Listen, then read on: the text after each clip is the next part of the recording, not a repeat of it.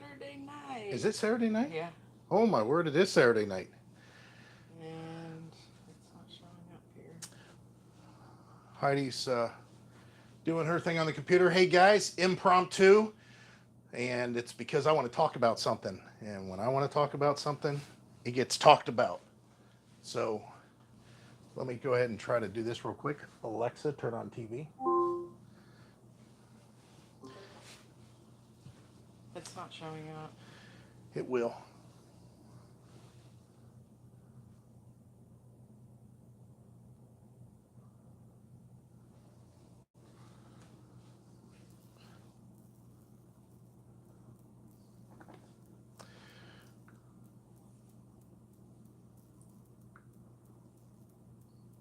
You guys can just hang on.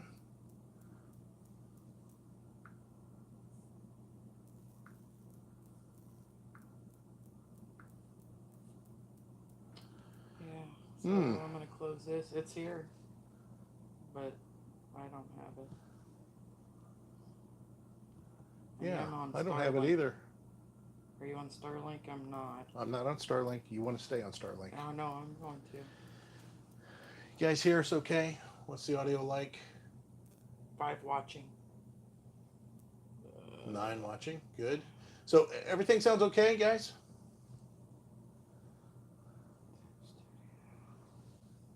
Audio's great. Super. Yeah, we're trying to find it on the laptop so Heidi can do her got thing. it. All right, good. I had to close it all out. And so don't go be... back if you can skip ahead a few minutes if you guys are signing on to this a little bit later. After the chat is over, if we want to call it a chat. 18. Nice. It is Saturday. And Hi, Eric, Robert, and Mary. She said audio's good. Good. Okay, I think I have a seat Hi, now. Sherry. Hi, Gary. Okay, so most of the time we try to be relatively entertaining. We're in Melbourne, Florida. It says on the live chat in the description. Oh, I forgot about this. Let me see if I can focus for you guys. See if I can lock in a focus point. I think that might work. If not, the camera has tendency to zoom in and out. Still, the lighting is a little tricky, but no, looks like it's okay. Are we too washed out? Do we need to reduce some lighting? Is my glasses too bright? How about that? Does that work for you guys? Is that a little bit better? Let's see. We're watching it on TV ourselves. Yes, Brenda, we did move. Yes, we did move. So let's get into that. And again, this was impromptu. This was just something that I decided I wanted to talk about. Something that I wanted to discuss. So I just put up a video, and about 540 of you guys got to see it. Nobody else gets to see it from that point forward when I turned it off. And this isn't directed towards anybody that made comments. I'm really glad everybody made comments, except for the ones that just made stupid comments. Just kind of I don't have my mic on. a blank. Yeah, you do. I turned it on. Oh, okay. Just some sort of blanket thing. And again, this is so tough to do whenever you have an RV channel that everybody wants to tune in and see the next little gadget or the camping tip or the secret campground that has got the best views that cost $1 a day, or what new beach are we exploring? What's the woods look like, that we're the forest that we're camping outside of. I understand that's what everybody wants from this channel, but there's a lot of times that you get something else. And I apologize if this isn't up your alley. But one thing that we've noticed since we've been traveling full time for the last going on 2 years, October will be 2 years. Yeah, October will be 2 years. About a year and a half. But yeah, last year and a half is every place we go has rules. I mean, we have, just for example, let me see if I can find it real quick. I don't know where it's at. I moved it. I think I moved it over there. Yeah. And there's a reason for that. It's so everybody has a good time and nobody gets hurt, because if anybody gets hurt, that's not a good time. That's this park. That's the rules for this park, right? There's a lot of them. That's not a lot, because we usually have 3 or 4 pages. We've had places we've gone to that Heidi's had to go in when she's checked in, and there's like 3 pages that she has to sign. So where the problems has surfaced, that is something that we haven't had to deal with in the past, years ago, is that at least in this park, there are park rangers that go around and enforce, because this is a county park. It's funded by the county, and they are wanting to keep the park safe. Now, in this case, they have bigger fish to fry than most little problems, that even though it's in their rules. Like, they have homeless people that are living here. They found a body back 2018. Yeah, back in 2018, they found a decomposing body back somewhere. And it was in a camper. Oh, was it really? Yeah. Oh. 2018 was a real bad time for this park. Right, which this park is wonderful from what I can tell right now, yeah. except for a few things, which we'll talk about. Yeah. And that's kind of what I'm getting at. We know that we are living in an era that people that don't want to follow the rules use their reasoning of not following the rules is, I can't be brought down by the man. I've got freedoms as a human being. I need to express myself. And it just boggles my mind, for example, that if somebody has a business and somebody comes in and requests, and I'm going to that whole birthday cake thing that was going on, I don't know how many years ago, and they requested that they wanted a birthday cake made for a certain way, and that guy said, I don't want to make that cake. I don't believe in that, and I don't want to make that cake. That's his business. That's his business, and okay, then walk away, and go somewhere else. And not that I agree with it. I mean, that guy should have just made it and be done with it if that's the way he felt about it. Well, that's the kind of way here. People want to say, listen, I see this whole list of rules, but I choose not to follow all of these. And if you call me out on it, or if you catch me doing it, I'm going to be upset. I'm going to Karen. I'm going to sue. I'm going to yell at you. I'm going to be... Why? It's in the rules. There's paperwork you have to sign that says, I read the rules. I'm going to follow it. It's part of the agreement. Whatever the case. I have a very hard time with how somebody basically says, I'm going to do what I want, even though you are the one hosting and setting up and doing all this and have rules that you have to follow. I don't choose to follow those rules. So, the last video that I put out right before we left out of Kissimmee was, nobody would find that acceptable, I don't think.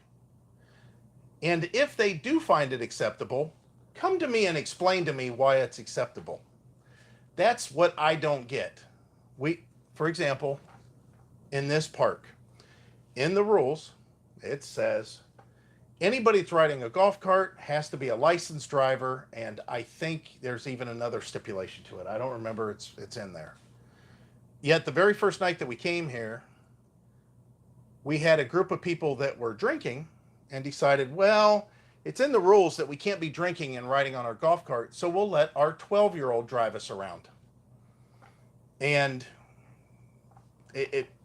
I'll just leave it at that. I've seen personally accidents and stuff that have happened, and it's due to neglect. It's due to people saying, I know what you want me to do, I choose not to. And whenever we have situations like we did at Kissimmee,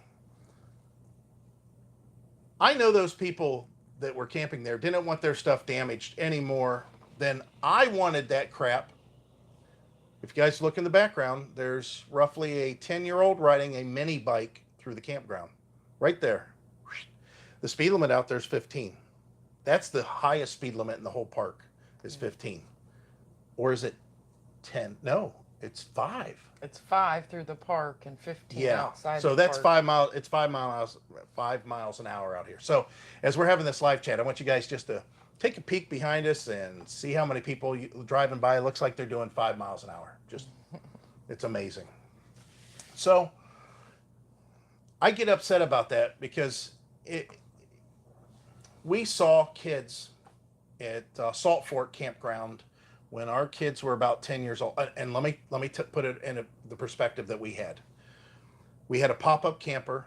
Our kids were looking for our big 2-week trip, or yeah, it was 2 weeks. I think we took 2 weeks. No, it was just over a week, like a week and a half. So we're going to have a camping trip with our kids. Our daughter was maybe 13, 14, 13. I think she was about 13. And he was 12. And our son was about 12 years old. Every time we'd gone to the campgrounds prior to that, the kids want to ride their bikes, and my son especially, he loves to jump ramps, anything he could. He's taking the firewood and trying to stack it up and ramp it. And the rules say in the Ohio State parks, you stay on designated bike trails or the road. And if you're on the road, you have to follow the rules of the road. So if you're in a one-way loop, you go in the one-way loop. If there's a stop sign, you stop. If it's at night, you have to have lights. And we taught our kids that. That's what we taught them. We taught them to do just that. So now fast forward to this incident that I'm talking about in Salt Fork. And our son, he wanted to bring down his motorized scooter that he had. Now, this was a Schwinn scooter. It was real big and bulky. It was NiCad batteries. They weren't lithium batteries. I think we paid $180 for it.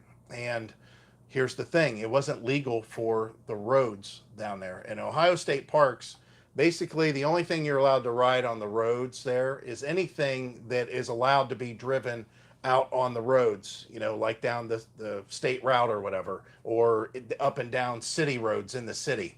So if you have this scooter that back then definitely didn't fit into any category other than toy, you couldn't ride them on the road. So we told him, hey, unfortunately, you can't. But when we got down there, here's a kid that has a kick scooter. Now they're allowed, and you're allowed to actually ride them on the street, but he was riding them in undesignated areas. And what I mean is, as you're leaving out of the shower house, you might accidentally get run into by this kid that's riding on the sidewalks that are just driving like he's not supposed to. And by the way, the whole mini bike thing that's going on behind us, that wasn't planned. I had no idea that was going to happen. We seen it earlier, but yeah, that was yesterday. I figured it was just I don't even know what. We got another guy that has a motor scooter down here that does at least 15 miles an hour around the corner to get into here to his site.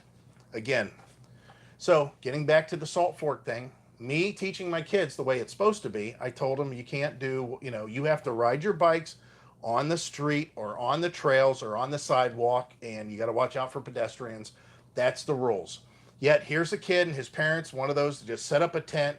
They got a fire. They're drinking their beers. Yeah, go play on your scooter. Go do whatever you want to. And that kid was riding all over places he shouldn't. I mean, he was coming out from between parked cars in the overflow parking, out onto the street, back up to the shower house, all around areas, again, that he wasn't supposed to. And guess what happened? He got hit by a car that was doing the speed limit, traveling through onto the road that you're supposed to travel, and he got hit by a car. I don't think he got hurt very much. However, we saw that happen, and it was because they didn't follow the rules. The other thing was people that were, when they were bringing the boats back from the dock, these people were sitting on the tailgates of the truck. As the boat's being when I say tailgate, they're actually sitting on the bed rails of the truck because the tailgate was up. Not on everyone, but nonetheless. And they're riding in the boats also, on the boats. And there's all kinds of stuff that says not to. People fell off, cracked their head, whatever. I don't even know what was the outcome of all that stuff. Well, somebody drowned out there. Somebody drowned out? Yeah, that I don't know what that was even about. Don't know the outcome. Yeah, I don't know what the deal was there. Which we did. We shot some video of that, I think, and we posted it at some point. Yeah. Yeah, I'm pretty sure we shot video of that. So yes, Eric, that it is the Salt Fork State Park in Ohio. And there's so many. There's only so many rules that you really have to follow. And if you go, like in this case, I'm just going to say, I don't know what's the deal with the mini bike, but who in their right mind would take the time and effort to load up a mini bike and bring it to a park and tell your kid, yeah, we're going to bring it out to the park and you just ride it. And again, I didn't know any of that was going to happen. But getting back to that video that we shot in Kissimmee, listen, it says everywhere, and they even give you bags to pick up after your dog. Everybody knows. And you know why? Heidi stepped in somebody's mess when we were in Advance, North Carolina, I think. It's Twin Lakes. Choco Winty. Yeah. Maybe it's Choco Winty or whatever it's called. Yeah, the dog poop, fresh dog poop. Yeah. Right by the truck. I mean, right where I step in. So again, somebody didn't follow the rules, and guess who had to deal with it? Heidi. Somebody that don't have a dog. Yeah, we don't have a dog for. And then I drag it all over the camper because I don't know that I stepped in it. So, again, we all know rules are in place for this, and the problem lies with a lot of these parks is they're either understaffed or they just don't want to deal with it because I don't even know why. I honestly don't. Why have rules if that's the case? Why have rules? If you don't want to enforce them, why have the rules? I don't understand that.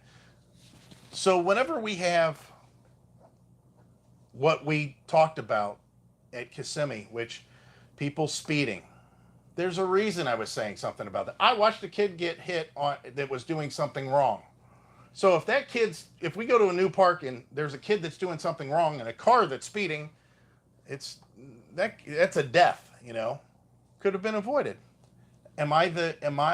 Somebody said, I'm not sure they were kidding around, campground cop Karen. And I'm thinking, no, I'm the campground cop, but I'm assigned to all the Karens that are not doing what they want. And then when their kid get hit, they're going to GoFundMe, rant and rave at the person that's driving, even though they're not doing anything wrong.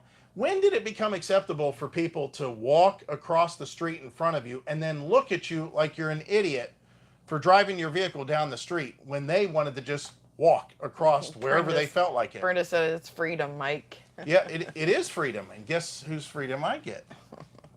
Freedom to talk. I get the freedom of speech. Yep. I get to talk about it. I get to call these people out. And I know somebody had said, well, you might have a predicament where somebody comes to your door and you don't want, come to my door so you can explain to me why you're breaking the rules.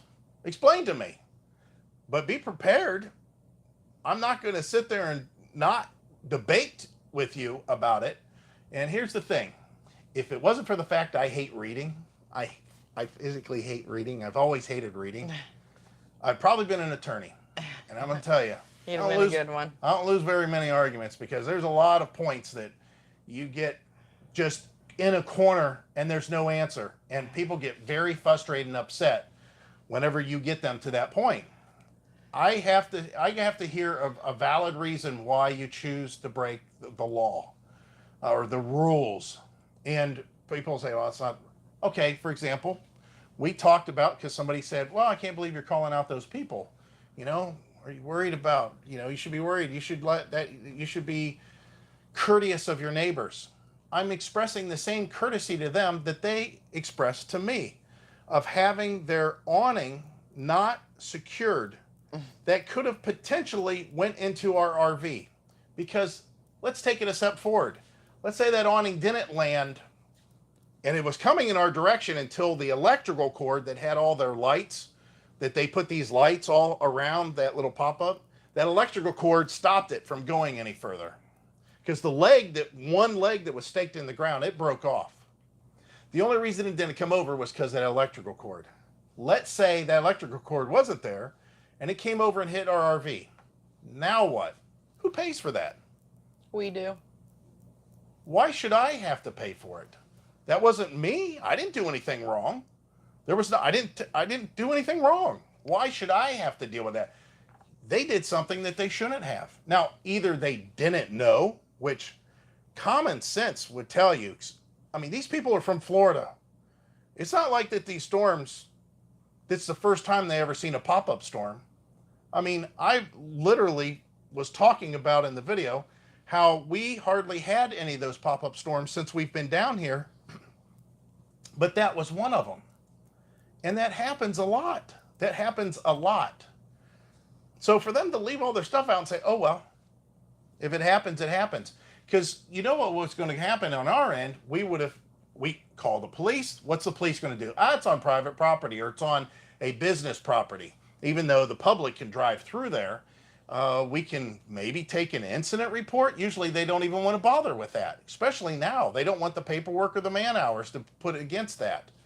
So now it's all about me trying to get something taken care of and having them pay for their mistake. All a hassle to me, who followed the rules and did nothing wrong. So I have a problem with people who break the rules blatantly and just don't care. Are you telling me that the group of people that was on the golf cart that was having their child drive them around, not a single one of them read the paperwork that it got handed to them? It gets handed to every person that comes in here. Did they not think about it when they're... So why shouldn't I speed around the circle? Why shouldn't I get in my truck and do 20 miles an hour through a 5 mile per hour circle? What's stopping me? Quite honestly, I would rather do 20 miles an hour because it's a long entrance to get into this park. And I would like to get to the road so I can get to where I want to be. I mean, now if I run somebody over, what do? Yeah, I wasn't going that fast. You know what? So what? It was like 5 miles an hour over what it said on the sign. Big deal. There's consequences to everything, and nobody gets held accountable for it anymore. Well, someone said up here says talking about safety that we should wear our helmets on our bikes and scooters. Nope. We do wear our helmets if it's law. We did in Oregon. We had to. Yep. If it was the law. Yep. I'm not talking about having the choice of me riding a unicycle around here and potentially falling off. I'm talking about them saying, hey, no unicycles allowed. And then I go out and ride it and fall off and get hurt and then sue the park because that pine cone shouldn't have been on the road for us unicycle lover riders that, I'm not saying that. I'm making choices based on what I want to do with my stuff, but at no point do I think that it imposes safety with anybody. Plus, if we weren't allowed to have scooters here, we wouldn't be riding our scooters. Right. And I understand one argument with the whole wearing the helmets and the knee pads. See, there's what I want to. So I protect my head with the helmet, which my head's pretty thick anyways, but nonetheless, it can't handle my big ass falling on it and hurting myself on concrete. So yeah, so I put it out. Now, somebody, well, why don't you have gloves on? You should have riding gloves because if you fall off, you're going to slide in that asphalt. All right, so now I'm wearing gloves. You should always have elbows and knee pads because you'll tear up your joints and break stuff so easily if you fall off, and you don't have that. So I do that. Wait, let me finish that. Okay. So then we get to the point where they say, well, you shouldn't be wearing your Sanuk shoes, which are nothing more than glorified flip-flops that have surroundings around them. You should be wearing some kind of a positive shoe because you could break a toe, you could fall, do something. Okay, so now I'm doing that. What about the exposed skin, my shirt and my pants? So now I'm in full race leathers. And now they're like, well, you should buy motorcycle race leathers that have padding in the shoulders so that you don't have to wear. And now I'm 90 degrees at the beach looking like a stormtrooper. No, I'm not doing that. Now, the only argument that anybody has for anybody that says I shouldn't have to wear my seatbelt, it's my body. And that's insurance rates going up based on people being stupid and causing accidents and hurting themselves, and then going to their insurance and saying, I can't work for the rest of my life, I need to be on disability, and somebody's got to pay for it.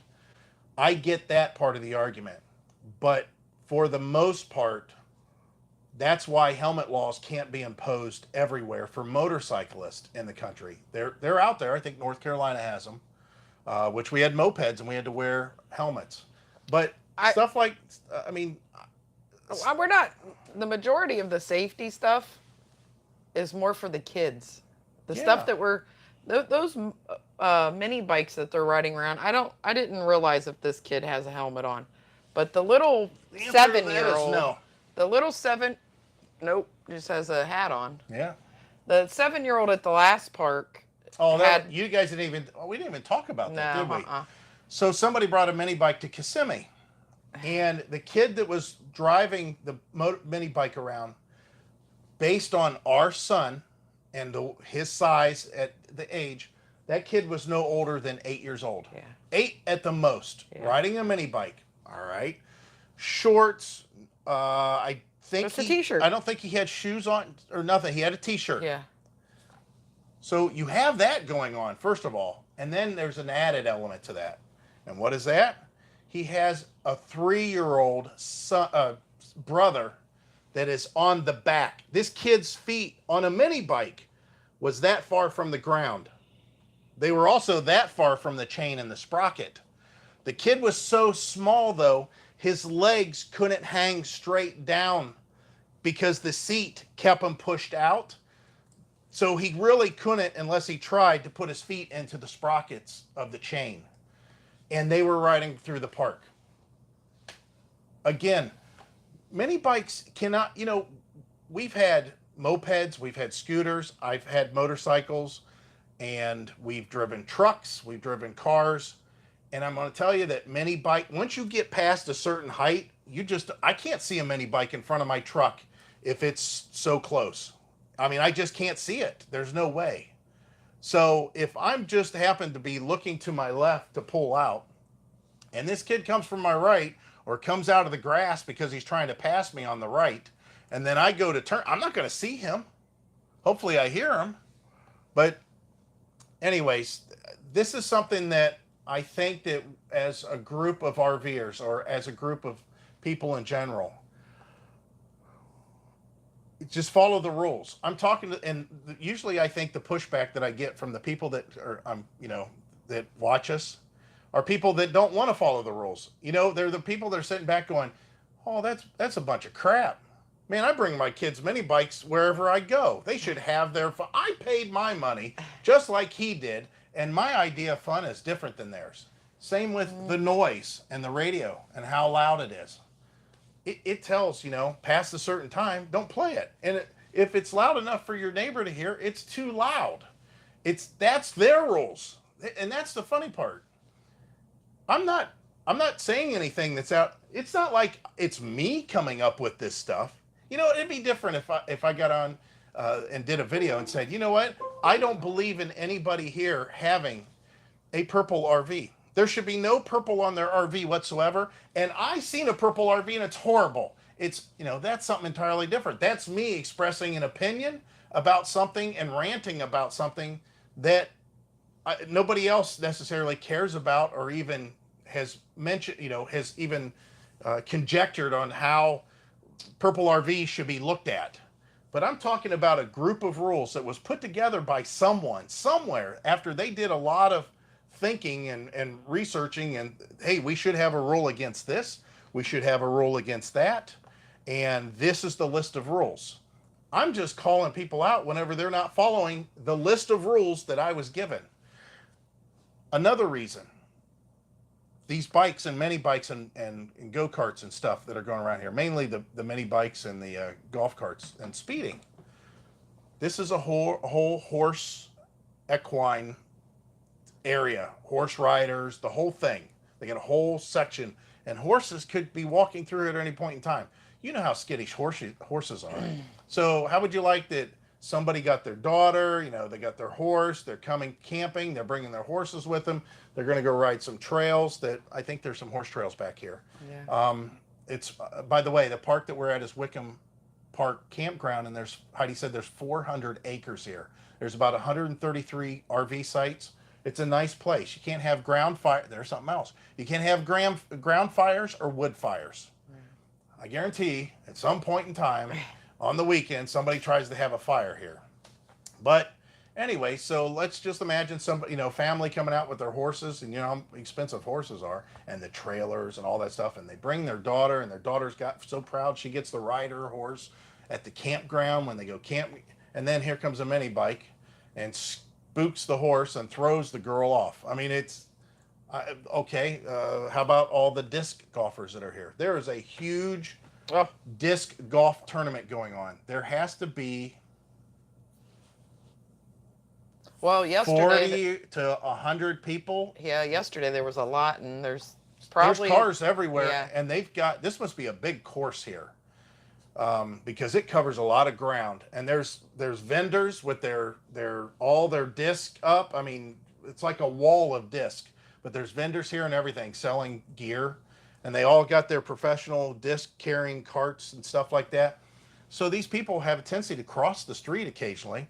So if somebody's not doing, 10 when it says 10 or 5 when it says 5, and those guys are paying attention to their game and where their disc went more than they're paying attention to the road, thinking, well, nobody's coming through here at 20 miles an hour, and the next thing you know. And again, it just boggles my mind that we've got rules, and in this day and age, we actually have people that break the rules, consciously break the rules, and then expect apologies whenever somebody calls them out on it. Hey, this is the rule. Yeah, why do you care? What's that? What difference does it make to you? Well, those rules are in place for a reason. And if you choose not to follow that rule, who's to say you're not following another rule that it does make a difference to me? Like when you left the campsite, did you actually hook up your black tank and dump it into the hole? Or did you just pull the lever and let it fall over the ground and say, well, it kind of got over in that way. It's raining anyways. It'll go away. I mean, now I got to deal with the flies and all that, whatever is happening, all that disease that could potentially be there.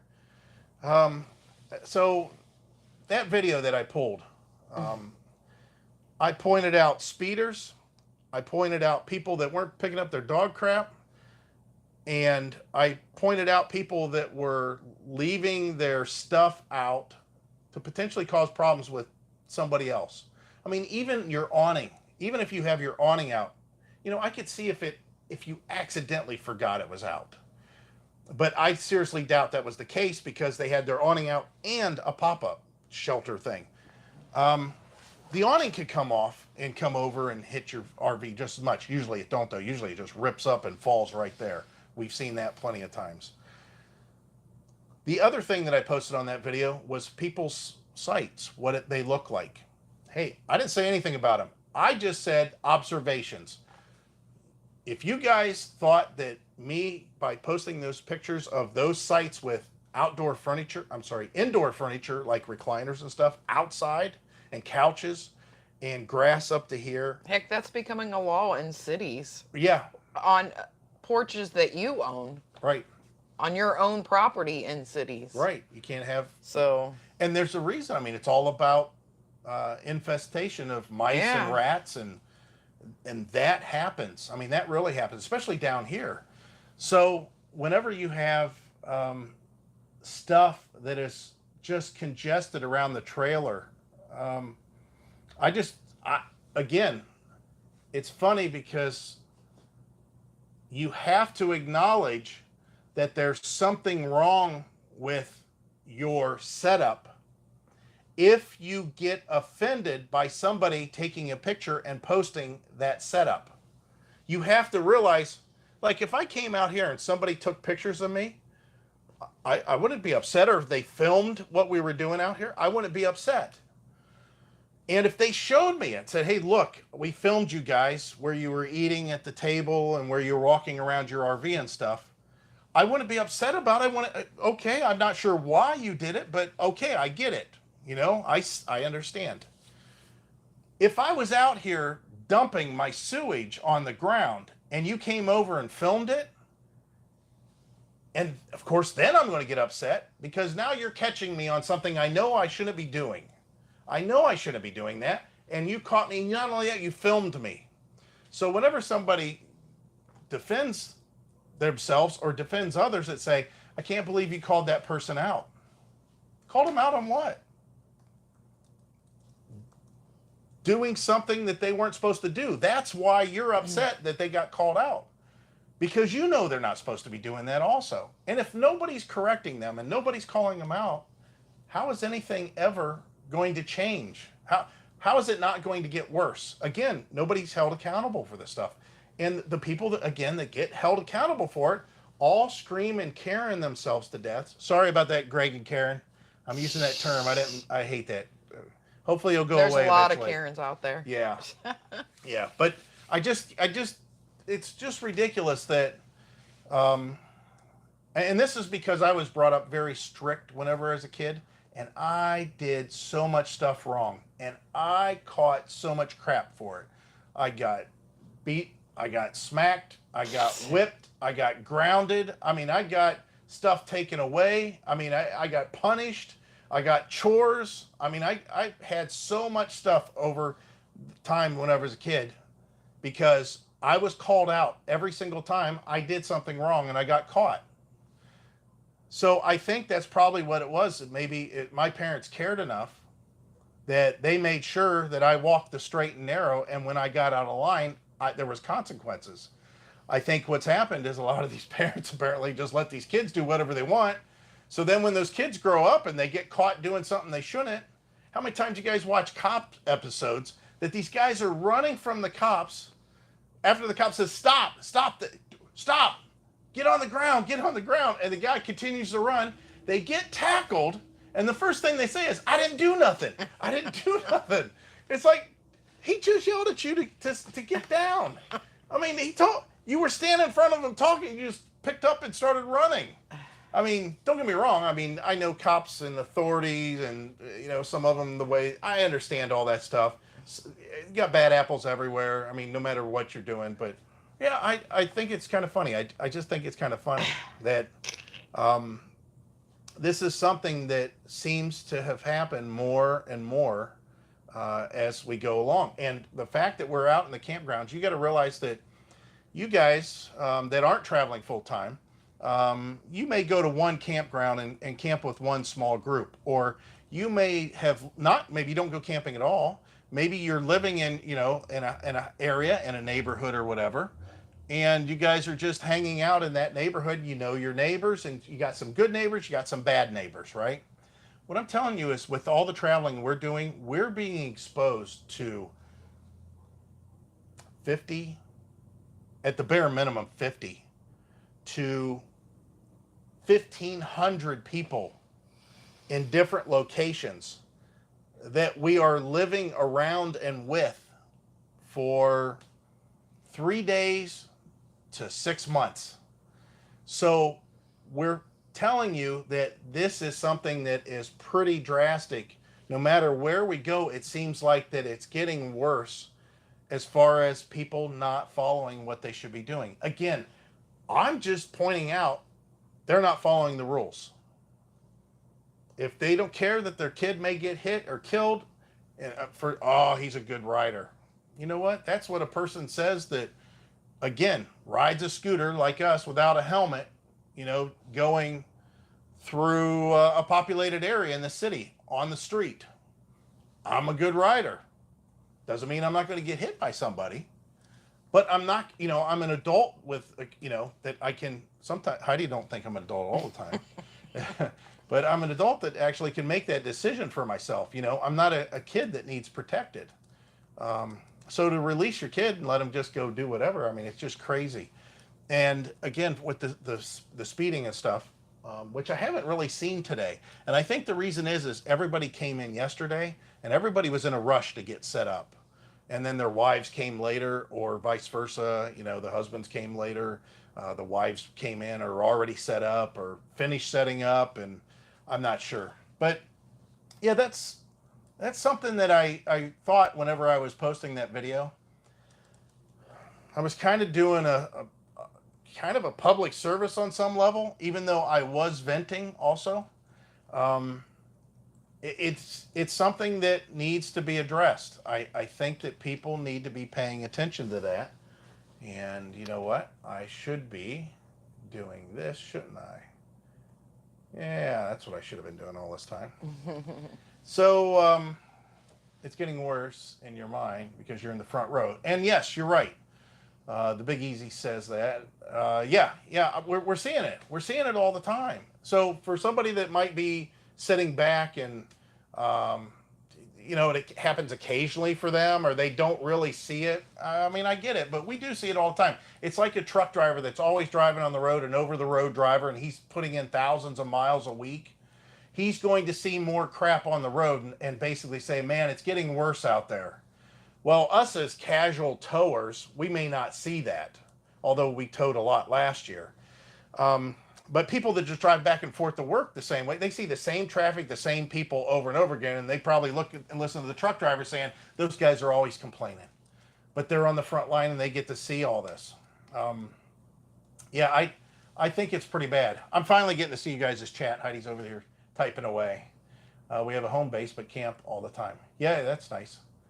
That's the camping that you do, though. I'm assuming that you're probably on one location for the most part, because that's the same with us. When we went to West Branch, there were people that we would see that obviously didn't camp at West Branch all the time, and when they quit having park rangers out there, and those park rangers that were in Ohio, it was an iron fist. And I talked about that in a previous video, that when they had the parks, the Ohio State parks, equipped with enough people to take care of it like it needed to be taken care of back in the day, before, not Kasich, what was the guy before him? Or no, it was John Kasich.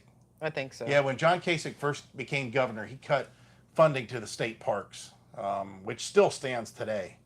Anyways, when they had park rangers we had park rangers that would stop by. They would drive by every night, and they would occasionally stop, talk to our kids.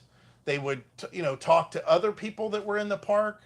They were just, but they also were there to enforce the rules. And I'm going to tell you that they say don't park on the grass. You know what that means in Ohio whenever they used to enforce the rules? One tire on the grass. That's it. You're parked on the grass. It don't make a difference. You get off the grass. Go park in overflow. You're not supposed to park on the street. You're supposed to park on your pad. You know what that meant? The bumper better not be over the line that separates the pad from the road. If your bumper's overhanging, go park it at overflow, or try to back it in even further, but you got to stay on the pad. Same with campfires, same with everything. They were very strict about all that stuff, and they followed through. Noise complaints, people leaving their RV with a fire kind of smoldering, just smoldering, not even burning, but just smoldering. And a lot of times they knock on their door, they'd bang on their door. If nobody came out, they would potentially write a note, leave it for them. But they usually went over there and put the fire out, or they put dirt on it or whatever. Or they would take water and pour it on there. So that's gone to the wayside. And I see a lot of that. And I'll be honest with you too. I remember when the cops used to pull you over all the time. Cops just in general. When I was a kid, I got pulled over for a broken taillight. I got pulled over for exhibition of acceleration, and all I did was just a jackrabbit stop from I was at the traffic light, the light turned green, and I goosed it. I didn't spin my tires, nothing. I just goosed it, just to get going a little faster than probably I should have. And I got a ticket actually for exhibition of acceleration. The other thing was bald tires. I got a ticket for having bald tires. I got a ticket for loud exhaust. I got pulled over for lane change with a solid white line. I got pulled over and warned about a partial change in an intersection, lane change with an intersection. And and he even told me, you were almost all the way through the intersection, but your back tire was still not across the dividing line when you went and changed lanes. So, yeah. I hate that. I hate that I became that guy, but I think it's just because I was brought up. You follow the rules. Now, I'll be the first to say, throwing rocks in, a glass house. Let no one, cast the first stone who has not sinned themselves, or who has not sinned. Oh, please. I have a tendency to go a little bit fast, especially when when I'm not towing anything. I drive fast. I've always done that, and it's wrong. And when I get pulled over, guess what I do? Thank you. I get it. Yeah, I was speeding. All right, just write me the ticket. I understand. What should I do? Why are you pulling me over? I didn't do nothing. I didn't do nothing. Yeah. So it's sad. And oh, Cindy says, unfortunately, it's a totally different world we live in. And you're right. It's gonna get worse. You're absolutely right. But I think that for us that we're older, we've kind of become complacent about it. Well, I don't really have that complacency necessarily in me still. I still have that debate. I can't just put my hands up and go, oh well, people are going to be people. I mean, I haven't got to that point yet in my life. He has YouTube debates. So if I have the ability to say something about it, hopefully that becomes a discussion on some level with someone that gets an aha moment, and quite honestly, I hope they go, I think he's talking about me. That's what I'm hoping. I hope that somebody sits back and goes, you know what? I let my kids pretty much run the campground. I never thought about that. Walking through, Sully. Yeah, Sully, me and you, whenever we get to a certain level, we're on the same page with the way we feel about it. People cutting through camp sites. I mean, you would think that would be something that people just know. I don't know how many videos I watch that are all nice and produced and all cheerful and very well done, that talks about the 10 unwritten rules or the 10 rules of campground that nobody talks about, or whatever their list, whatever their list is. The problem is, I don't think anybody really thinks that that's a problem. And they're like, look at these fools on TV. Listen, I paid for a 51 by 70 foot site. Don't walk through it. It ain't mine, but I paid to rent it. If that's the case, I'm going to follow you to the next hotel that you rent. And I'm going to walk through and go to the balcony and say, oh, I just wanted to look out here. I didn't want to walk all the way through to look at the view off your balcony. I just decided to cut through your room. Same with the house. I mean, get off my lawn. I'm that old guy. I paid for this. I don't want your kid. Who's to say your kid don't run over and fall? And unfortunately, for right now, it's going to change. Our Starlink dish. I mean, that equipment was like $700. Yeah. I don't know what. So somebody rides through and trips over the cable and knocks it over. You think they're going to come knock on my door? Excuse me, sir. A kid especially. I was riding my bike through here and I ran over your cord and pulled over something that looks real expensive. No, that kid's going to brush himself off and continue to walk through the thing. In the meantime, I'm wondering what's wrong with my internet. And then I go out there and see maybe something's broken, which I hope that it don't break just falling over, but still. Yeah, again, I know that this is definitely a rant, and this isn't entertaining, but this is life. This is what we experienced, and I think it's almost kind of like a service that I share this, and unfortunately, I think a lot of our viewers already know that. So I'm basically preaching to the choir, but it's funny, that video that I posted, there was a lot of people that didn't agree with that. One guy said I was creeping on the neighbors, which I don't know. I was. How are you creeping on the neighbors? I was in. I was right. I was in the RV. It's not like I was. And some of the pictures that I took, that was us walking by, and I just took a snapshot of it with my phone. We can sit here and 50 times zoom wherever. We don't even have to be close. Yeah. I don't get it. I mean, if I'm doing, and see, there's the thing. As a courtesy, and that's what people say, well, you should be courteous of the people that are, the campings that are around you. We are courteous. I am courtesy to everybody that's around me. And whenever I put up something that's an eyesore, that's not in the rules, or if I start breaking the rules, and I'm breaking the rules, I think you should tell me about it. I really do. Like, again, I don't know I can't believe these kids are riding around. That wasn't even going to be part of the video. It's just, look, number 265,000. Yeah. With no helmet. Yeah. Yeah, it's really bad. That's irritating to me. It's really bad. So, again, we're having the live chat. We're obviously on topics that people get upset about. And again, those people that were upset, I think maybe it hit home for them, maybe. You know, and there are people out there, trust me, there are plenty of people out there. It's like, oh, well, let's bygones be bygones. You know, as long as it don't interfere with me, I don't have a problem with it. Until you do have a problem with it. Until you hit that kid with your car. Or until the fire that somebody put out there on the ground catches your awning on fire. Until they decide they're not going to follow the rules of how they hook their propane tanks up, and they cook on their grill right outside your slide, and they catch your RV on fire with you in it, or your pets, and they get killed, or your loved ones. I mean, you got to figure there's a limit. If they're going to break one rule, what else rule are they going to break? And the funny part is again, they're given the list of rules. If they're like, oh, wait a minute, I don't think I should have to follow this, then leave. Go somewhere that you can.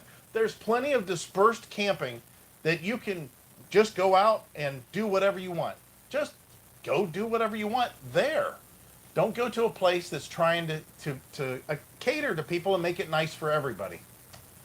Let's see here. Weekend Warriors. Yes. By the way, oh, I forgot about Sully having the fish gut problem. Yeah.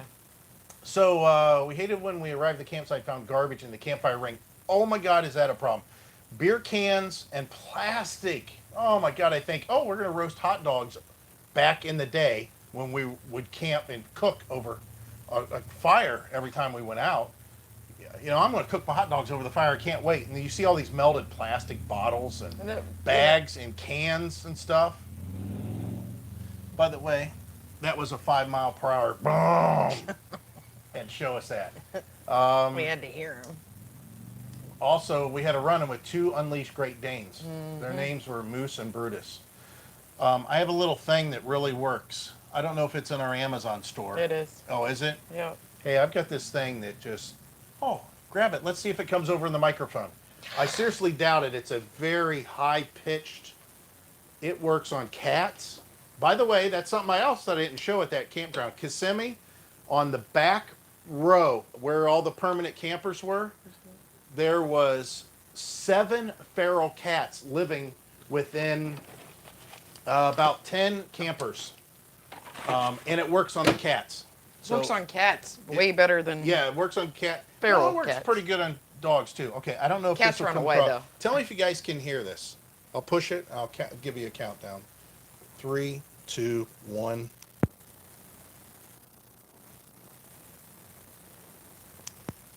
And I stopped. So what that was is just a high-pitched, you guys remember, older people like myself, or older, remember when you used to turn on your TV and she didn't hear anything. The tube, remember the tubes warming up would make that high-pitched whistle? That's what that sounds like. That's a trainer beep. No, I don't want that in my ear. That hurts me. I can't stand it. I'm a dog, apparently. But yet he wants to do it in other people's ears. No, I'd just let them know what it sounds like. But yeah, this thing works. It does. It really works. And it works from a pretty good distance. It works on squirrels, I think, too. I think we had a squirrel that was Heidi was afraid of the squirrels because they were obviously fed by people all the time, and they would come up on her. I think they wanted to get up on my lap. They were really, if she would have sat there, yeah. Loved your last video. Yeah, I know. Yeah, but here's the funny part. He gets too worked up over it, so you could just get worked up on the video. People will get more upset about that 10-minute video that I just kind of breezed over some of the categories with no reasoning necessarily. Well, there was some reasoning on why it was a problem. Yet, I could have a hour-long rant that I talk about the exact same subjects. And I won't get anything. That's the power of video. And that's the power of somebody watching a video and getting stirred up by it. Because I could sit here and rant and rave about it, and a lot of people are like, well, okay, whatever, I guess, sure. Or they just ignore it. They ignore what you're saying because words have become so insignificant that people don't. But video is the king. If you show something on video, I mean, and I told Heidi this. And I can't talk about this very much because we'll get booted off of YouTube or something. On some level, this will get a strike against it. But the recent incidents that we're having at schools, let's just say that, I think that the reason people are still like, oh yeah, sure, it's a problem and it's horrible. Nobody's saying it's not horrible. Um, but I think that people are not being struck by the whole idea of what actually happened because they haven't seen it on video. I'm telling you, all it's going to take is one school to get the permission from all the people that they need to release a video of inside of what actually happened in detail with some high resolution cameras. And whenever you have that in your, it's going to change everything. It'll change everything. I really think so. That's true. Now don't get me Solly. wrong. As far as the pew pew, I do what I do, and I don't disagree with either side really about what's being said one way or the other. So I got to really dance around that topic because we can't say specifics because that becomes a key word and becomes hate and all that other stuff. But Says many don't care until it affects them. yeah, and like I said, I think that video has a lot to do with that too. How many times have we seen some sort of a confrontation with law enforcement, and it's a he said, she said, and you really don't have a feeling about it one way or the other until you actually see it go Yeah. down, Yeah. and immediately you can form an opinion on it that is very. Yeah. I mean, again, it's just crazy. Yeah, the phony brave. Yeah, that's something else I noticed. We're so disconnected by the social media to the point where I've said it in the past on past videos, previous videos. I know that half the stuff that gets said to us over Facebook or on YouTube, the negative stuff, and I'll even go above that for sure. All of it. The negative stuff that's being said on YouTube, the negative stuff, the stuff that's just like, they've got their opinion about it and they want to express it. Half the stuff that's being said, I would venture to say 2% of those people would be willing to stand in front of me and tell me that, not in fear that I'm going to swing or hit them, but they would have to listen to the rebuttal. And they would have to listen to what this mouth, you guys know how much I talk, would have to say back to them about what they just said to me. The thing is, on here, they could just be numb about it. If they could even come up with the courage to basically say that in person to somebody, and then to actually stand there and listen to the rebuttal.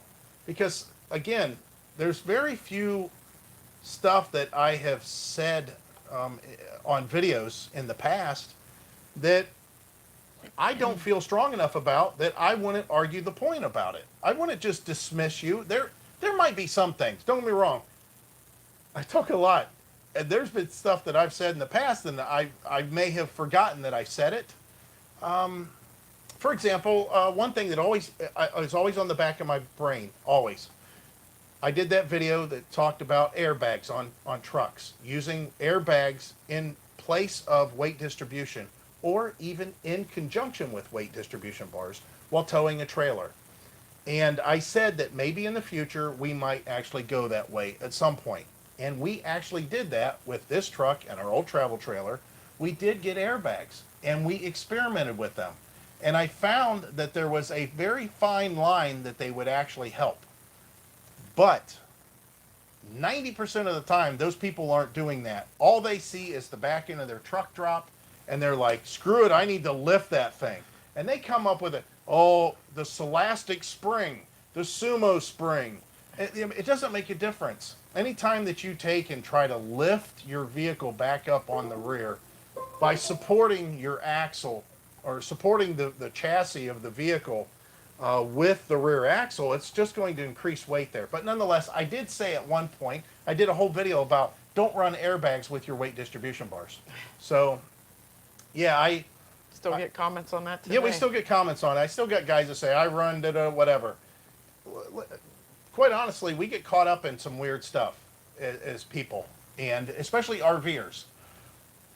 The people that were next to us, they were really nice. What was their names again? Peggy and John?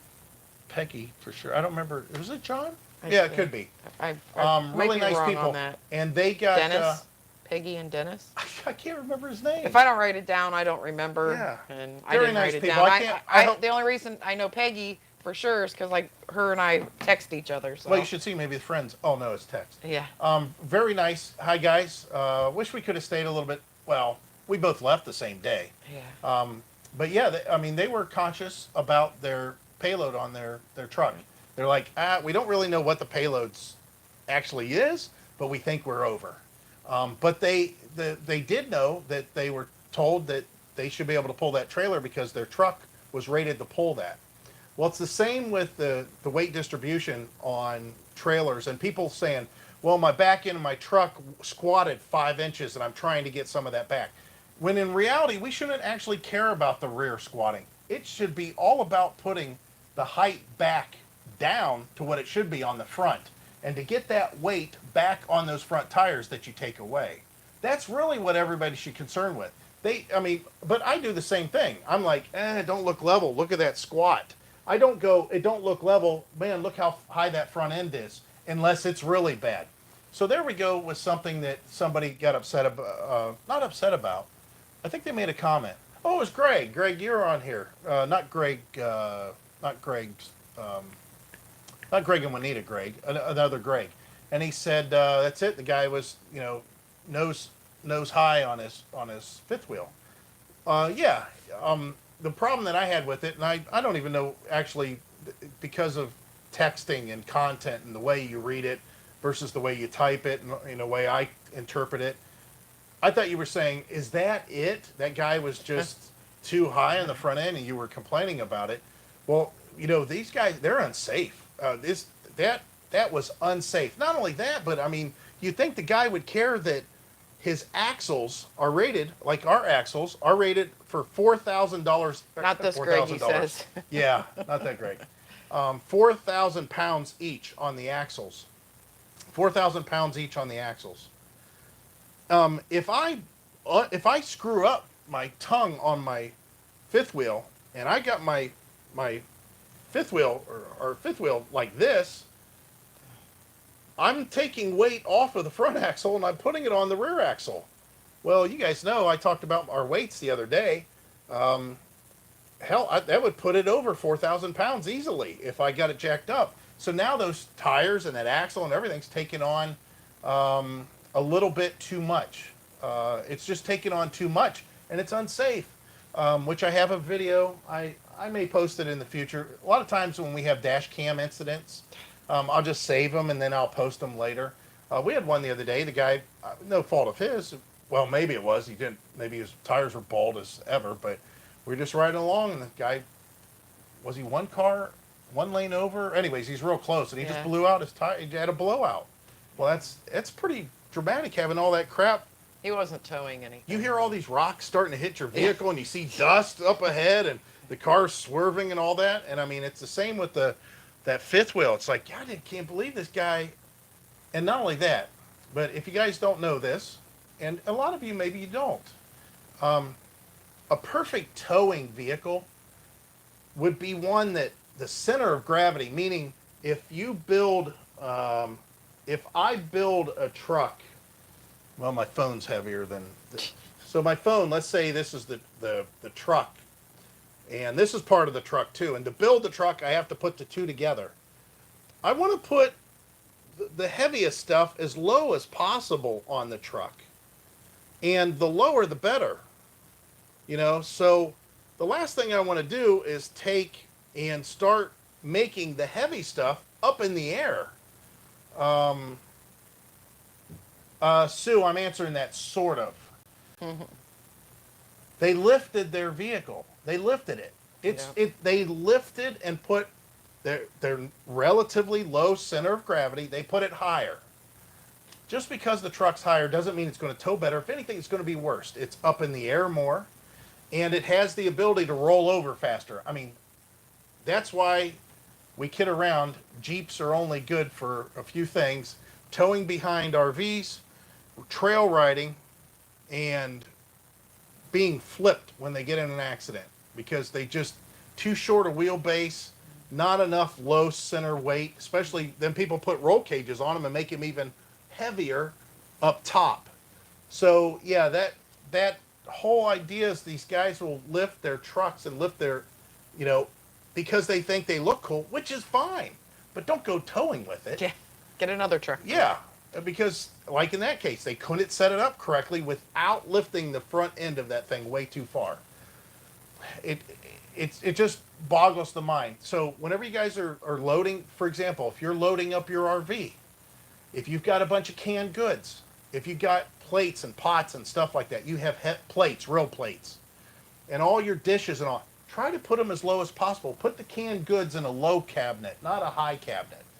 Put your plate, your heavy plates, lower than higher. So even as something as simple as if you have two shelves in your cabinets in your kitchen, put the heavy stuff on the bottom, the lighter stuff on top. That's the way it is with everything. You want everything as heavy as it's got to be. You want that as low as it can be. So I think people might not know that. It's why people, if you watch kids that ride Sorry, Sue, you can't watch it. It's no longer available, that video. Oh yeah.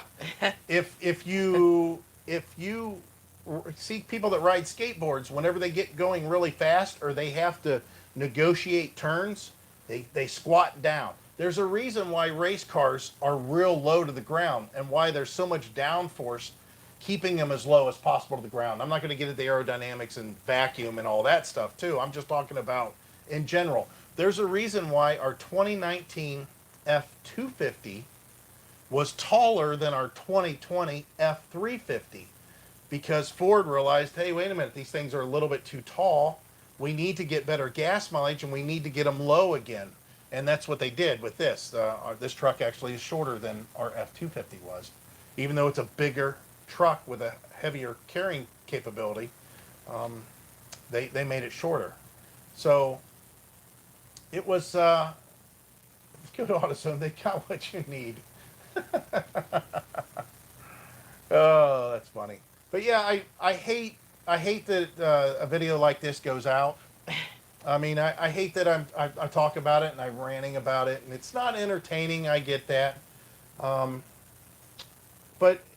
I think it's something that needed to be talked about. I mean, it really did. It's amazing how much of this stuff goes on, and we see that, you know, as we're out there on the road. There's even a little bit of it here.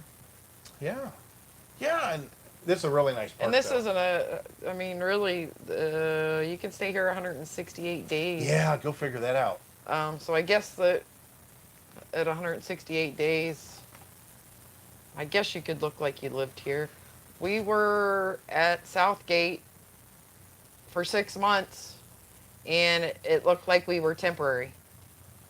I mean, yeah, we had my rock guard off of my truck that and was that wasn't sitting even the next to whole the time. shed, Yeah. and we had a propane tank that was We did and that have a wasn't even clam outside. shelter. We Yeah, had we- everything in, right. but we did keep our site looking not like a junkyard. Yeah, I mean that's something. That visually, there's some people that go out camping because they want to party and drink and have a good time with their friends. I get that, as long as it doesn't interfere with anybody else. Who cares? There's other people that go out and just want it to be like their own little getaway from home, away from home, and get back to nature. Some of these parks aren't really made for that, but they can. There's some trails here that'll allow them to do that. But the thing that I think that we have a problem with the most are the people that aren't are putting out stuff that just is it's just unattractive at best. It's an eyesore at best. Other than that, it just looks like a wreck. I don't even know how to describe it. And it's really bad, and I don't know if you guys know this. Florida is worse than other places. Florida, these guys will just leave stuff outside and put a tarp on it for months on end. And I guess it still works. Okay, let me tell you something else that we didn't point out. I forgot about this till just now. Talking about putting a tarp onto something. We were going through the park, and there was a guy, and I get it. I don't know his situation. I don't know what's going on, but he had a pretty nice motorhome, I think it was, and outside of his door, of course, he had a vehicle that he drove every day, and he had an Etzel. He had an Etzel in his sight. He had an Etzel in his sight. I didn't see it start. I didn't see it run. I didn't see him drive it. We did come by one day, and I seen that he had the hood up on it, and I don't know if he was working on. I don't know what he was doing, but it was a nice looking Etzel. It wasn't shined up or nothing like that. It was just a nice old car. It wasn't rusty or dented. It might have had some rust, but nonetheless, we're talking about an Etzel. So I kid around with Heidi, and I told her, I said, the one thing that makes it to where we can't ever necessarily put our feet permanently in a campground somewhere for long term. Just this one down just a little bit. Okay. We can't put our feet down permanently. Maybe just down to the... For long term. Because Thank you. I like to fiddle with stuff as far as cars and mowers and fixing things, our RV, redoing RVs, whatever. There's so much that we like to do, or I like to do that. And there's no campground that'll put up with that stuff. There's no doubt about it. You did not talk about coming outside in the underwear. But this guy, he had that Etzel there, and I told Heidi, I was kidding around, I said, well, shoot, maybe I should come to this campground. It looks like that you can have a classic car here you work on. They don't care. 2 days later, he had a flatbed deliver another Etzel that was not running to his site. And I was shocked. I'm like, holy cow, these guys starting his own wrecking yard at the campsite. And it's in the rules. What's that? I'm pretty sure that was in the rules. Licensed, registered cars. Yeah, and you can't. There was cars there that I didn't shoot a lot. You guys think that I'm calling out everybody on everything. I didn't show you all the cats that were roaming around. I wasn't showing you those cars. Oh. What's this? What's coming through? Here comes the bus. You guys got to see this bus. It is the coolest. Look at this old white wall thing. I don't know if you saw it. I mean, apparently it was... Yeah, maybe it's delayed. Anyways. Oh, there it is. Oh, yeah. That thing is so cool. It's just an old... It looks like he's done a good job with it. He's got fake white walls on it. It's got a cool patina. It's got different colored panels. And it looks like that he's clear-coated all the patina to keep it just like that. And the windows are tinted hard. Yeah. The door has leopard covering on it. Leopard skin looking covered on the door that opens for the people to get on and off. Anyways, going back to what I was saying, I didn't call out the campsite that had cars that have been parked there that the grass was not to the door handles, but it was up pretty high. Okay. There was 3 cars on that one site. It was so much worse. See, he's got full gear on. Yeah. But he's got full gear. I'd love to watch him ride. Yeah, he's got full helmet. And... He's got a one wheel. I don't know if you guys seen that, but he had flash and everything. $310 for 36 There he gallons. goes. Yeah, there goes. Oh my. You guys saw it. So we're already. a little delayed, yeah, I guess. we're delayed. So the gas. Let's talk about gas. Why not? We'll get off that topic. I'm tired of talking about all the people that I'm tired of seeing. I just want everybody to know that please be conscious about it. Hello, Scott. Our gas. The other day I put middle grade in the truck. I paid $150 and it got me almost to 3/4 of a tank, and I wasn't quite. I was like at 1/8 of a tank. Then the other day I was over a quarter, and it cost me hundred. It cost me 100 to get me to 3/4, and that's 89 octane. So with that said, and nothing against um, uh, the Shrags. The Shrags said something the other day about we had to cancel our plans because the gas prices and stuff like that. Listen, what if these gas prices are here to stay for the next 5 years? Are we not going to live and to go enjoy what we want to do? Do you really think Well, of that course, gas prices are going to be 99 cents? right. So they're not going to go down. And I don't have a. I mean, don't get me wrong. 6.49 a gallon. Modify your plans. Absolutely, modify your plans and do So do where you whatever. can afford it. Do what you can. Don't get me wrong. We are doing that right now. We we looked into buying a car when we got to Kissimmee because we realized if there's a lot of driving that needs to be done, that it would be cheaper to own a car that got 30 miles to the gallon than drive the truck that we currently have. That gets, if I take it real nice and easy, I might be able to get 17 if it's a lot of highway driving. Mostly 10. So, yeah, no, 11. Combined trailer and everyday driving, it's 11 and a half combined. Now, the more we start towing, of course, it's going to go down. I think the worst that I ever seen with the truck. See, the thing is, I don't usually hit trip reset. So over 1,100 miles, some of it towing, most of it not towing. It's 11 and a half. Sometimes when I'm towing, it'll drop to 10 after 180 miles, that kind of a thing, or even more than that usually. Depends on how much I have on there. But staying in Texas till August when I can afford to drive to Massachusetts. Well, here's the thing. Why August? Unless you're saving up money. Oh, hey, Ken. How you doing? How's it over in across the pond there? Hi, guys. First time here. Love your videos. Oh, thanks. Appreciate it. I guess we better have a real live chat. So you guys got any questions for us? Anything that you... I'll tell you what. I don't think we're going to be able to address everybody. But I want you guys to type in the first video you remember watching of ours and why and what made you subscribe.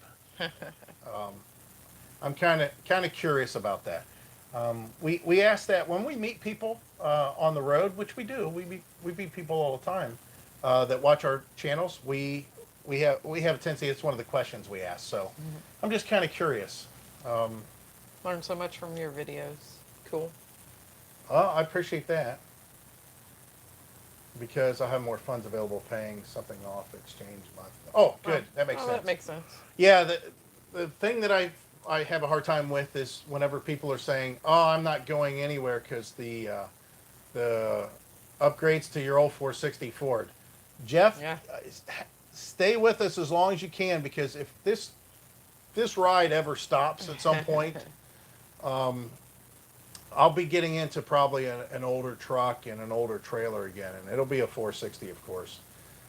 First video was the trailer roof, still awesome. Awesome, Sully, remember that. Generator mounting on the old camper. I love that. I wish I still had that set up. Matter of fact, I've been talking with, and you guys, I don't know where it's going to go, but I've been in talks with Mount and Lock, the guy that supplied me with the bumper and the tray system that I used last time. He wants, because I mentioned about the 5-inch bumper, I really miss it. You can ask Heidi. I have a hard time getting that stinky slinky out of that 4-inch bumper. It drives me crazy. And I used to be able to store other stuff in there too. Now I can't. I need to get, he's talking about maybe getting to where I put that on the back of this RV. But I have a lot of stuff back there I got to deal with.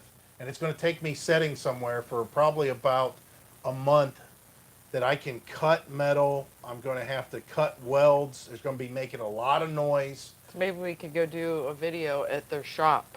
We might be able to do that. Let's see, what else we missed? It went up too fast. Oh, here, I can get it for you. Whoa. One of the videos was one of your projects on the Terry. Yeah, that whole roof rebuild, that was fun.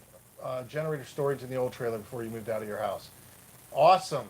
Yeah, I love that generator setup. I'm telling you, I thought about it a lot. Like I just did a generator extended run for my Champion 3400. Oh, cool. That's cool. Absolutely cool. yeah, the generator setup that I did, not to say, I I'm not really good. I'm not a braggart. I feel confident whenever something goes pretty good and I had my hand in it, but I'm not really for bragging or anything. But I'm going to tell you that generator setup was so perfect. I don't think there's anybody that could have made a better deal set up that way. It was just perfect. It was absolutely perfect. If I had to change anything on it, I don't think so. I really don't. It was. I wish I didn't have to go through so many iterations to get to that final product. It was just perfect. I did. And the reason I'm saying that is currently on Facebook Marketplace, I'm we're trying to get rid of that big 4500 generator that has less than 5 hours on it. And you know why? Because my back don't like it. I love the generator, but I'm not carrying it on the rack on the back of the RV because the RV's already long enough, and I don't think I really want it back there. And I can't close the back of the tonneau cover because the generator's too tall. So I would have to get rid of that roll and lock cover and get one that's above the bed, take away from the distance that I currently have with clearance with the fifth wheel, which I have plenty. I could get rid of it, an inch, but still, I also paid a lot of money for the roll and lock. I mean, that would have to be sold for half the price of what it was, and that sucks. So we're selling that generator. Okay, go. I can't. Let me see if I can back the. I don't think I can. Here, No, here, can I got do it for you. No, I can't do it this way, can I? Wait a minute. I can go back, I guess. Will it show the comments if I go back? No, it don't. Darn it. Like your videos, you're thorough. Yeah, like when you do reviews. I can't handle Generator. leaving One of the details out. videos was on the Terry project. It may have we been already the seen rebuild. that. It was prior to that. We missed a couple. Oh, there you go. Because there's not I much can't read here. them. They're not. There's Yeah, the 460 and the generator. You guys. I'm sorry. First video, the trailer roof. Somebody said about the 460 and a trailer. Yeah, you F250. told him to hang on.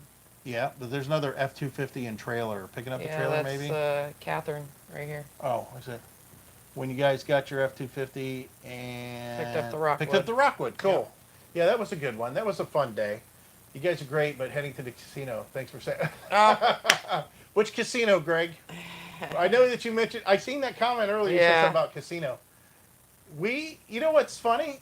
Again, we are not huge gamblers. We're not... But it's fun. It is the most fun. It's relaxing. I enjoy that so much. Me and her have a great time going to the casino together. I don't know what it is. It's just fun. It's not that there's a thrill of you winning a lot of money. It's like video games for adults. Yeah. I get the same thrill doing those as I did playing Pac-Man when I was a kid, or Asteroids, or Centipede, or Galaga, or whatever. RV fans, hi, Peter North here, old adult film star. Just purchased the Scout Camper, retired. Thanks, Peter North. Peter North, old retired film star. Wait a minute, Peter North. I know that's a adult film star name. But no, that wasn't the guy's name. Don't get me wrong. I've watched my fair share of adult. Woo, shocking. Mike seems like he's a churchgoer. No, Mike's not a churchgoer. And I can't remember what the guy's name was. We used to watch. The guy was he did a great. He was like a staple in adult films. Remember him? Can't remember what that guy's name. Well, I asked her. This ain't an adult film. She don't watch that program. So knock it off. What was that guy's name? So anyway, Peter North. Sue said that it was around the time you were working on the van for Bud. Yes. And your car knowledge, because they had a car that's 22 years old, a 97 Explorer. The 97, did you get the GT40, or is that still the 4.3? Was that the 6-cylinder? The 4.36? Do you have the 6-cylinder in there, or that V8 in there, that 5.0 V8? Just curious. 97. Oh, they didn't put a 4.6 in there ever, did they? I don't think so. Casinos are Magic Mike. LOL. Not well, my name is. LOL. Sorry for those who don't know me. Let's just say I can shoot a bird off a tree branch nude. This guy's hilarious. Good looking honky. Normally, I would block the. You're No, gonna get blocked if no, you say anything no, no, else. no, no. Because I'm in control. Don't block him. That's So- fun. That guy's funny.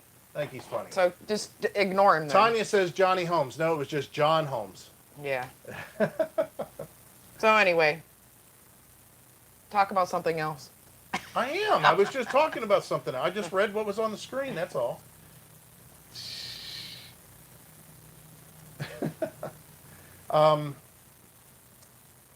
The now I can't think of anything else. It's in my head. It's driving me crazy what that guy's name was. You have a phone right there. Look it up. What do you like about your new camper? Thank you for a topic. Almost everything. Almost every single thing that I can think of. Whenever we first got into this, I'll tell you the biggest thing that that is just, when's the Hershey show? A reminder of that. It's in September.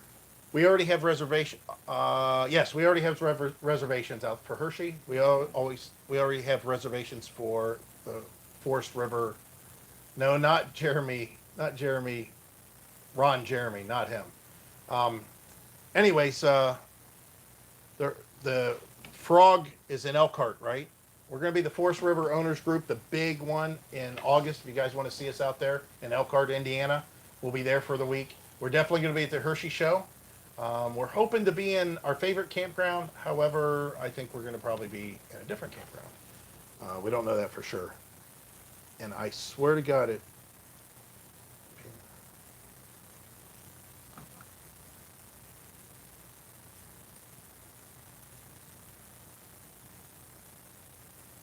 They're trying to make reservations for the Tampa show, but it's to be determined. So we don't know what's going on with that.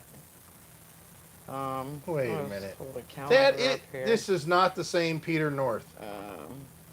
So You are not the same Peter North. There's no the way. Hershey show starts September 12th and runs through the 18th.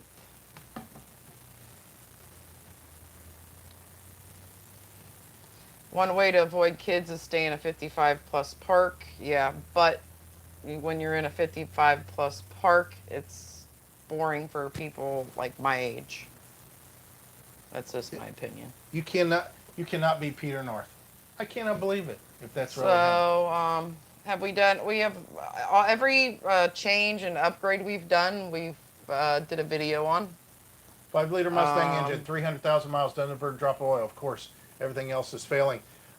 You've got a really good engine because that's, I think on those heads, you can look on the heads of that, and there's, where are you going to? Where are you going to? Off.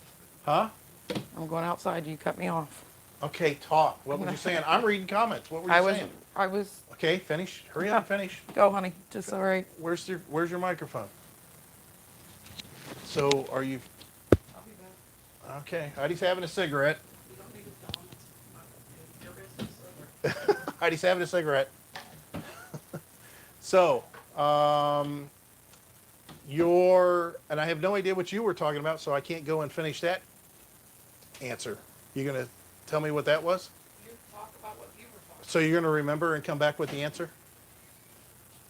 Okay. So the 5-liter engine, look on the heads of your engine, and it'll have on one end. It won't be on both ends. So because the heads are interchangeable. I don't know if you know that. You can swap them. You know, right can go on the right, left, whatever. So there'll be bars. They cast these bars into the head that indicate if it's which it should be a GT40 head, which is really good. That is a very, very good engine. Of course, I'm a fan of 5-liter engines, so I'm gonna try to answer your guys' comments because I have my glasses on. Casinos are fairs for adults. I love it. Yeah.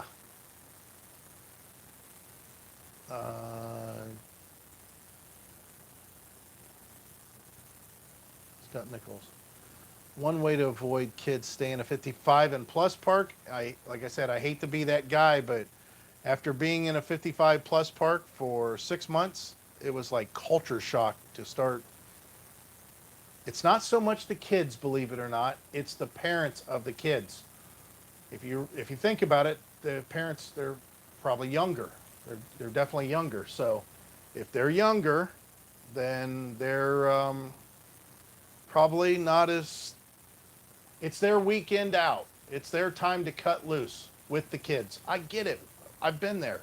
I don't remember ever pissing off anybody though. Whenever I did it, if I did, and you remember me, call me out on it.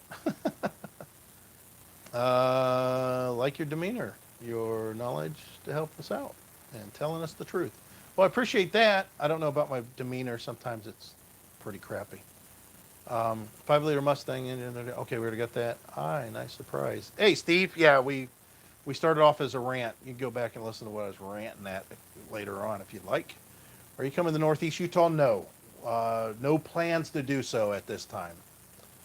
Do you support gangs or not gangs? Oh my God, you guys are hilarious. Where does that come from? Gangs. The only gangs I ever dealt with is gang mowers. So yeah, I support gang mowers. Golf courses need them to keep their fairways straight.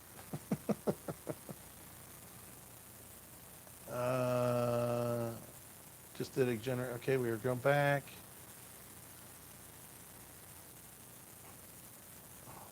Charlie Hunt, Hockey.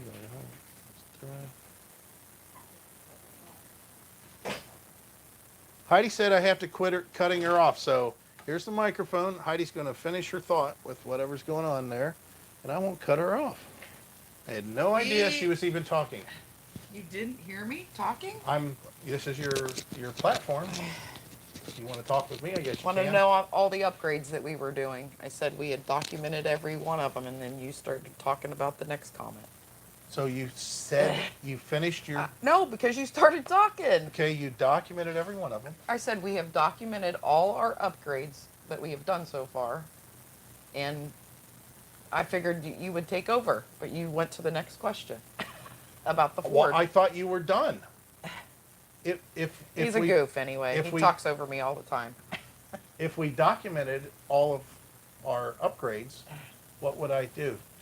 Re-go over them again? Yeah, I figured you would. On this RV? Yeah, on this one. Let's see. We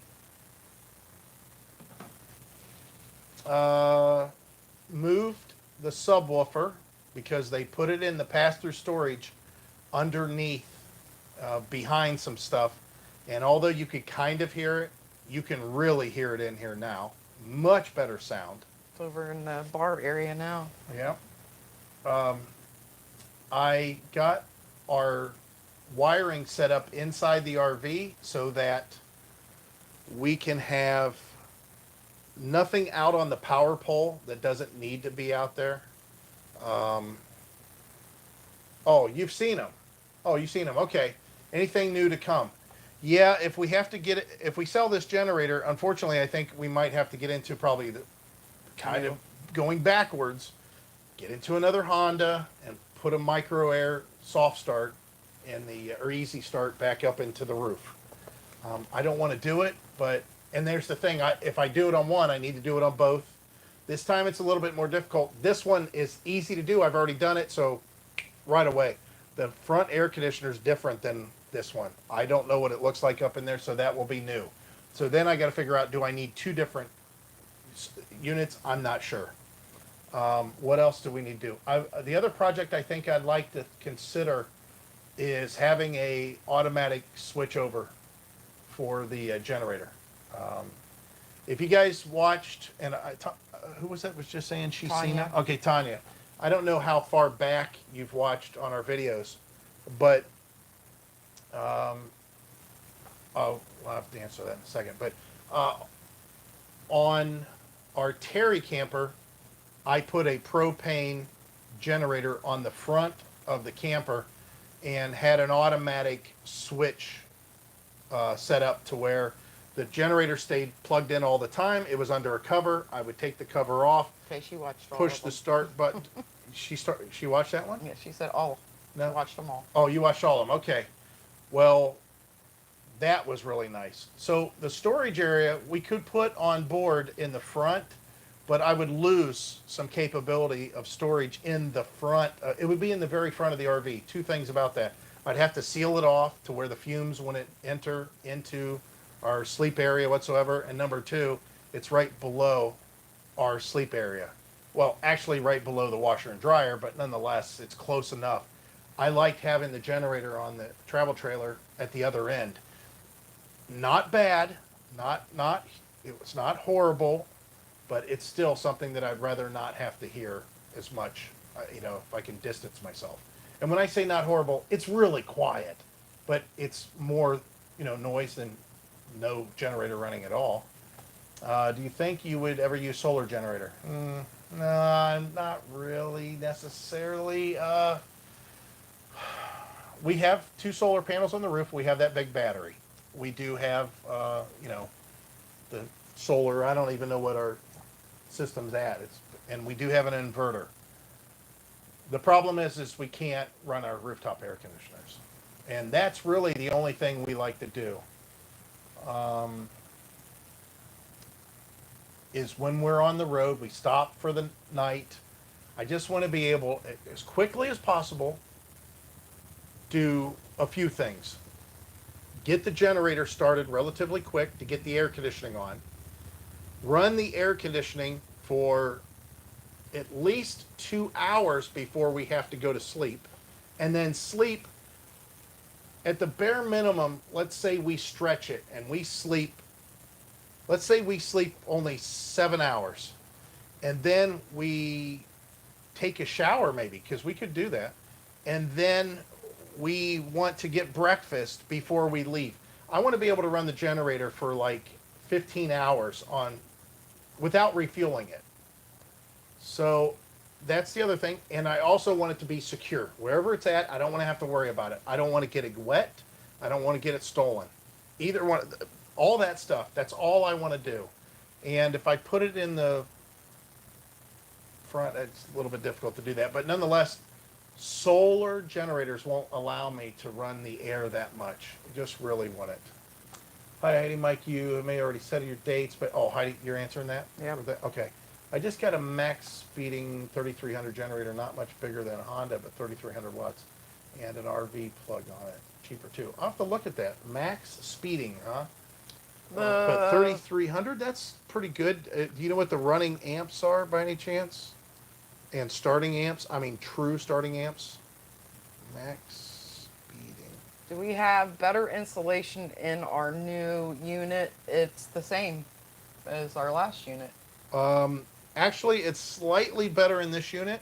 You're talking about insulation? Yeah. And the only reason is because we have Asdel. That's right. The walls are Yeah. Asdel in this. But the cool's the same. Yeah. Of course, the windows are double pane windows. I've talked about that in the past. The roof has still got the same block. Max heating rods. Max heating rods. We will be at the Frog Rally, which is in Goshen, Indiana, Walmart. August 14th to the 20th. So for the whole week there, we'll be at the fairgrounds, the Elkhart County 4-H Fairgrounds. This is a Walmart. Did you get it at Walmart? I see that's where they're selling it. It's sold and shipped How long by does it Joe hold Boy. temperature? A couple hours. If we turn it off, it'll stay pretty cool in here. Oh, they got a 5500 watt generator too.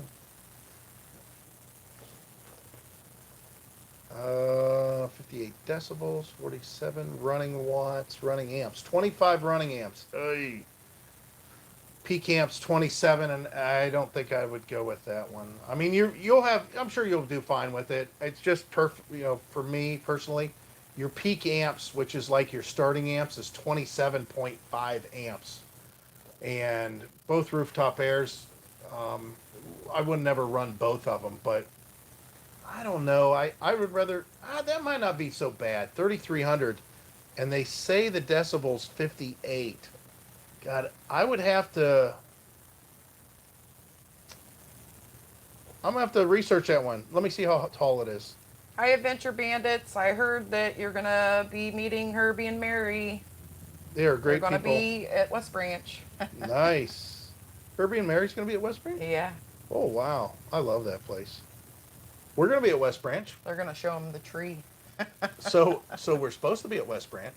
Yeah, we'll be at West Branch. I'm It's sure. yeah, yeah. I'm on a 30 amp RV. Yeah, that's okay. Uh, Not much louder than a Honda 2200. Well, that's not bad either. I'm trying to find the height here. I see the overview. Where in the world's the dimensions? It says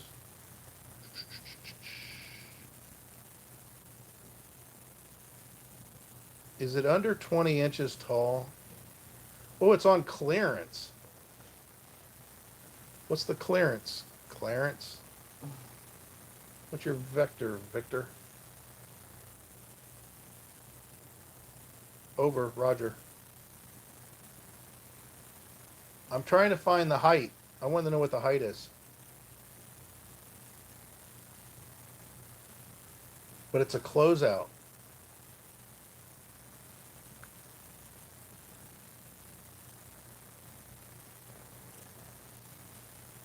Sorry if I'm going blank here, guys. I mean, this caught me off guard here. Oh, no, wait a minute. Now they're showing an adapter. They don't show an RV plug. They show an adapter for an RV plug. Is it? Oh, that's an MXR 3200. Never mind. All right, we'll have to look at that later. I'll have to check that out. I'll go measure it. Okay, you're all caught up. Running is 3,000 watts on max speeding. Max speeding.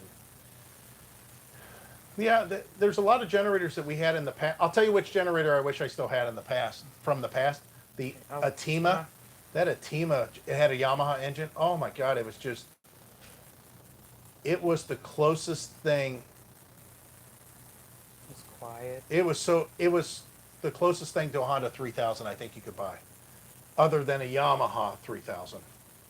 But yeah, it was tall. It would have never fit in our RV. Yeah. Hello from Riderwood, Washington. Howdy. We liked Washington. We still think about that. Somebody set up here. What's to do in Naples, Florida? I don't know. It's old people, bunch of old people down there, right? We didn't go to Naples. We didn't go to Naples. It's south of Fort Myers. Yeah. 17 and a half tall, 19 inch long. Oh, well, that could fit under the cover. That's cool. 17 and a half inch tall. Awesome. Well, that might actually work. How's the truck running? It's running exceptionally well. Knock on wood. I can't even think of. Every once in a while there might be a little hiccup or something, but I've been doing that since. yeah, it's right away. It's got some old school, because it's an old school engine. It has some old school little things that it does, just like the 460 truck. I'm telling anybody who's watching right now, if you guys are really into trucks and you have old Fords and all that stuff, I'm going to tell you that this engine that we have in our truck is exactly what you would hope for for Ford to do, that took the 460 engine that everybody loved for all those years and said, let's make it a little bit more modern and let's make it a little bit better. That's what it is. It's like this really awesome 460. It revs higher. It's got more power, more torque. It's smoother. It's built better. And then they put it to that 10 speed. We watched, I don't know how many times. I'm amazed by how many motorhomes we've found and we've seen and we parked next to that has had either the V10 emblem or the V8 emblem. So if you guys don't know, if you pull up next to a motorhome and on the front of it, there's a little, looks like a circle, but it's all chrome. If you see, there's a V, and then it's either going to be a wide number inside, that's the 10, or there's going to be a skinny number inside. That's the 8. If it's the 10, it's the old V10. It's been around forever. But almost all of them now have V8, and that's our engine. So every one of them that you see that pull in, like in this case, this guy today pulled in. He had one, and he's pulling a Colorado truck behind him. So he's got this big motorhome and a Colorado pickup truck, 4-door pickup truck that he's pulling, and he's got the same engine and transmission that we have in our truck. I missed something, I think. Oh, his dimensions, and then what was the 2500? I missed that one. We have two 2500. I can't hardly read this though. Two 2500 watt paralleled with micro airs on both. Works great. The Champion Jennies fit under the top cover. Yeah, the only thing I have with 2 is what I mentioned in previous videos a long time ago.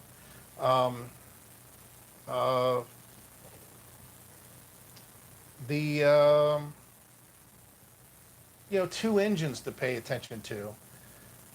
Do I only need to run one because I'm only running, you know, charging the batteries or running an air conditioner or whatever?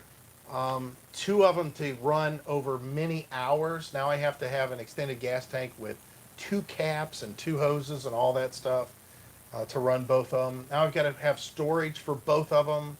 You know, granted, one of them, I would rather just try to deal with one and all together, but. Here, Catherine has a question for you. Kevin says he paid $6.30, but okay. We missed the first 43 minutes. Did you guys leave Kissimmee? Yes. Did you get any of those crazy storms coming through? No, we left prior to the storms coming. And Tim says. Hi, how's it been? The traveling's fine. I still prefer, and don't get me wrong, I'm still not comfortable. Let me rephrase that. I'm comfortable. It's just, I know that I can't do it as fast as backing in that travel trailer. The travel trailer was easier to back in. Maybe something will change. I don't know. But right now, you know, this is bigger, but it's just, it's a little bit more difficult. I can't picture in my head when I'm pulling up to the site exactly how far I need to be, how fast I need to cut the wheel, all that stuff. I haven't quite got that quite right. I mean, Heidi knows. I mean, He did just fine. it's just not like, it's not a problem. yeah, I mean, it's just like, It's a learning curve. yeah, it's just learning. I just can do the other one so much better. So now I'm doing this. As far as pulling down the road, I don't really notice a difference. I mean, it's obviously we can tell it's heavier. I think there's a lot of chucking going on. She uses the word chucking. We don't have the traditional chucking But going that's what on. it feels like. Right. It's a bucking. It's if we had real chucking, you would feel. I mean, that's a harsh. It's really harsh. It's not normal. It doesn't seem normal to me. Yeah, right. We have occasionally. It's It's subtle. a little push, a push and a pull, a little push and a pull.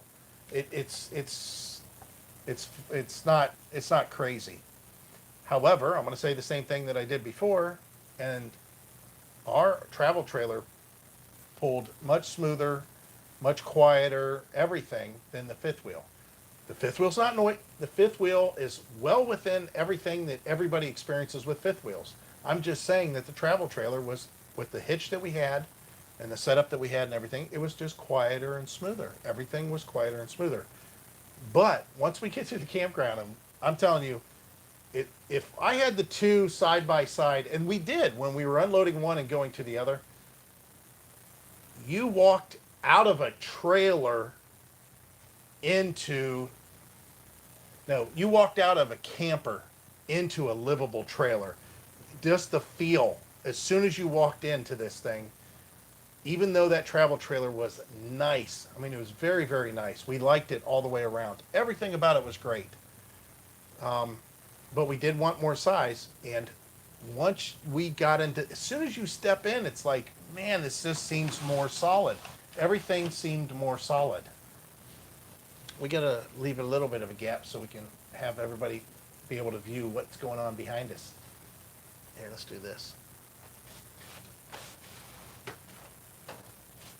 That might give them a little bit better view. Nope, it's gotta be a little higher. Is the sun on you now still? There. At least they can see a little bit of it. But the towing the fifth wheel, if you guys are on the fence, the pros and cons, I don't know. Is there Got lots of videos on that. what? You- On the travel trailer. Yeah, I'm just It's. saying that the fifth wheel. I think it's a feel thing for people It's a right. because so many people say, "Oh, you'll once you have a fifth wheel, it's the greatest thing on earth." Well, we traveled 22,000 miles with the travel trailer. We had it down pat. You could get it in between anything. And through gas. See, there's something I've still yet to do. Yeah. Is the the going through gas stations and stuff. I haven't had to do that yet. A lot of chatter from Cummins about a gas or equivalent to the 6.7. Many jumping from the diesel. I'll have to say that towing this fifth wheel, if we had the journey ahead of us that we had with the travel trailer, I would actually be, and I had to make the purchase decision buying again. Of course, I would look at a diesel. Um, but the only way I could do a diesel is if it's used and it's all de-restricted. None of that crap on it. It's got to have all this stuff taken off of it. I know it makes it more noisy, and of course, then you don't have any warranties or anything. But yeah, I mean, don't get me wrong. The EPA, I don't know how to say it. The EPA is good and it's bad. The EPA is good because they forced the automotive manufacturers to push their mileage, their mile per gallon figures so much higher. That's why we have cars like the Tesla, like the Toyota Prius, and I know most of you are going, who needed those? But even, some of these Hondas and stuff. I mean, Heidi's, the car her mom has, I think it gets 30 miles to the gallon, and it's an SUV. It's a very small SUV, but you're very comfortable in it. I'm very comfortable in it. That Kia that we had, I drove it like a jerk, and we still got, how many miles to the gallon was it? I don't remember. It was, well, anyways, you can go back and check out that video on that. Yeah, that's because the EPA. Now, the EPA also, though, emissions and all that other crap, and they caused, to where they put so much crap on these diesels that they run like crap now. Does the Pro Pride hitch make a big difference when towing a travel trailer?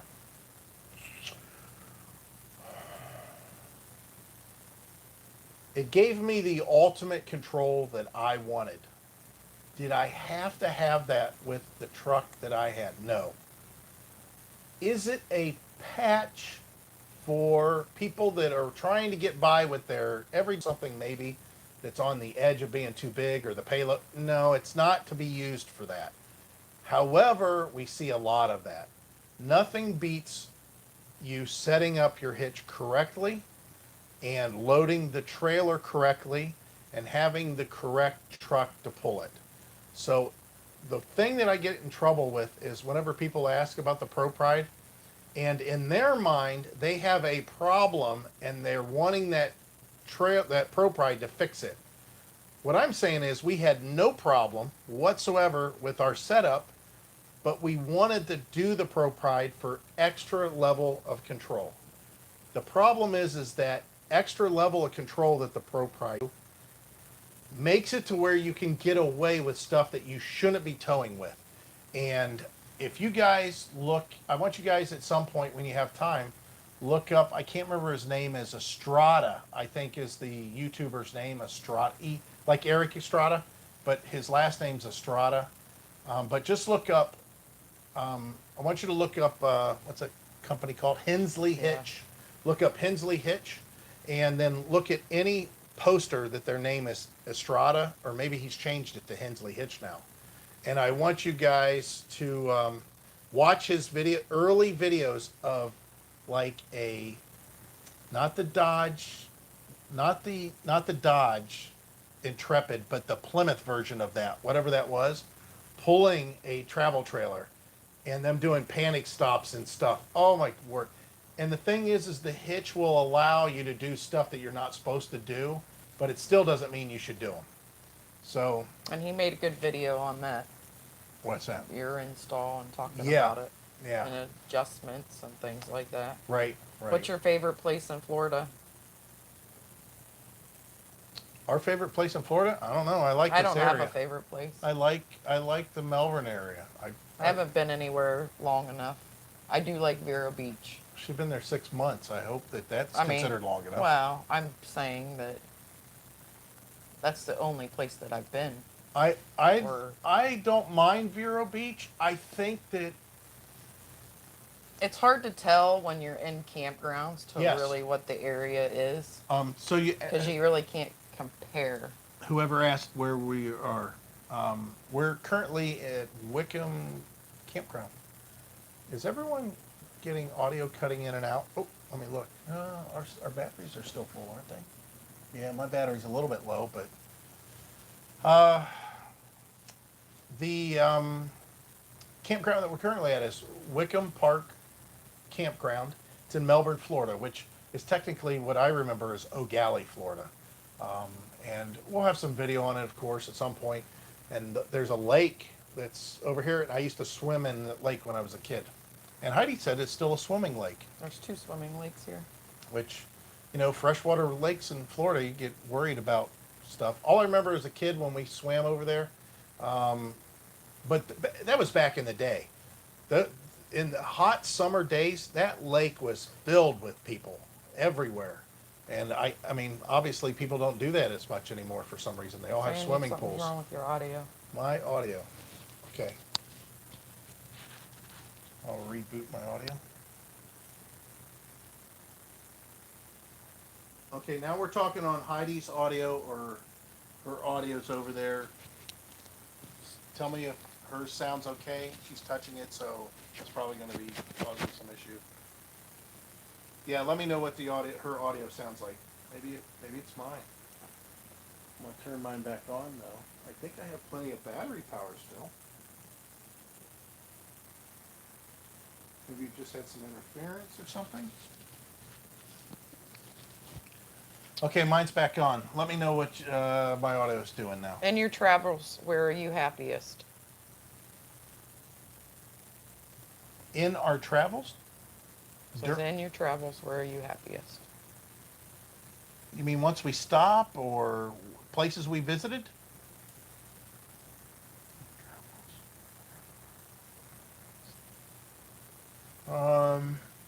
I'm happiest in Florida.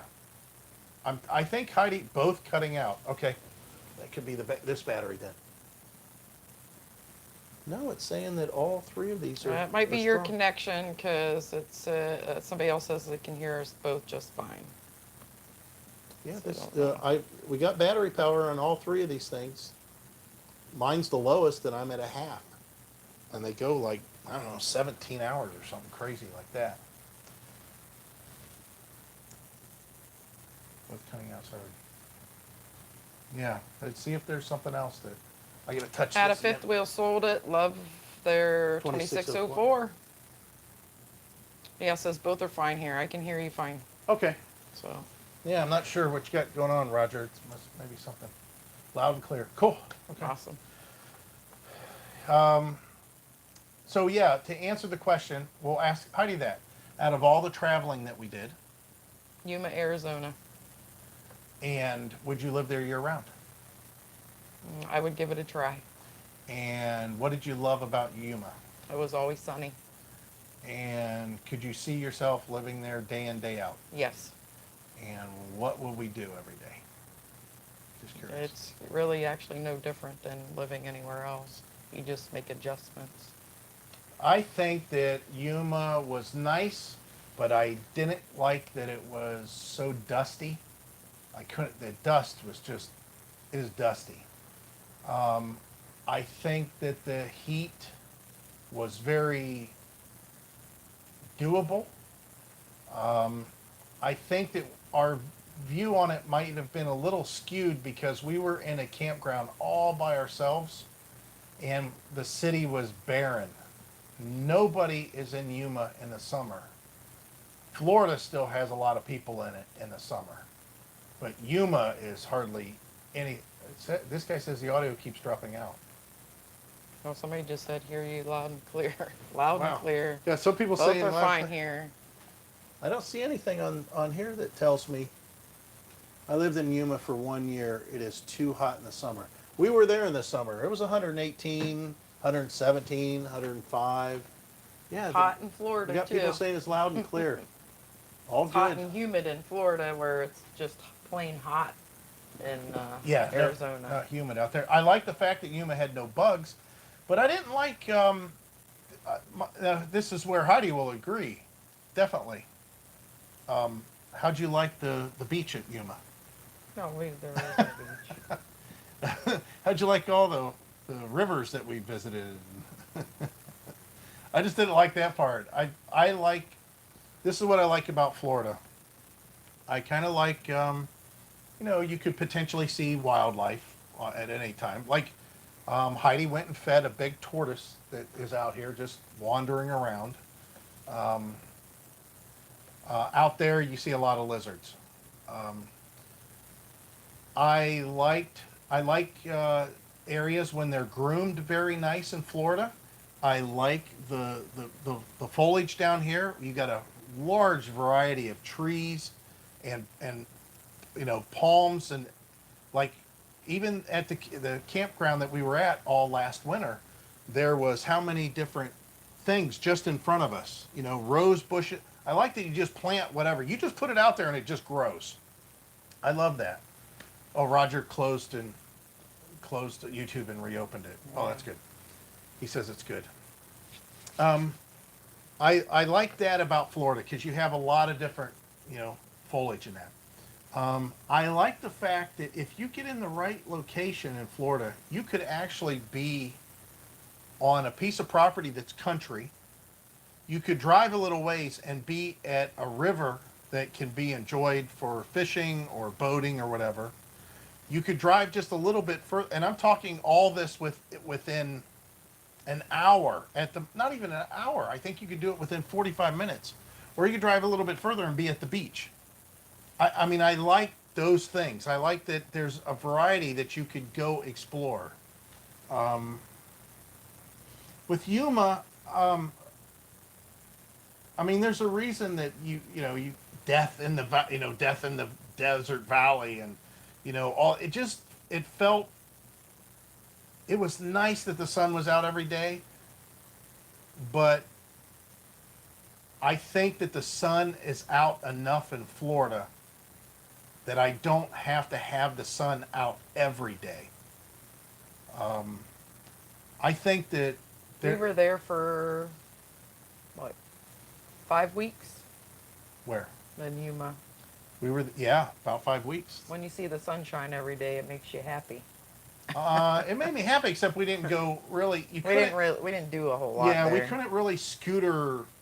We rode scooters and bikes, but it's hot. I mean, it's hot to get where you wanted to go, and the fact that there was not a lot of people there. However, I'll have to say this, and if you guys don't know this, if you have never been to, so Skeety says Ima over Yuma. I'll have to say that the drivers in Yuma were awful polite. They were very polite. Whether we were on our scooters, our bikes, or driving a car, everybody just seemed to want to. That was actually the only state. Yeah, that was one of the only states that everybody was nice and polite. But I think that for me, because there's no water, I think that was the water features. That bothered me a little bit. Even if I lived on some big lake in Arizona, I don't even know if that would do. I really like the fact that, He wants a river or an ocean. and it's because it's always bringing you something. There's always something being introduced. If you have a lake, the only thing that goes in that lake is what gets put in that lake. That's it.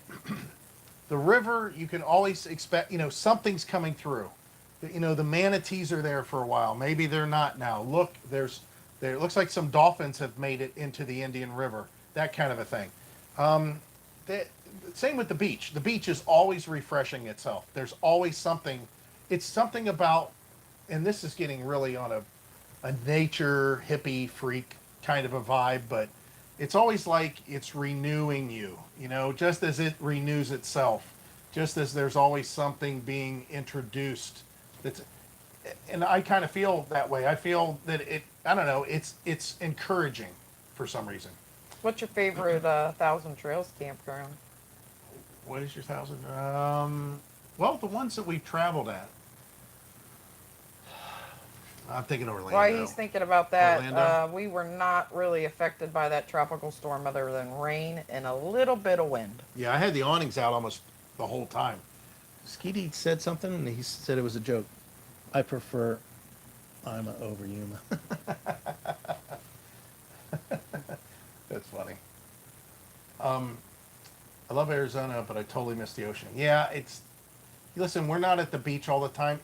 I think it's a lot of, we could go to the beach. Yeah, we haven't been to the beach. Well, we did go have lunch at the beach with your Okay, well that's mom not. and that. That's just. We walked down I the don't beach. consider that. We walked down the beach. Not that day we didn't. Yeah, we did. We got done and we went and walked on the beach.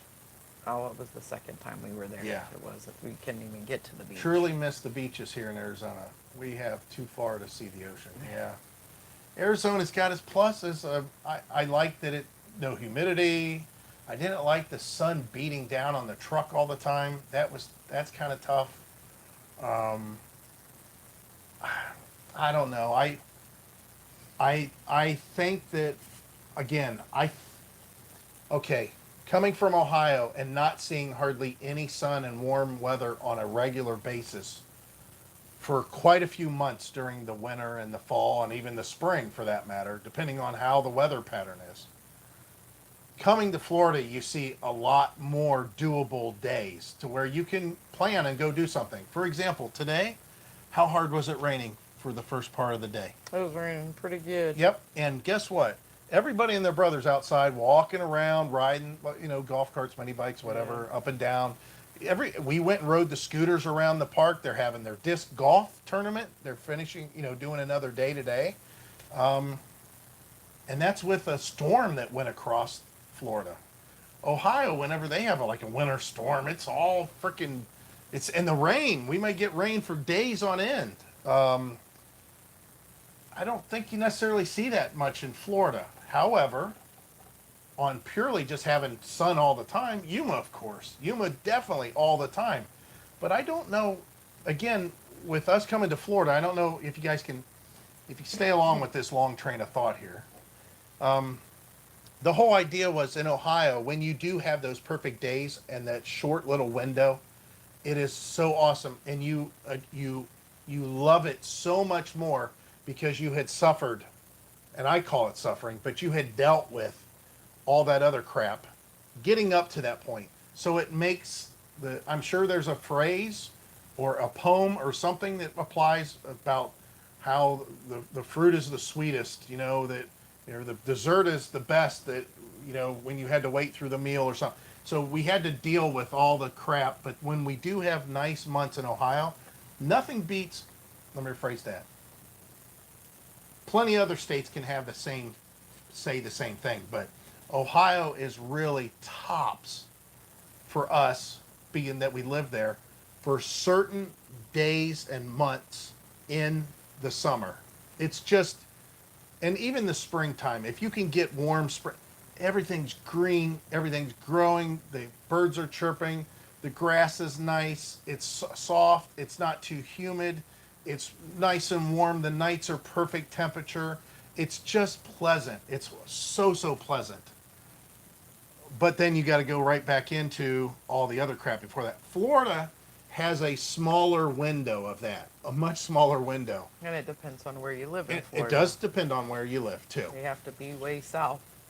Not true in the summer though. You don't want to be way south in the summer. Well, you can't unless you're picking 6 different places for all the seasons. You just got to find an in between that you can adjust and you can deal with the north and the cold. So dealing with Ohio all those years, I have no doubt over the last 30 years or 40 years dealing with Ohio that I don't have any problem with what the winters would offer down here if we had to move north to stay cool enough in the summer, as long as we stayed close enough to the ocean also. I could see that happening. Now here's the deal with Yuma. Yuma's just it's just sun every day. It's just sun all the time. It's just that way every day. The weather, you don't have to think about the weather because it's going to be the same every day, day after day, other than how hot is it going to get and can I stand it? At nights it gets cool, and in the winter, of course, the nights get really cool compared to the day. It's not one of those places that's just burning hot all the time. But the average temperature, yearly average temperature was what? I forget what it Yeah. was. It was higher than most. Yeah. So I mean, it's nice. There's a lot of pleasantry to it. However, I just don't necessarily see the fact that I've got sun every day. Where am I fishing? I would love to start fishing again. I love fishing. Heidi likes fishing too. Um, I could see maybe where we have a boat. Working on cars, I could see that working out there. But then again, I'd have to make sure it's all covered up real well because the heat. But same down here, we'd have to make it where I'm protected on some working on cars and stuff like that. You'd actually have to have a garage. I'd have to have a garage of some sort. Well, I don't know. A lot of people get by with carports down here that are on concrete. Yep. And then now you got to protect your tools. Well, protect it from what? From thieves. Well, from thieves. That's anywhere. Well, if you have it enclosed, it's a lot easier to protect Right. than having it right out in the open. That's true. So yeah, as far as all of our travels, all of our travels, all of our travels, for me, it's Florida still. I, I mean, I'm kind of stubborn with it. I'm kind of locked on to it. I have no problems with what gets thrown at me. Dealing with some of the stuff that goes on down here, it's a little bit tough. The traffic, the drivers down here, that I eventually, well, I've actually got numb to it. I mean, maybe I use my turn signal, maybe I don't. Nobody cares down here if you use your turn signal. Maybe I cross 2 lanes of traffic to turn in front of somebody, which I haven't done that. But I don't know. I'm starting to get numb to it. It just happens every day. People need to make a right-hand turn at an intersection. They're in the left lane. They just make their right-hand turn. No turn signals, nothing. There's a little bit of a gap in front of you, between you and the car, your safety gap. Well, if they can fit in there, that's their gap to get to where they need to go, especially if your lane's moving faster than theirs. So it's some of that stuff. And some of the crazy crime that goes on down here. I mean, they kid around and say only in Florida. There's some weird stuff that goes on down here. I'm telling you, when we watch the news and some of the stuff, it's like, oh my word, whoever thought of that? Tell them where you get your cool shirts at. Rima, R-I-M-A. I've considered a couple times becoming Affiliate. not an affiliate, a franchise for their shirts because I could set up a storefront and sell them that way. Rima, R-I-M-A. They are, how it all started was years ago. I don't know how many years ago, probably 8, maybe longer than that. 8 or 10 years ago, I bought a shirt at Goodwill, and it looked nice, and it had a good design to it, and I liked it, and I wore it, and I could wear it on extremely hot days, and it's very thin. They're thin. It's like almost wearing no shirt at all. It's very, very just thin. Breeze goes right through it. It's very comfortable. It's very blousy for the fat man. It's my moo-moo, my man moo-moo.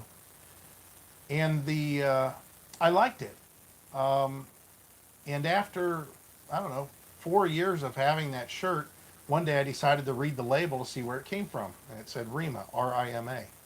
So I decided to type it in and look it up, and holy cow, it's a company. And they sold a whole bunch of these. I thought, they're probably pretty expensive. And they're not expensive. It's over in India. And Shipping's pretty shipping's quick. It's cheap. You can buy 10 or 12. The It's more you always a buy, the discount. cheaper they are. Yeah, always discounts. And I bought a whole bunch of them. I bought probably, when I say a whole bunch, I think I bought like 6 of them. Then I lost a bunch of weight, and we had a yard sale, and I sold them all because they were like blouses on me. I weighed like 220 pounds at the time. And this shirt is for a person who's You know, and I thought, oh, I'll order smaller ones at some point. If I, you know, at some point I'll just order smaller ones. That didn't happen, and then I put on my weight back, and I thought, well, might as well order some more. So I ordered some more. So hopefully, whenever he gets skinny, he's not wearing Rima shirts. Yeah, I won't. I don't like them. Yeah, they're very nice. She likes them, and I don't like them on him at all. Yeah, because they don't. I'm not as fat as these shirts show. Exactly. I know that. Exactly. But I'm very comfortable. Like sometimes I look at him and he'll be standing over across the way, and I'm like, who in the heck's that? And it's him. Yeah, I know. The shirt blouses on me, and it does make It's me. like a dress. It's a muumuu. But the. He tried to get me to order from them, and they have the same material, same palm trees, same, what's that one? All the ones, they make them into woman's moo-boos. Right. Okay, so here, we'll do this. We'll have Heidi talk to you guys. I'll set this down. I'll put on a regular shirt, because you see what it looks like here. You've seen me in plenty of videos. This is a comfortable shirt, but... I'm not ordering. I take Heidi's opinion. Sorry, Mike. You can order all you want. I just think that they look terrible. Actually, a lot of people like those shirts, even when they see him in person. He gets compliments all the time. I wear plain stuff. I don't.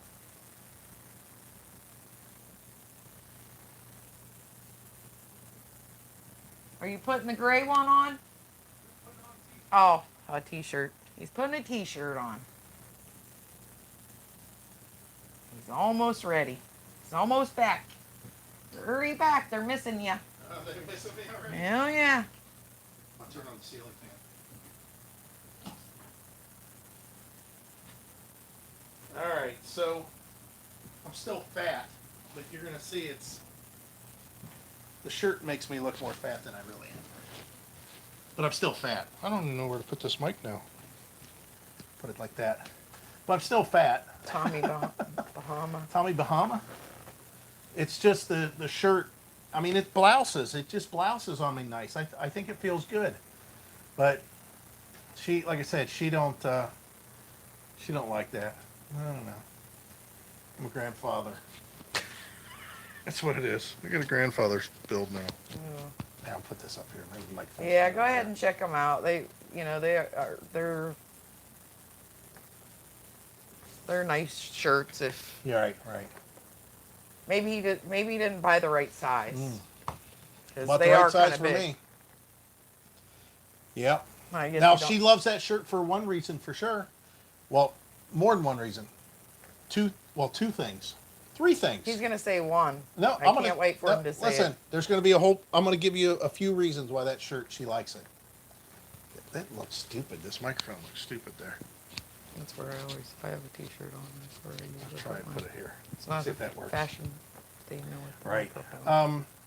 Number one, does the shirt ever need iron? Nope, and if it did, he'd have to buy another shirt. Look, even this shirt I got on now, it's got some wrinkles I'm not on it. ironing it. Okay, number two, how easy are they to wash? They're easy to wash. But How many anything's could you easy to wash? in I could one? wash all your shirts in one load. How many though, if you had to? Guess 15? 15? Yeah. It's probably wash about 15 of those shirts. And they would still be, they dry really good. They don't wrinkle. Number three, they are lightweight. Yep. I have a lot of shirts in there, and yet they are very lightweight. So All right. That's I got enough the with classic. shirt. They're not cotton. None of those shirts are cotton. Yeah. But anyways, they come really nice packaged. They're like in this paper. The shirts come all folded up real nice in this paper. They come in a parcel that has India stamp on it and that. Yeah, I think that it was all the material so thin that I think the 15 shirts that he ordered with the package was this big. Yeah, they're very small. Yeah, no to the iron. Yeah, If we don't you're- own an iron, so If you're from Florida, how'd you end up living in Ohio?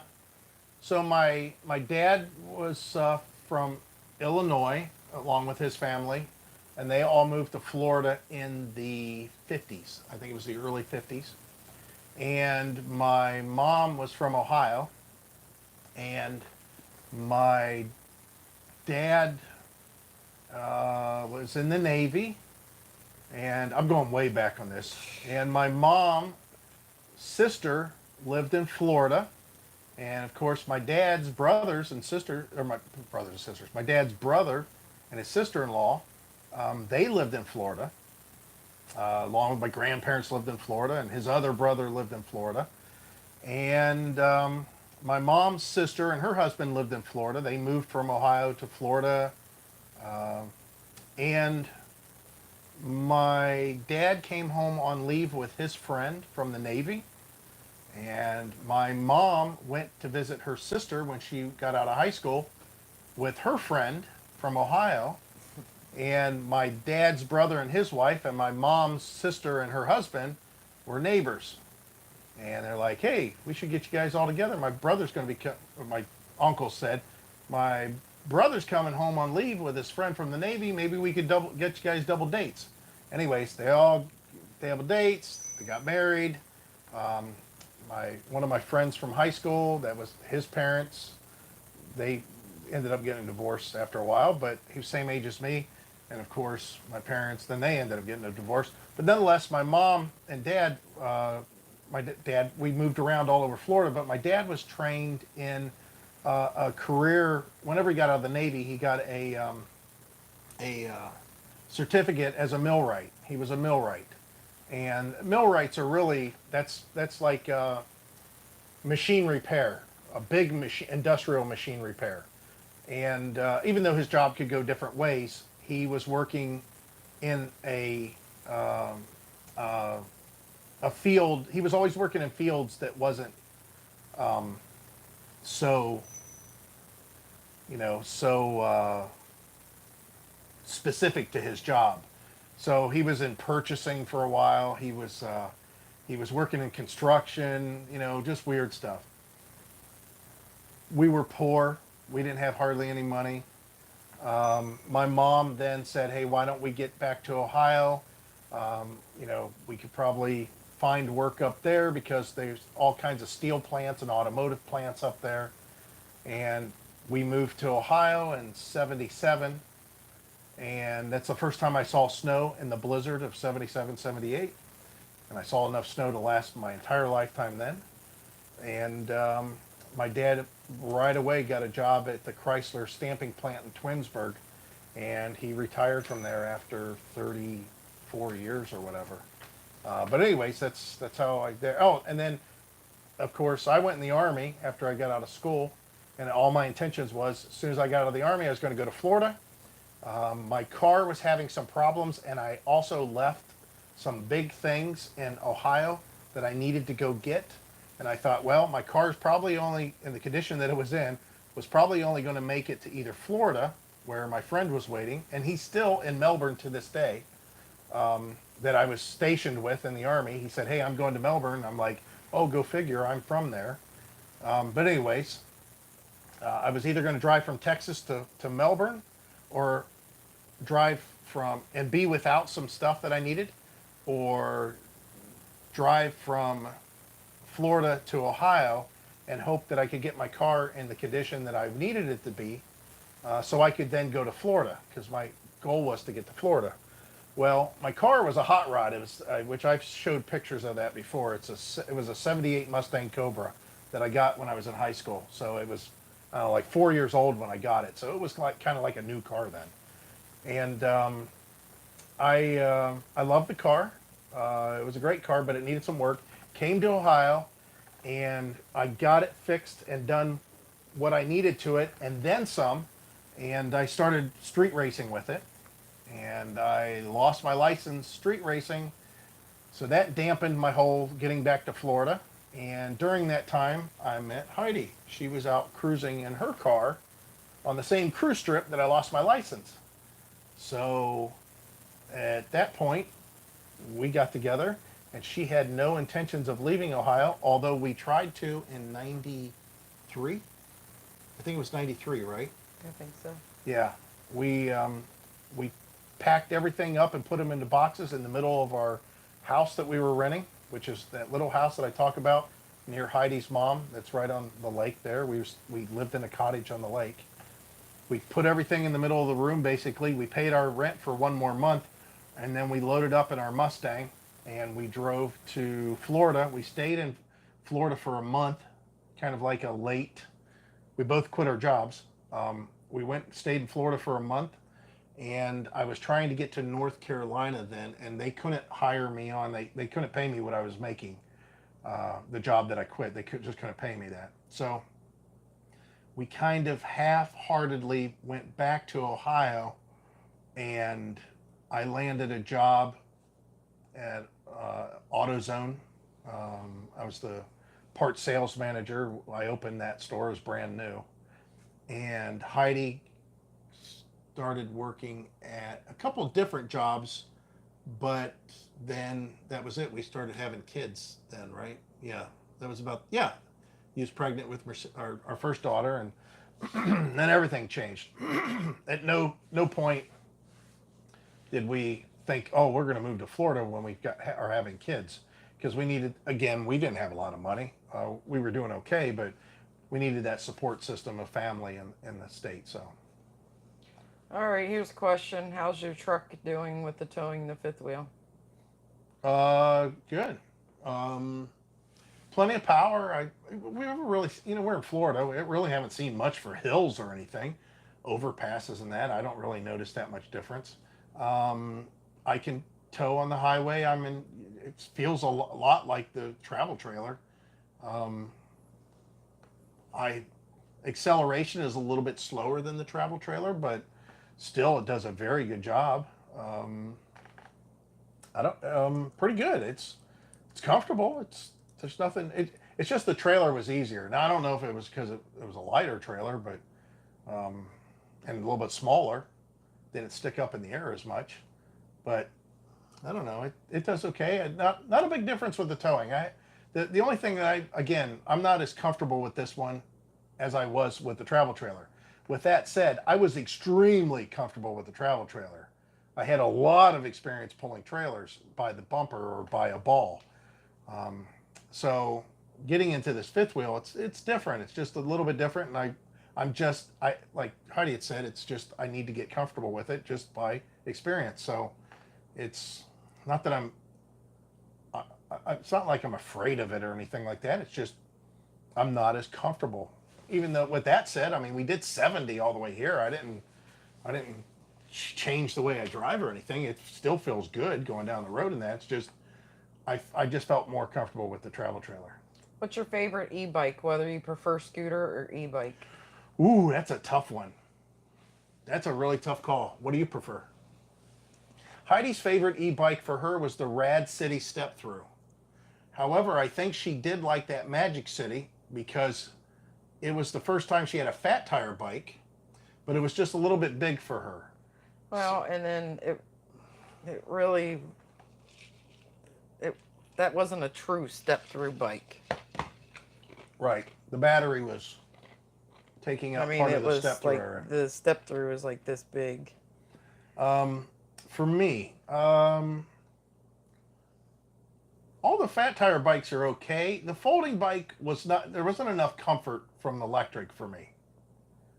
And I didn't like the geometry on the steering and all that. You like your scooter that was. I liked my 40s my fast scooter. Yeah. I didn't like picking it up and trying to find places for it because the handle don't secure to the board and it's heavy. It is tall. You got to figure that thing, that tall. So you got to find awkward to move around. Yeah. Like stationary in the back of a truck.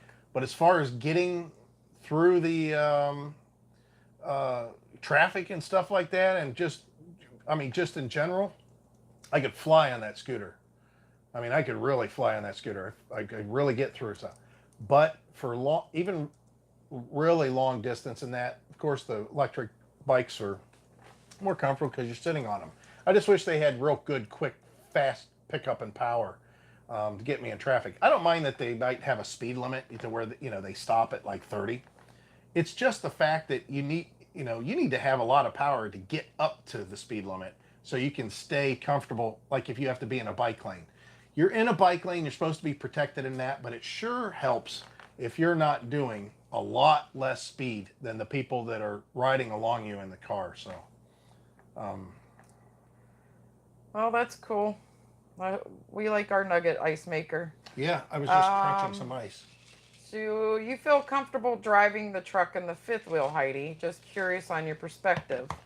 No, and I was told that I need to learn how to drive the truck and the trailer myself, and that is hardly possible. So he'll be the driver all the time. I'm the driver all the time. So if he crashes and burns, it's on him, not me. If I crash and burn, it's on me, not her. True. It is You true. said it. It is true. She don't He like. said that I had to learn how to drive the truck and the trailer without him. He was not going to teach me. Because she can't handle criticism. Well, And I've got a ton of it when she's driving. Because she won't do it the way that I want it done. so I got to drive like 10 or 15 miles on the travel trailer. I did absolutely nothing wrong. See, she's But still. the whole time she's holding he was it against saying, me. Hey, there's a turn up here. Yeah. You're going to have to get off the road and we'll have to switch drivers. Nobody said It's a any- controlling thing. He's got to Nope. be in control. It's like a. N- That's why you don't talking like about roller talking over coasters. somebody. It's like he doesn't like roller coasters. Yeah, I don't like roller coasters because I'm not the one steering them. I enjoy the whole idea of them, but the whole thing is when Heidi towed the travel trailer, I was having her tow on a road that was straight and wide with no narrows, hardly any turns. It was out in the middle of nowhere. It was flat. There was no traffic. We were out in the country, all that. And we were approaching a busy area, and I didn't know what it looked like. I'd never been through there before. So that's why. That was the only reason why. And she thinks because I had her turn the reins back over to me before we got to this intersection, that she did something wrong. I did something wrong. It's all about, she doesn't think that I was just wanting to get back in the driver's seat before we got in this area. That's all. Yeah, I do have Yeah, to. that's I have to he be in is- control. Yeah, of everything. I definitely admit that. That way, Yeah. whenever it gets screwed up or something, I can be mad at myself, nobody else. Because I'm usually the one, and Heidi will admit this, when something gets screwed up, when something breaks, when something goes wrong, who 90% of the time fixes it? Right. Just It's- like I it's fix me. dinner and do the laundry. It's me, I mean, right? it's It's me, and you have full control over dinner and right. laundry I know. because I don't want to screw that up. I was answering their question, Right. but truthful. Yeah. It's truth. But so I don't have a problem. I'm never going, oh, you won't let me cook that egg because you're afraid I'm going to screw it up. You have to be in control of everything. You're going to cook that egg way better than me. I will screw it up somehow, and I'll probably end up burning something or using the wrong utensil or something. I know there's always something. So as far as my cooking expertise, it's horrible. It's not good. I won't starve, but back before I met her, my meals consisted, when I cooked for myself, of soup and crackers, and that's pretty much it. Mac and cheese. I didn't even do mac and cheese back then. And eggs. I could do scrambled eggs. Oh, and hot dogs. I knew how to boil hot dogs. That was about it. So as far as laundry, every time I do laundry, there's always an issue. Too much soap, not enough soap. Why did you put bleach in with all the white towels? I don't know. You put too much. I can still smell it. These shouldn't have gone in there. You should have had it on a different side. Colors, a color thing, shouldn't wash on hot. You don't need to wash it on hot. All that. I colorblind. I can't tell what colors should be what. So I don't mess with that at all. But it's the same with a lot of the other stuff. I like to do it so I know if something happens, she doesn't get upset when I start asking her, what happened? Well, what happened when you turned that? Why did that go off? Did you hear anything? What did it feel like when you did that? I mean, I got to go through all that. But if I do it and it screws up, I have a lot of input that I can go back to of, oh yeah, when I turned this or I pulled that, it felt strange, or I heard a noise and I should have known that, that kind of thing. But it doesn't mean she's not capable. As far as towing the fifth wheel with the truck, you got to remember, I just said, and I'm somebody who has done a lot of towing, a lot of different vehicles over a lot of different miles, or different terrains of miles in different parts of the country. And even with that, I'm telling you that I don't feel 100% in the kind of control that I was with the travel trailer as I do with this fifth wheel. And the fact that we have, and Heidi admits it all the time, or she says it all the time, not admit it, but she says it all the time.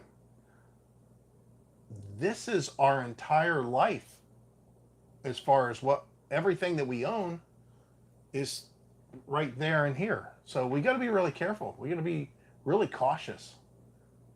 And I think that she feels that, that might be a problem if she gets into this situation, she doesn't know how to do a panic stop. Well, and if we do get in a situation that he can no longer drive, I'm buying a couple for sale signs, and that'll be it, because I'm not going to have somebody try to worry about somebody driving our rig somewhere else, right, wherever we need to go. It's just that'll be over, because at that point I won't know how to do it, and then now you got to have somebody else. Even if she did know how to do it, it's not like she would just take over full control and have the vegetable sitting in the passenger seat and her doing everything. But that's not the case. No, that would never happen. That wouldn't happen. So yeah, I agree too. If something happened to the point where I can't tow, the whole idea is I'm the one that tows everything. Yeah, it's like if she got to the point where she couldn't cook, it's not like I'll try to cook, but I'm still not going to be able to do it the way she is. I guarantee we're going to be ordering in a lot. That's for sure. Hell, we do that already. But she cooks her fair share. It's because I don't let her shop half the time. We get halfway through and it's like, I'm hungry. Let's go ahead and just order something. We got to get out of that habit for sure. Yeah, but the truck, as far as towing and in that, towing the trailer, it's well worth it.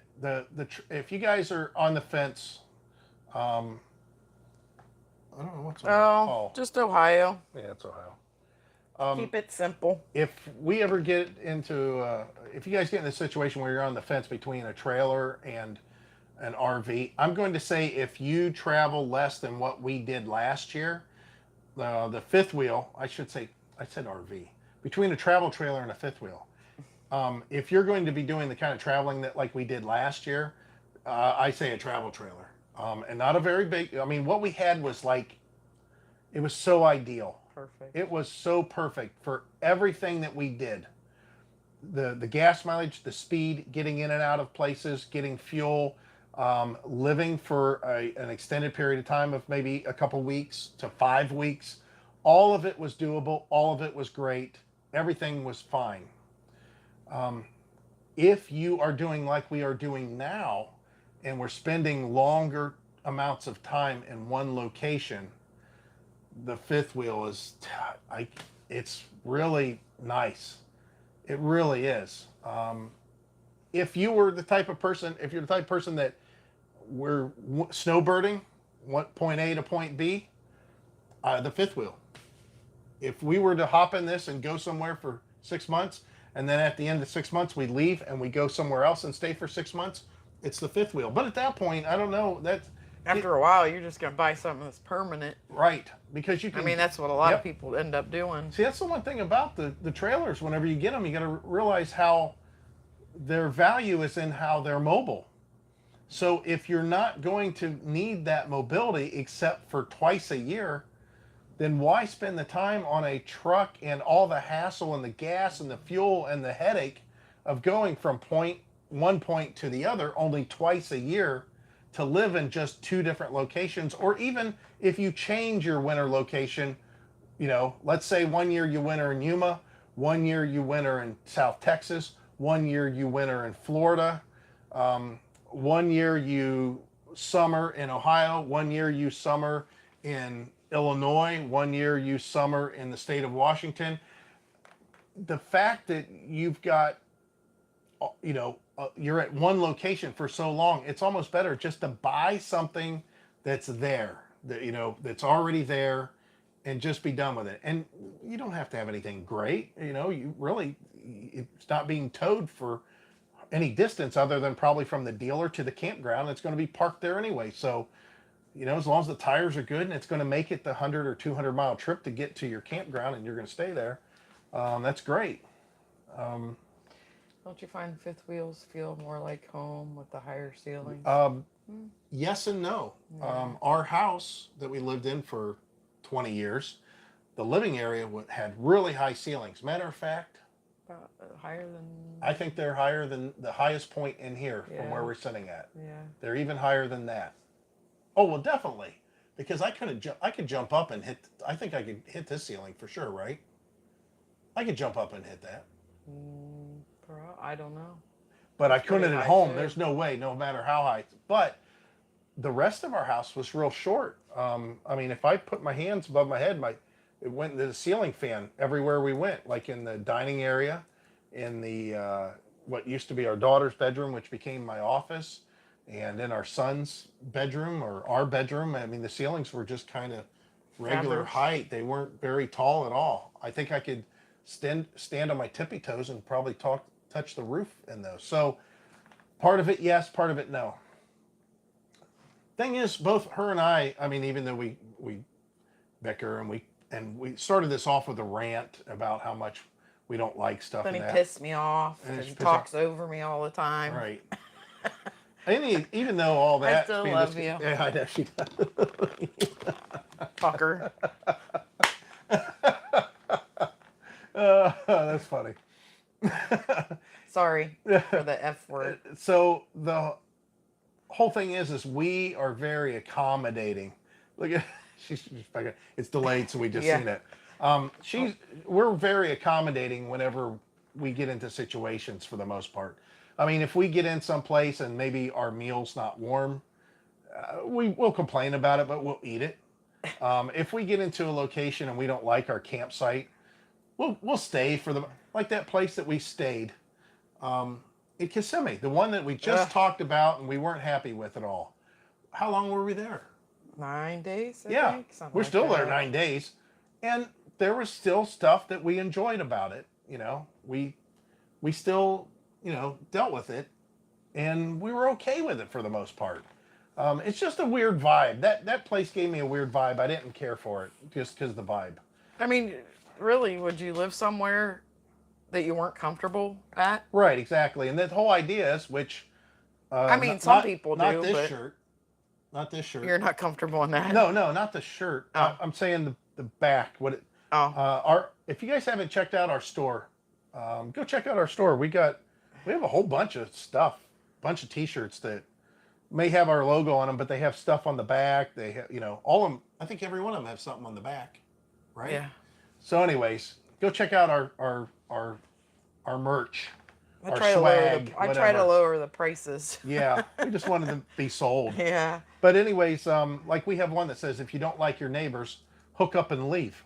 And it's true. If you don't like the air, just hook up and leave. If you don't like the weather, hook up and leave. Yeah, that's not. Other than we were trying so hard to stay in the 1,000 trails. Which again, but we couldn't. We We choices. could. We had choices. Yeah. The only reason I'm cutting her off here is because we have a whole slew of people that hate the fact that we have 1,000 trails, and they think that the parks are all horrible, and that the 1,000 Trails membership is overrated, and it costs too much, and there's no value in it whatsoever. or we leave all the time. And we leave, and it's so far from the truth. You know what happens is we have the means to leave and go to another place, and that's what we do. We have the means to do what we want. Right. But we try our hardest to stay in the park system. And when I say try our hardest, we just try to arrange it to where we can utilize our free stays. Here's the thing. When we were at the park we were just at, we still had another 9 days there. We didn't want to stay another 9 days there. The next place we're going to in 9 days is another 1,000 Trails park. We're there for I think that's like 9 days also. Yeah, it was short because that's all they had. And we are, the problem is we're making these plans at the last moment, so we're not getting to utilize our 90-day reservation window because we're making these reservations like 3 weeks in advance. So everybody and their brother that camps in Florida that has one of those camping passes they paid $500 for, they can get into the campground before us. Well, the problem is that it's because they're doing weekends and Yeah. we're doing The weeks. whole right. So we can get in lots of times, lots of places, but we can't. We're having a hard time getting the weekends in there too. Actually, But we could have stayed at, when we left Kissimmee even early.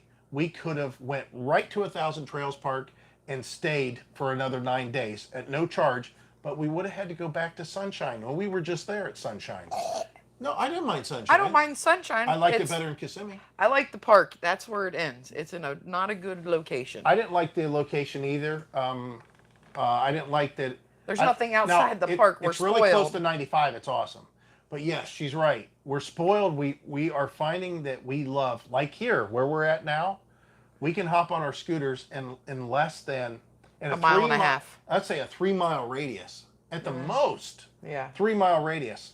There are so many places to eat and shop. I mean, there's lots. Yeah. And it's all on a scooter on a sidewalk. We don't have to walk anywhere. We don't have to drive our truck anywhere. So we're getting spoiled when it comes to that. And we like that a lot. We like having that amenity of just hooking up. I'm sorry, not having to jump in our truck. There's a thing riding out there. Motorcycle. Not having to hop in our truck and actually go anywhere if we didn't need to. So yeah, I think, did we answer the question about the e-bikes? Yeah. Okay. Yeah, the scooter for me, we like the little scooters we have now because they're little tanks. We just, like today, I opened the thing, pulled them out, unzipped them from the bag, put the handles up, put the bags back, closed it. We hopped on them. We rode the whole park. We came back. The rain was on and off. We put the handles back, slid them back in the pass-through, and that's it.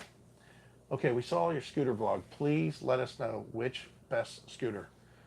The scooter that I had, see, it's a preference. It's the type of riding.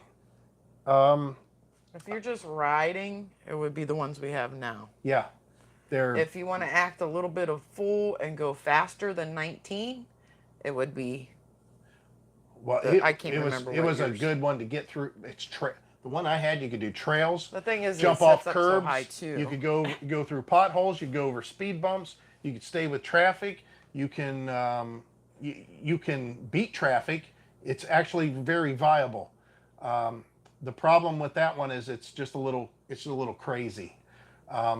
The one that we have now doesn't have full suspension, so it's Best a sidewalk value for rider. hard surfaces. But yes, definitely best value for the hard, and it can handle a little, but very little. The only suspension on the scooters we have is the tires themselves, and they're not very big. I mean, they're only like this.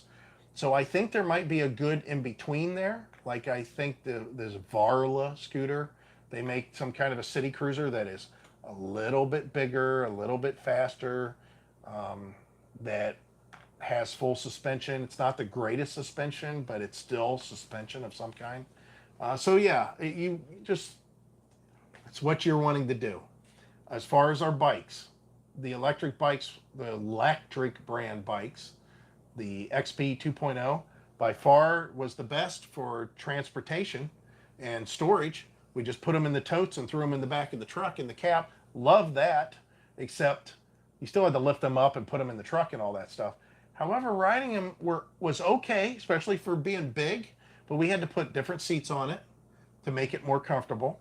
And as far as you have to have your hands on the handlebars. yeah, there's no rubbing your face and that you like that because the geometry of like the post, it just so didn't have that good screwed of a rake or something. We were on sidewalks mainly. I would do the electric bikes. That was not my favorite bike. She liked it because it was small and maneuverable. Right. And get the step through. We both had step throughs, and the reason that, and if you're thinking about getting two, make sure you get this two of the same. And I mean, like in our case, I don't know what your situation is. If it's you and your wife, you and your girlfriend, your boyfriend, whatever. But if you plan on both of you riding and you're getting two of them, get the same. That way your batteries interchange. Just in case, you never know. Like it, and the He reason I uses say more that, battery. when we were in Butler. Butler, Ohio, we rode those trails, which you guys watched the video where we run out of juice on those rad power bikes. Even though hers was a step through with a hub motor in the back, a direct drive. I had a geared hub motor in the back. She had a direct drive motor, and I was on a that fat tire bike. They had the same batteries. She was lighter, her bike was more efficient, and she had a tendency to pedal. I'm fatter, I'm on this big heavy bike, and I'm a big wind sail, and I don't want to pedal. So my battery was wearing out a lot faster than hers battery. So when we got to a certain point, I switched batteries with her because they interchanged, and we got a lot further, the two of us. I got a lot further, the two of us, than we would if we would have not switched batteries. Nonetheless, And we both had to pedal back. but we both had to pedal back The same distance. the same distance. We Jerk. both ran out of we got it timed perfect. Uphill. Yeah, it's rough. And those bikes weren't comfortable to necessarily pedal. They're just not made for that necessarily. But We yeah. should have called Uber. Yeah, but what we I know. put the bikes Out in the on middle his of roof? nowhere. Yeah. Yeah. I'd say the electric bikes. Yep. But we went 27 miles that day. Yes. That was the disappointing part of the rad bikes. Batteries. Yeah, they talk about how much range these bikes and scooters have in that. Well, the scooters, they can't really lie about it other than I like the scooter reviews that you see on YouTube because there's a lot of guys that do minimum range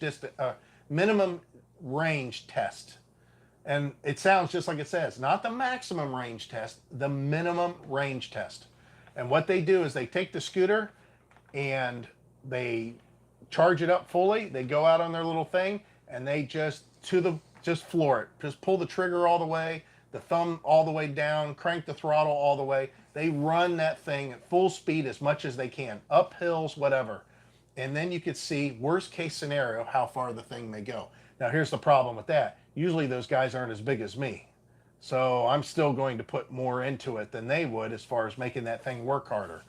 But nonetheless, they give you a more realistic view on that. With the bikes, you got some people are pedaling. How hard are they pedaling? What gear are they in? Are they pedaling, are they Lance Armstrong? Or are they Fat Man Mike that likes to pedal occasionally just to make my legs go around to see if they still work? Okay, enough with they already asked another question. Fun question time. You only have one choice of fast food. What do you get? For fast food, that's not an easy answer. It depends on the situation. Quick, fast, need it now, just want something to eat, get in our belly, get it over with, it'd be McDonald's. We just go to McDonald's and order something. If it's something that we want to enjoy. Of course, we like fast food. You wouldn't be able to tell that, huh? Yeah. Right. If it's something we would like to enjoy a little bit more, I think nationwide, all restaurants included, probably Wendy's. It's kind of like if we want to enjoy fast food a little bit more.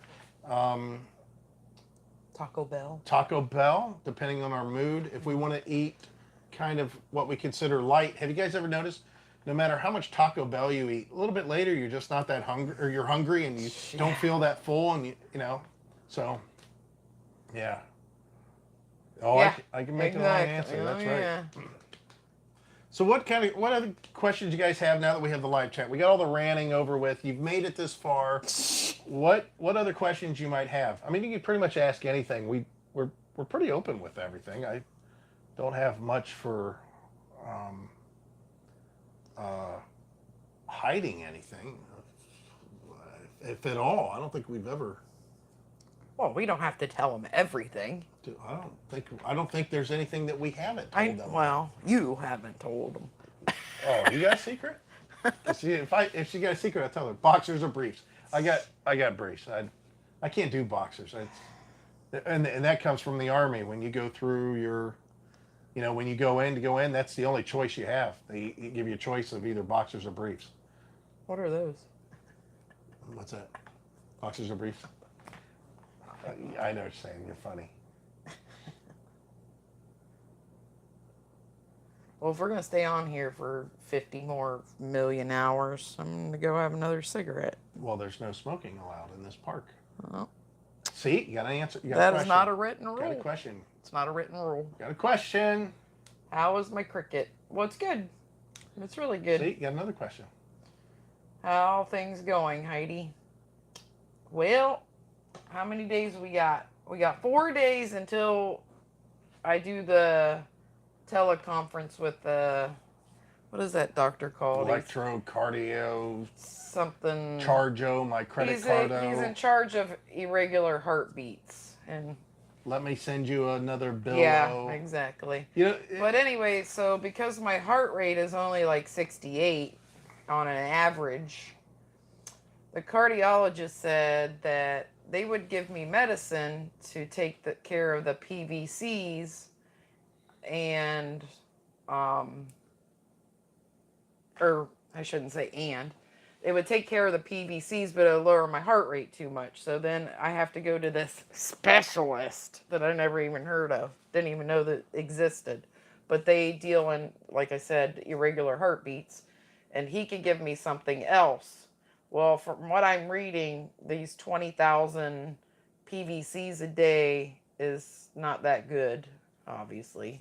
So I don't know what's going to happen. I don't know. I'm hoping for medicine, but I don't know if the lady that set up the appointment said that what will happen is on this phone call, he will tell you if you're going to have a procedure or not. Well, that sounds really impersonal to me, but like they're going to talk to me on the phone and set up a procedure seems kind of odd. But I guess how medical works nowadays. So to answer me this, because I don't understand this myself. If you take your car to a mechanic and the mechanic says, yeah, you need to see a transmission, you got to take it to a transmission shop because you got a problem with your transmission. That's what happened to Heidi. She got hold of a doctor. The doctor said, yeah, you need to go see a cardiologist. So then you go to the transmission shop and the transmission shop says, you know what? After we got all these tests and everything that I did on your transmission, the transmission, you're going to have to take it to the expert transmission shop because they need to look at it even more. So I'm kind of very confused about the first transmission shop. That's what happened with her. She went to the doctor, said go to the cardiologist. Went to cardiologist, had all this stuff done, monitor, all that crap.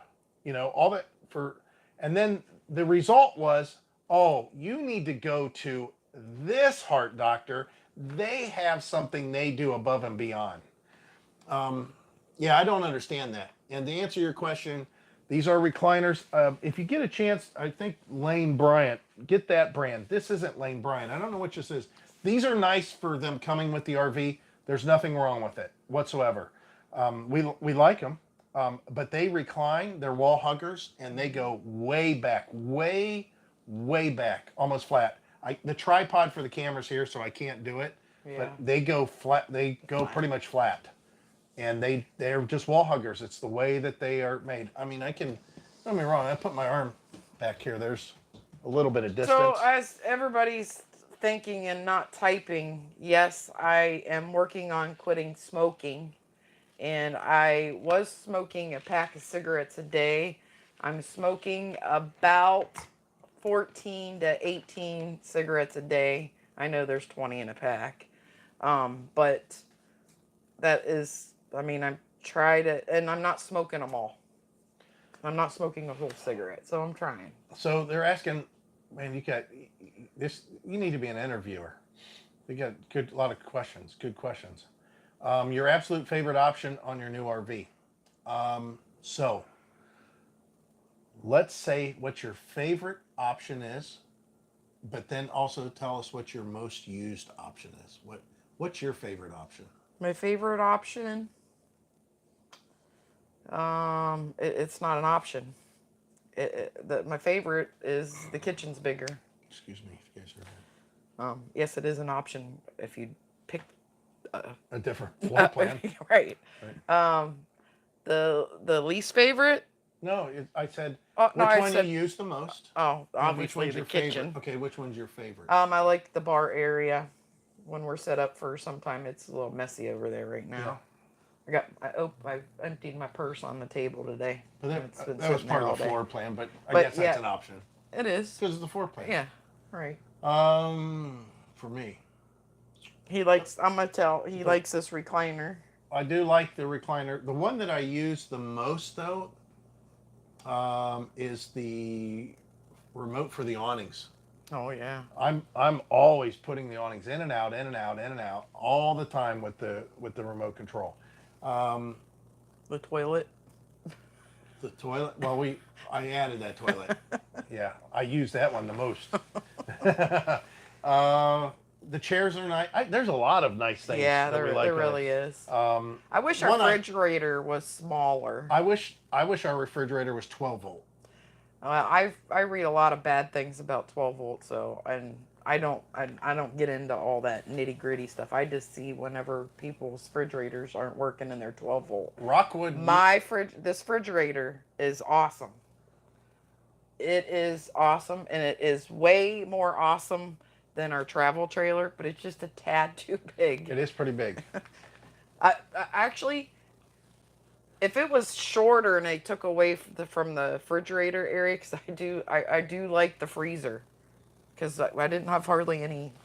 We have yet to fill that. Yeah. Thing. And there's stuff in there that. But. There's a lot of. I just rather it was 12 volt because it could be smaller inside, but deeper then. But it's nice. It still is nice. Yeah, it is I'm not very nice. disappointed in it at all. We haven't done anything with it. We need to defrost it. It's starting to get a little chunky in there, but. And Rockwood's real good about using full width doors. Even on a double door RV, it's front and rear are the same size. A lot of the RV manufacturers were years ago when we first bought our travel trailer. They would use a skinny door on one of them doors and a big door on the other, which I don't know what this is, 30-inch, full 32-inch, 32, I don't know. yeah. But I think that refrigerator can go out that front door sideways without taking a slide out. Because I know that's something you get into these bigger refrigerators, you can't get them out the door when they break. We have the Rockwood Mini Light 12 volt refrigerator in ours, and we love it. Works awesome. well. Yeah, we have a E-Pro Flagstaff right next to us, which you'll see that in the video. The guy stopped. Yeah, which I talked about in the video. I've already shot some footage, obviously, of us getting here. And the guy, he goes, "Hey, you guys just getting in here?" And he says, I was over in Orlando. He says, "I'm going to Tampa." And he goes, "I was in Orlando and I forgot my wallet." So he had to drive all the way back here to get his wallet. And he said, "I'll see you in a few days if you guys are going to be here." And then a little bit further down, first time ever, we are in a park that has a signature Rockwood fifth wheel. It's a signature. It's probably 4 down. Yep. There's a few Rockwoods in here, which I'm kind of surprised. Well, there was a few Rockwoods at the last place. Yeah. There was a Rue, and then the 2912 was next to us. Not too much from us. Yeah, if you guys, like I said, there's a lot of times that we. I trained for my first customer service job back when I was 20.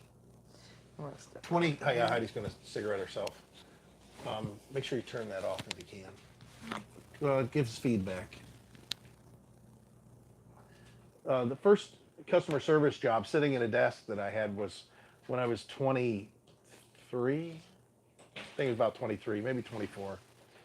And I remember during training,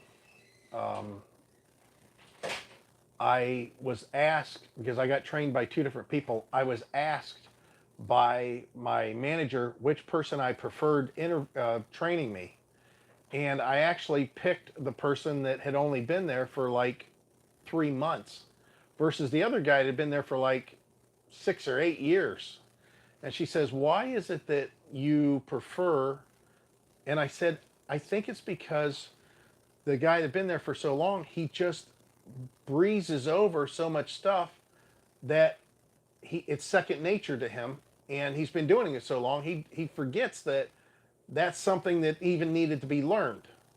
I said, this person is, it's so fresh in their mind, they're still learning it, that they can, they're explaining it into an up-to-date situation. So whenever we ask you guys for questions, it's because there's a lot of stuff that might be really what you think is stupid that we've done for so long. We just think of it as second nature, and just totally forgot, totally forgot about it. What it was like to start off. Like somebody had asked us about one of our sewer hoses the other day, and I'm like, oh man, I forgot. That there was even be a concern or even a thought, because obviously we've done it this way for so long. I don't even remember what it was. It was something to do with the connection, or maybe it was how we flush the tanks or something like that.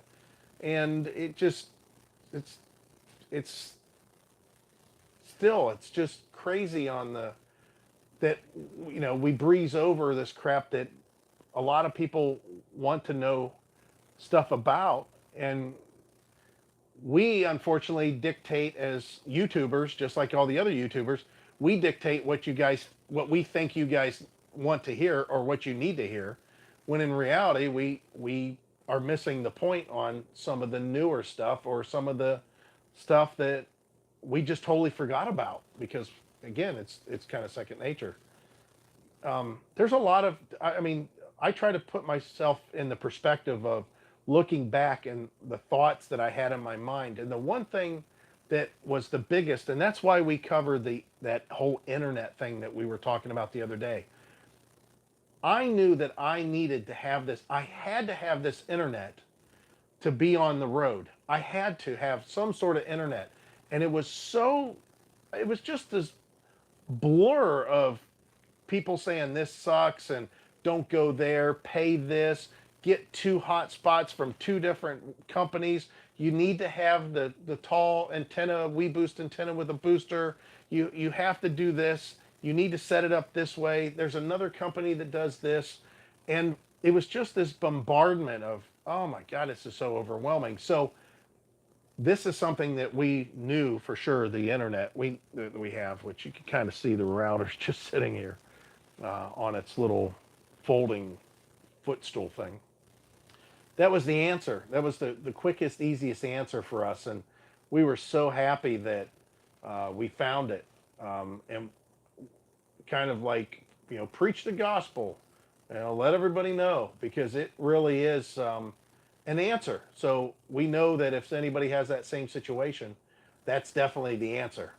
I think that mine was paused. Forget it. I was outside for a bit. Oh, I think that you guys may have more of a handle on stuff you need to hear from us, obviously, than we do. So that's why a lot of times we say, please ask the questions, no matter how minor, weird they are. I mean, just think about what you're doing. Here's the question I have for everybody here. I don't think we have a lot watching. Our live chats have gotten really bad because of our non-entertainment value. We're just not entertaining. We're just kind of discussing. So we have 60 people, which thank you, everybody that stayed. I know normally some of our live chats, we'd hover around 180, 200 people. It is Saturday night though. You should do a video on hitching and unhitching a fifth wheel. We've had our fifth wheel for 2 years. Oh, I could. I think that I'm still doing it okay. I don't think I'm an expert at it, but it gets the job done. But here's the question that I have for you guys. Saw the motorbike from earlier. Let me think how I wanted to say it. How many of you guys have no intentions of hitting the road full time? It says 59 watching. Just everybody type in real quick. How many of you plan on, let me put it in the category. First of all, we'll ask, how many of you plan on going full time in an RV? because this is the kind of feedback we don't get from our viewers. And we thought about doing polls and surveys on our site. We still may, but I'm just curious, how many guys are, this is something that's going to be happening in the future? How many of you are full-timers? We have a Rockwood Mini Light. The countertop broke over winter in storage. The lot was pretty level. We were wondering if you know if Rockwood is stand behind the 1-year warranty. Oh yeah, Rockwood's very good about their warranties. You call them immediately. Absolutely, just give them a call. Let them know. Say you've got to, you this is the problem that you have. Just let them know. I mean, it's more than evident if something happened that is a manufacturer flaw. They need to, and they will. They're good people. We have great. That's the only reason we're doing everything that we do with Rockwood.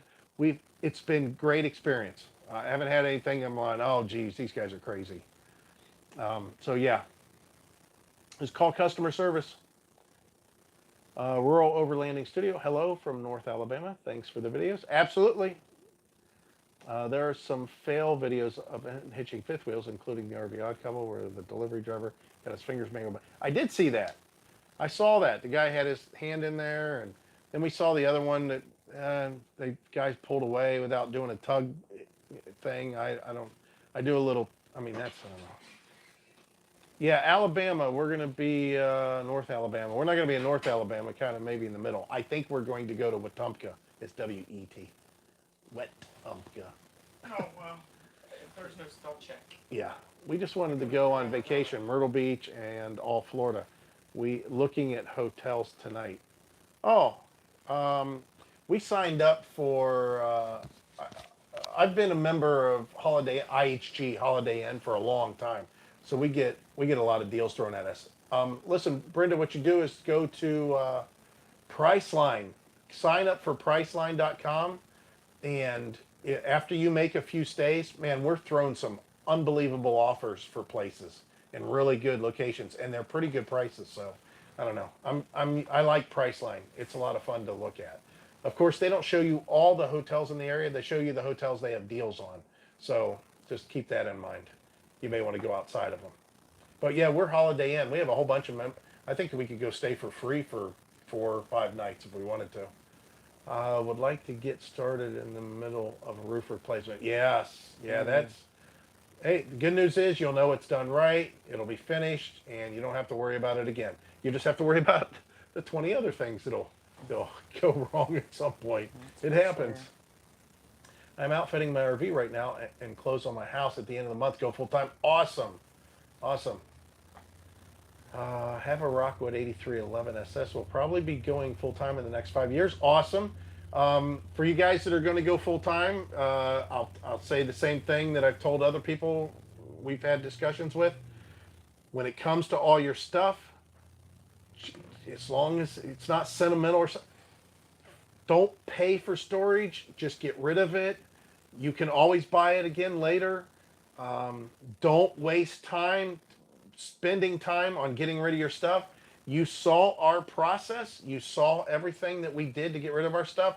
If we had to do it over again, and it was the day one, the very first day, we would have taken and sold a few of our big ticket items that we knew we could sell, like our car, our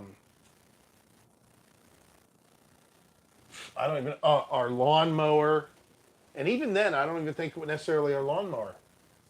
And instead, we would have called in an auctioneer for an estate sale and had them do all of it, because when it comes right down to it, your time is worth money. The amount of time that I spent trying to organize, downsize, yard sale, mark down, cover canopies, people coming in and out, moving, taking stuff to Goodwill, taking stuff to the concern for donation, whatever, all that crap. If I had to do it over again, I would say my time is worth money.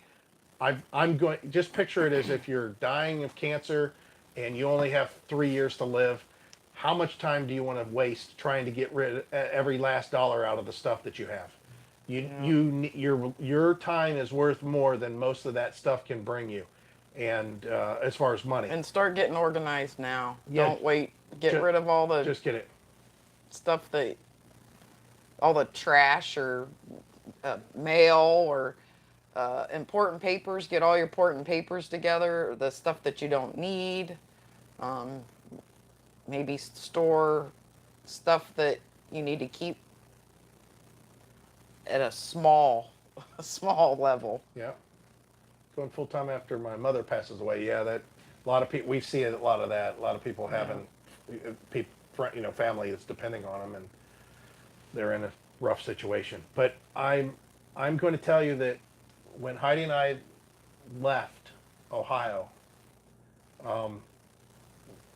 we were in pretty good shape as far as physical shape, and even in the short amount of time, it's so funny how look at what we're dealing with. I had to go through all my appointments and crap, and I still got stuff going on. I don't even know what it is. And now Heidi's got stuff going on, and it's keeping us stuck. And we're not even old. At least in our eyes, we're not even old. Yeah. And we could have gone. Well, we probably could have gone full time a year before we did, if we pushed it. But Yeah. again, knowing what we know now it's a whole different situation and I'm going to tell you that you need to there's got to be a level of urgency to get it done. And you're going to find that it's an adjustment, and we don't miss any of our stuff. Matter of fact, we actually waste time trying to remember if we kept something or got rid of something. It would have been much better off if we just got rid of everything except for some essentials like tools. But even then, there are certain tools. It's like, man, I thought I had that one wrench and I didn't. I must have gotten rid of it. But nonetheless, we have a lot of that with supplies and stuff. It's like, don't we have those? I thought we had these washers, the big body washers. Didn't we still? I thought we had those. Did we get rid of those? I mean, that kind of stuff. So Unless you're not mechanically inclined, you don't need all that stuff well, that you're okay, mentioning. so now let's say they're crafters. Right. So now no, are they I'm gonna- just saying that Well, I'm just saying that that's you my don't. example. Right. But their example could be something else. So Right. take that for heart, that maybe you're like, oh, did I bring that mixing bowl? I don't remember if I brought that bowl or if I brought those plates. Why don't I have did I get that pan? Where's that little saucepan? Did I sell that? It'd be better off just to get rid of everything and then purchase what you need. I mean, the thing is I know a lot of you are probably looking at us and saying a couple of things. First of all, who's got the kind of money they can sell everything and buy stuff back? Listen, if you sell everything, you're going to have enough money that you're going to be able to buy your essentials back, just what you need back. I'm not saying throw out something that you know for, like these. We've had these for years. We've had these things for, ever. We're going to throw those away and say, man, I need to find some of those insulated tumblers that we love so much that we've been using for years. Simple stuff like that. And we made some mistakes. We got rid of our shredder that we bought specific for the RV. Guess what we went out and bought? Our shredder. So you hear what I said? We had a shredder at home. We got rid of it. We bought a shredder for the RV. We downsized and got rid of it. And then when we got in this RV, we bought a shredder because we used the shredder for a lot. Our printer. We had a printer at home. We got rid of it. We hated not having a printer. We got a printer again. No big deal. It happens. But to free yourself up of the stuff. It's very freeing. It's Like whenever we add stuff and get stuff and then we don't really have room for it, it's almost like being back in a sticks and bricks again. Because it actually gets a little claustrophobic having too much stuff. you should. If we ever went back to a house, Oh God. I mean, if you look around here, and I don't have stuff plastered all over the walls. I have very little. I'm not really into that. But it's just real freeing when you don't need stuff. Some of that stuff at home. You probably never even touched it in the last however many years. But if it's something you're actually going to use on the road, you might, if you got room for it, you might want to keep, like, I did have a mixer. Right. I had a nice KitchenAid. I didn't want to get rid of it, but I didn't have no room for it. So I bought a folding little mixer that fits in a drawer. Yeah. Yeah. Yeah. Yes, 100% freeing yourself. It is. It's the best. You do become a slave to stuff. You do. I don't. If somebody would have told me this 10 years ago, I would have told. Actually, it's funny because somebody did. Again, back in our day, something Heidi and I used to do all the time was go to yard sales. We went to yard sales, auctions, and flea markets all the time. It was entertaining for us, and we always pick up something for the most part. Something. We went to a community sale in Sebring, Ohio, and there was a couple that was selling. They said, just walk through the house. Everything is for sale in there. Everything. And that guy said, yeah, we're going to just buy an RV and we're going to live on the road full time. And I'm like, my brain didn't even work. My brain did not work. It didn't understand the concept. I was in such a different frame of mind. I just didn't understand it. It's just weird. It's just really, really weird. So now, fast forward, and I came to the realization at some point of, wait a minute, we could actually be on the road full time. We don't have to do this anymore. It was like I see the light. Now, with that said, that's not for everybody. There's people that'll get out here and go, oh my God, I can't handle it. I need my garden. I need my big kitchen. I need all my rooms for my family to come over for Thanksgiving. I need, whatever. Guys saying, I need all my tools. I need my workshop. That's fine. That's fine. Hello from Arizona. Howdy, Arizona. Going through stuff in the house. Wonder why I kept it. Yeah. So it's hard for us to convey that message without sounding like you guys need to drink the Kool-Aid. It's the best thing ever. It's not the best thing ever. It's just definitely different, and we enjoy it a lot. So if you guys are thinking about it, if you've come to the conclusion you want to do it, don't wait. Don't spend any more time doing anything else but working towards doing what you want to do. I've said it in the past. I don't know how many videos. You guys could probably even finish my sentence for me. But two things that I remember being told to me that really stuck with me as far as, well, I'll say three things that are motivational. One of them was my brother-in-law and my sister were struggling just as much as we were when we were young. When her and I first started dating, there was times we had a lot. Actually, at that point in time, I think we had a lot of money between us. We were doing quite well, I should say. But my sister and her husband, they were doing okay. But they said, hey, you're going to be an uncle. They told me, my sister told me, you're going to be, my brother-in-law actually told me, you're going to be an uncle. I said, you're having a kid? And they go, yeah. And I said, how in the world are you going to afford that? And he said something that was pretty prolific. And that was, nobody can really afford to have kids if you sit down and plan it. You just have them and you make it work. You do what you need to do to make it work. It was a different way of thinking. I plan everything out to the fullest at that point in time, and I never put, just to the wind of, well, I want to have a kid, let's go ahead and do it and see what happens, because I think that was a serious decision. But there's some truth to that. And the second thing that I heard that kind of followed that same lines was, they asked, again, I don't remember the Formula One racer that was being interviewed, but he had this winning streak that was going on, and he just had a tendency to be able to win and come from behind and do things and pull away and do all this stuff.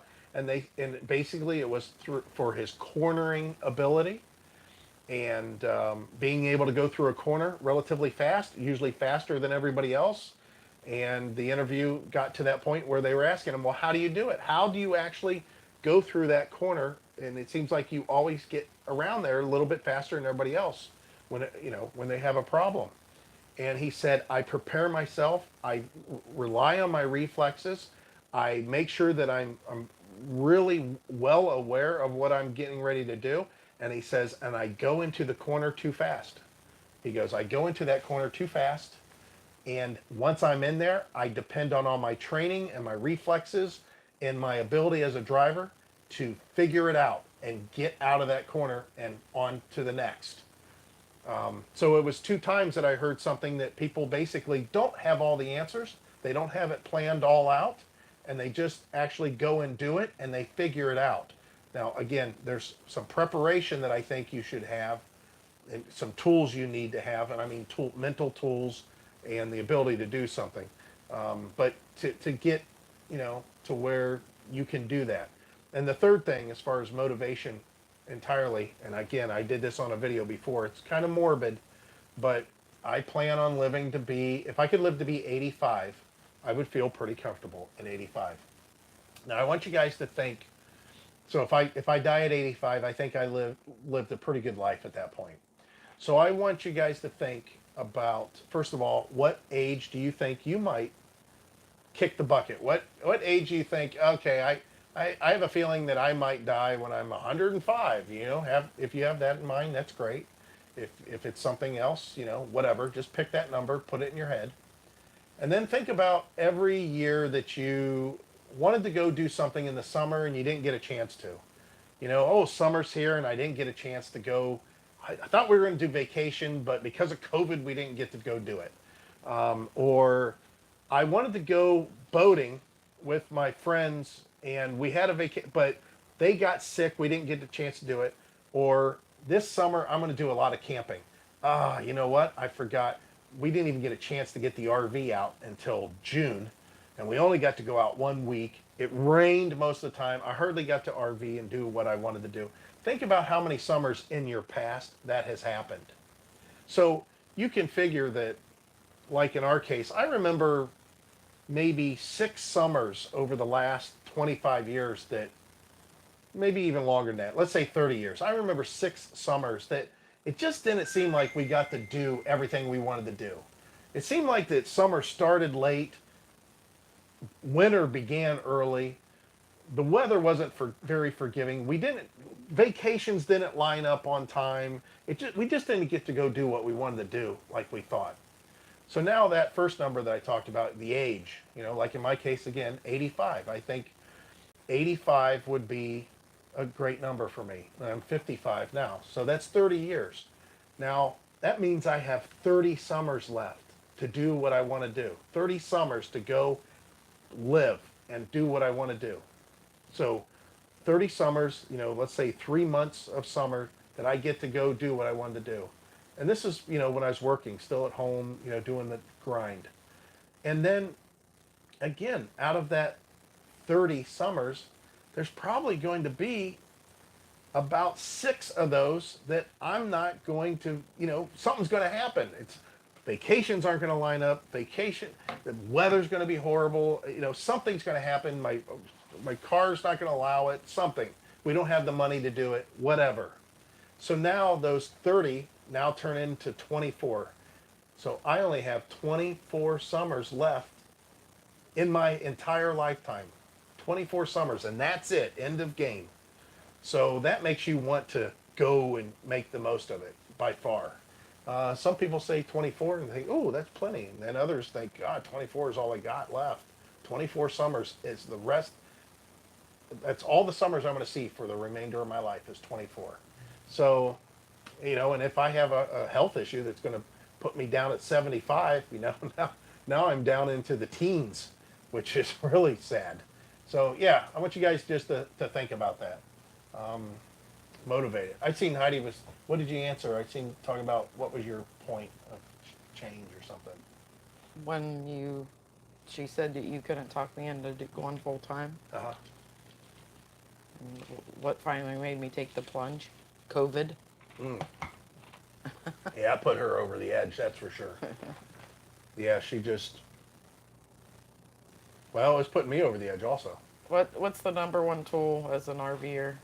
Number one tool to use? Well, our truck. I mean, I don't know. Yeah, that is. Yeah, that's definitely number one by far. I mean, you can get away with a lot of other stuff, but you gotta, for us, you gotta have You gotta have a vehicle to get you. What you doing? the Oh, everything went away. yeah, you have to have a good vehicle to get you where you want to go. Yeah, for me, if I would think about anything, your number one tool for your RVing is an RV, and in this case, if you have to have a truck to pull it, of course, the truck and the RV, you got to have something that works. So I think if you got to spend some extra time doing anything, make whatever you have prepared for on the road and look at stuff you probably don't even think you need to look at. And the reason being is once you're on the road, it's your house.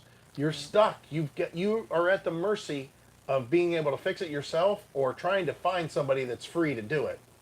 So now you either got to have a lot of money to do it quickly by getting a mobile mechanic that can come out, or you're going to have to put your RV in dealer jail or repair jail, and Yeah. hopefully they let you live in it. And now you're living in a parking lot somewhere, and I don't even know if they'd let you though. So. I say out of all the stuff that we had to do, preparing our truck and our trailer to be kind of bulletproof was the way to go. Now, in our case, we did do that with our old 460 truck and our Terry camper. We did have that set up to where both of those were very bulletproof. The truck, of course, was on the high end of some miles. I think it was 190,000, yeah, 190 some thousand.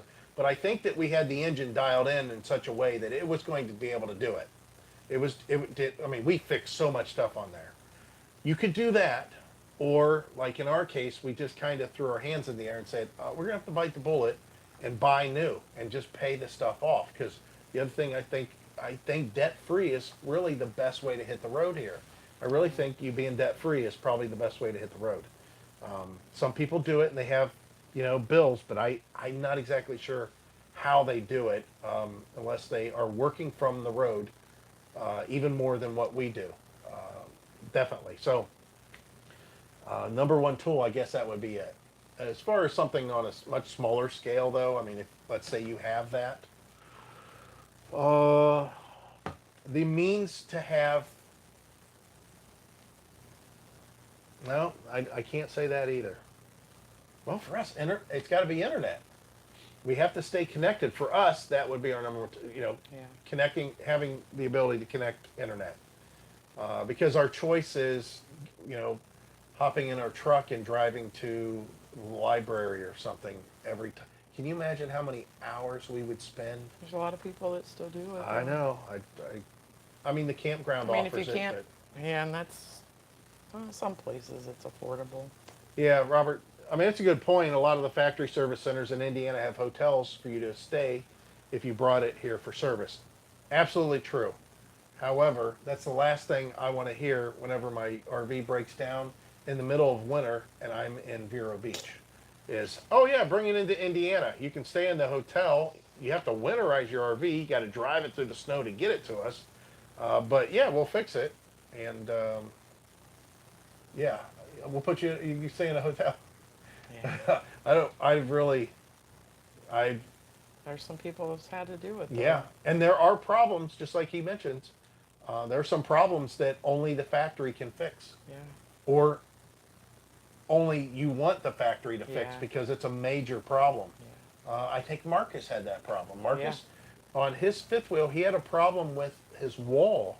Yeah. It actually, when they laminated it, the Yeah. bow stuck out. Oh, that reminds me. Somebody, was it you, Robert? I think he had asked something about hanging stuff up on the walls. Yeah. I'm pretty sure. We have no problem hanging stuff up on the walls in here. Command hooks. You Yeah. can command hook everything you want Yeah. on the walls. That's what we do. Yeah, there's so much. We have so much stuff that's hanging Museum up in putty. here, and museum putty for stuff on the That's, shelves. I think that's what's the picture frame. I think Yeah. it might be the 3M command hook. So yeah, there's What's your definitely a way to do favorite brand of RV? Of course, it's Rockwood. it. Yeah. Not to put us on the spot. You guys. I mean, you've been watching us for a while. We did all that RV shopping. I think that we had probably 4 or 5 videos that were an hour to 2 hours long of us just doing RV shopping. We went to a lot of RV shows, and the 3 RV brands that we liked for different reasons was Rockwood, um, Grand Design, and it's actually 4. Jayco, could be Winnebago, but they're too expensive. Uh, at least they were at the time. I think all that's gone through the window. So, oh, and Lance. Oh, and then Outdoor RV. Those were the 7 that we were, I'm sorry, the 6 that we were really looking at doing. So why Rockwood? Top 3 reasons.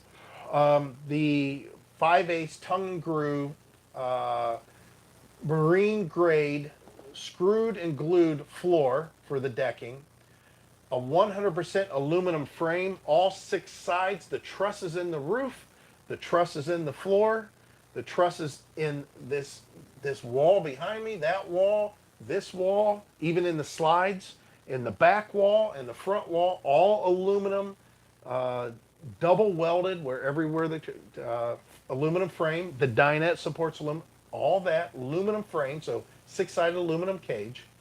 And the third reason I'd have to say for sure is the floor plan for how big the vehicle, how big the trailer was, because we could not find another 30-foot RV, a true 30-foot. Matter of fact, that 2604 was 29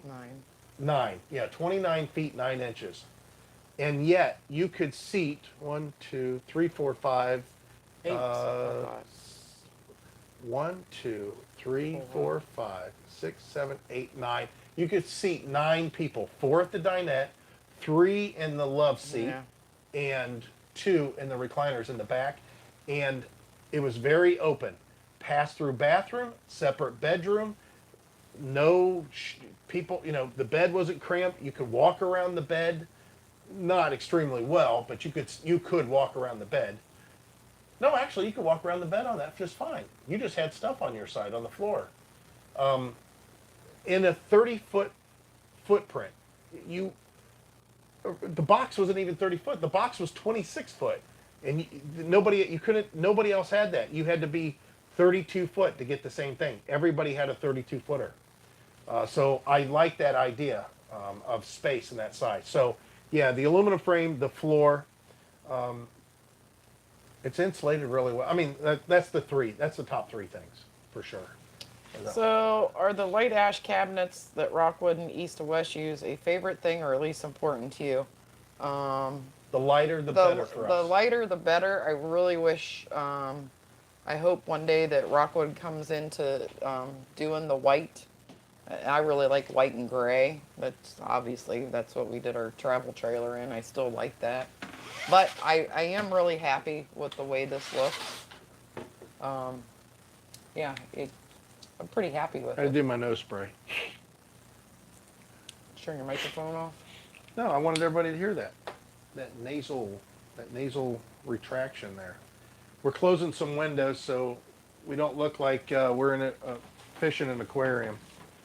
That's what I'm doing. Do I get to get dinner soon? Since I got up. I'm getting a little hungry. Oh yeah, I think I can throw you some Tic Tacs. I think we got some Tic Tacs. You don't have any Tic Tacs. Yeah, well, that's a meal. Some sweet tarts and some Tic Tacs. That's a great combination. Yeah, the. Better close the sniper window. Yeah, we call it the sniper window because Heidi sits there, and I told her, I said, if there's a sniper, they can just sit there and take aim and get you. Half of the renovated units get the cabinets painted too. Yeah, we did that, and of course, light. Listen, I'm all for whatever color scheme somebody wants to paint stuff, but when you're in these things all the time, white, light, bright, it makes you feel better being in them. Yeah. It really does. And here's something else. Take this very seriously. We didn't experience this at all on any level. But being in this thing all sealed off, nice and tight, like a drum during, all this summer when it's hot and you got the air conditioner running, pay attention if your unit has off-gassing problems. Yeah. Because we walked into some Cougar. It was Cougar half-ton towable units whenever they first came out with that RV that said half-ton towable. I couldn't even walk in them. It was so strong. And the guy's like, oh, they all smell this way when you first get them done. We were at Rockwood. We walked in units that had just got built. I mean, just got built or in the middle of being built. They didn't stink that way. They didn't smell like that at all. Yeah. So I don't know what was going on back then. This was a few years back. Yeah. But man, be concerned about off-gassing because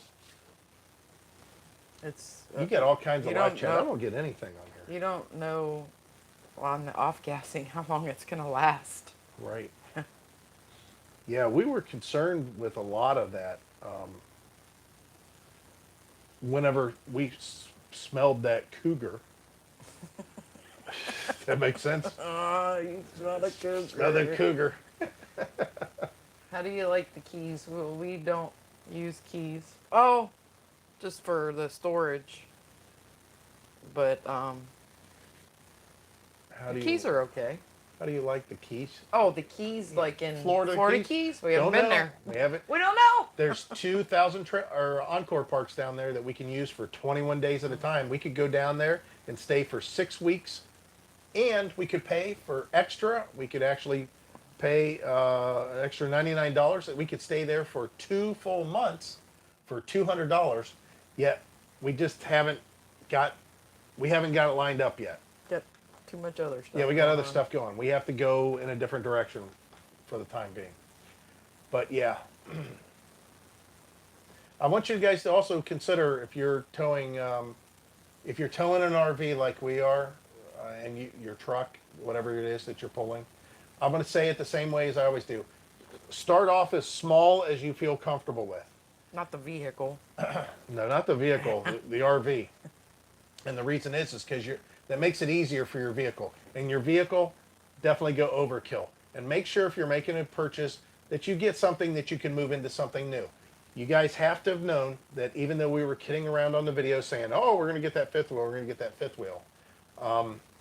That's one of the reasons we got an F350 is just in case we wanted to get a fifth wheel.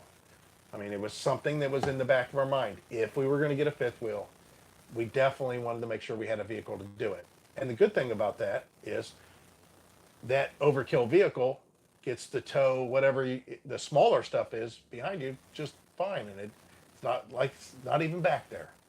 I love when people say that. Of course we knew it was back there, but still, definitely try to start off as small as possible. However, whenever you are on the road, you hit the road, you're doing what we're doing, realize that the whole idea behind some of the places that you go, you're going to want to have, or you're going to have to drive your truck. Like in our case, you got to drive our truck places. So if you got a motorhome, definitely look at a Toad. Get some little small car. The smaller, the better. I'm sure you guys say, oh, but I love my Colorado pickup, or I love my F-150. I don't ever want to get rid of it. I get it. I understand. But if I was you, I'd get something cheap that I could pull behind there that doesn't take up, hardly hurts the motorhome at all to pull it behind you. And when you get to a place, you can park it easily and you can run around and get good gas mileage and all that stuff. You gotta, like I said, kidding around again, we watch some YouTubers and it's like, I don't understand, where's his wife at? Where's she at? They're going to their next park location and I don't even, where did she go? And here she's following behind in their SUV. She's following them everywhere they go in an SUV. He's pulling his truck with pulling the trailer and she's following behind in the SUV. I'm like, this is a stupid, why would they do that? That's just twice the headache and twice the problem and everything else. Now, with that said, when we get into a park and we're here for a little bit, man, I wish I had a smaller vehicle. That's why we rely on those electric bikes and those electric scooters so much. And that's why we rely on locations that are close to a lot of things that we can just hop on our bikes or our scooters and go get it done. without taking that truck out. And I don't know what the deal is in Florida, but this isn't anywhere in Ohio that I've ever seen. And that is the parking spaces are smaller. They actually have a whole bunch of dedicated compact parking spaces, and the roads are smaller. They're actually smaller. It's when we come down US 1 through Melbourne, and the road's doing this past old Melbourne and New Haven and all that, and 192. I can't believe how close the lanes are to each other. And I mean, it's close. It's very close. So think about that whenever you're actually hitting the road. You may want a car, that's for sure. I didn't see the comments. You need to see the new Top Gun Maverick movie, Mike. Since I subscribe to Simply the Best TV, the whole live interview that we did the other day, guess what I've already watched? We already watched Top Gun, and it was very good. They already talked about rumors of another Top Gun, but I think that they did a very good job of that Top Gun. I liked the first one. I wasn't a huge fan. I've only watched the first one a couple of times, maybe. I thought it was good. I liked it, but I definitely liked the sequel there. I thought it was very good. With the higher gas prices, you're having to adjust your travel plans. Not really. Not really. We are staying longer at some places, but we're still traveling. Well, not now we aren't, but we will be traveling. We're going up to, well, we don't know where we're going after this. No, let me rephrase that. We know currently we have reservations at Space Coast RV in Rockledge, Florida. That is roughly 10 miles north of us. Yeah, about maybe 15 miles north of us from where we're currently at. We're trying to stay close to Vero Beach because Heidi's doctor's in Vero Beach. Next week we'll hear what the doctor says, and at that point we'll be able to make a decision if we're going to be staying in this area longer due to more stuff needing to be done, or if we're going to be able to actually take off and go. If we're able to take off and go, I don't know what we'll do after this park, if we'll definitely go to Rockledge or not. And I think probably not. Good mama Brenda. Yeah, but I think that I mean we're in the state of limbo, just like we were whenever I was having all my health stuff go on. We just knew we were going to be in one location for a while. Get those bike strips ordered. Yeah, he said that. Yeah, I see him going out there and throwing spikes out like cops. I just wish they would put up signs that flashed and Slow down. honked. Yeah. They would Yeah. put out a honk. That you know. it's- People would be having heart attacks Yeah. and suing. Oh You yeah. gotta sugarcoat everything for him. Yeah. Yeah. I'm.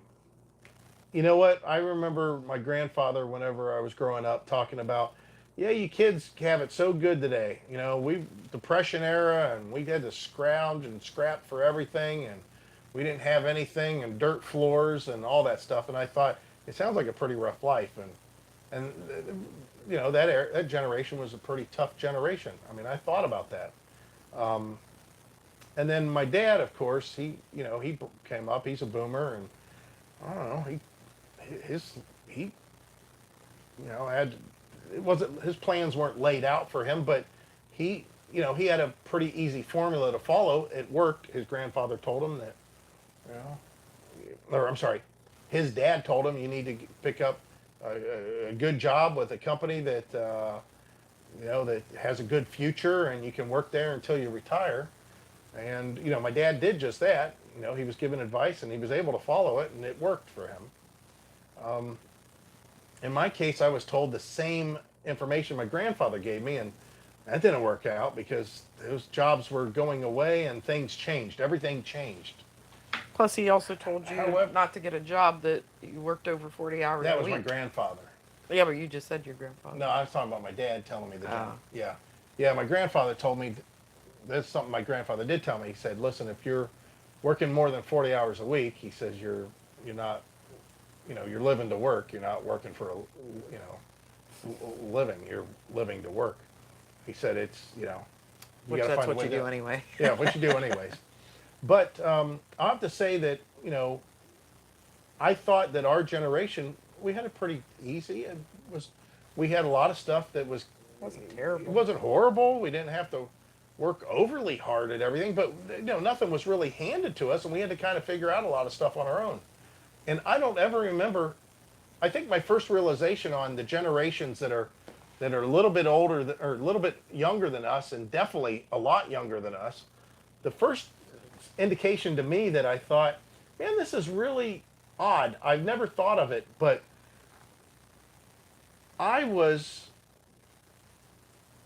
even though you can't tell now, I was pretty athletic when I was younger. I was an athlete. I ran track. I was a 4-year letter in tennis. I played baseball. I was on the all-Army baseball team, even though I was an alternate. I didn't get a lot of seat time. Nonetheless, I was athletic enough to be on the team. I carried my pro bowling tour card from 93, 94, from 94 to about, no, 93 to 90, early 95, somewhere around there. But anyways, I was an athlete of some kind. And I remember that I was good at being able to hurdle stuff. Not jump the hurdles, but like to screw around in our backyard. We had bushes that I was trying to. I could jump over like bushes. I could and land on the other side pretty conveniently. I could climb up halls and buildings and stuff. Like if you had a building with a hallway, I could scurry up that. I could climb stuff really easy. I could climb trees really easy. I was pretty light on my feet. I could jump and slide over the hoods of cars real easy and stuff. Like you see in the movies. We practice that kind of stuff. I could do all that stuff, but it was stupid. It was just game. It was dumb. It was something dumb that we just did. We fooled around and we would do that stuff, whatever, just go out and do that. My first indication that this generation that came after me that was much different than I was they didn't think that it was dumb, and they made it a sport. They just like the whole, whenever I was in school, again, I was a pretty good bowler. I did travel leagues, all that stuff. And I thought, man, I would love to bowl. And, I wish the Olympics had bowling in it. But they're like, oh, Olympics, they won't do that. They don't have anything like that. There won't be any Olympic, bowling teams or anything. That's just not a thing they're going to do. So if you want to be in the Olympics, you'll have to pick a sport. Here's the list of sports. That's what you get. So now fast forward, and all of a sudden you got Shaun White that's really good half pipe snowboard. Guess what? Now we have Game X and we have snowboard half pipe in the Olympics. It's like, oh, here's something, and it gave something for people to watch, so they made it a sport. When I first was introduced to computers when I was very young, I didn't like them because they were, here's a computer, and you can only get out of it what you put into it. There's no interaction except for you and this machine and typing the keyboard. And yes, I could type in here and enter all this stuff for the next hour and a half, and I can push a button and I can make a man look like he's running across the screen out of I's and O's and numbers and stuff. But I thought computers were kind of dumb. So I just got away from that. Of course, the internet came into play and now everything changed. However, video games was the same way. I was really good at video games whenever I was younger. And yeah, they had video tournaments and stuff like that, but they didn't have any sponsors and you couldn't, get good deals or games or, it wasn't that way. It just wasn't that way. So whenever my kids used to play video games, I'm telling them, you guys got to quit playing. You're not getting anywhere. They're not going to get you anywhere. The video games are just something for you to waste your time. It's like a rocking chair. Something for you to do, but it gets you nowhere.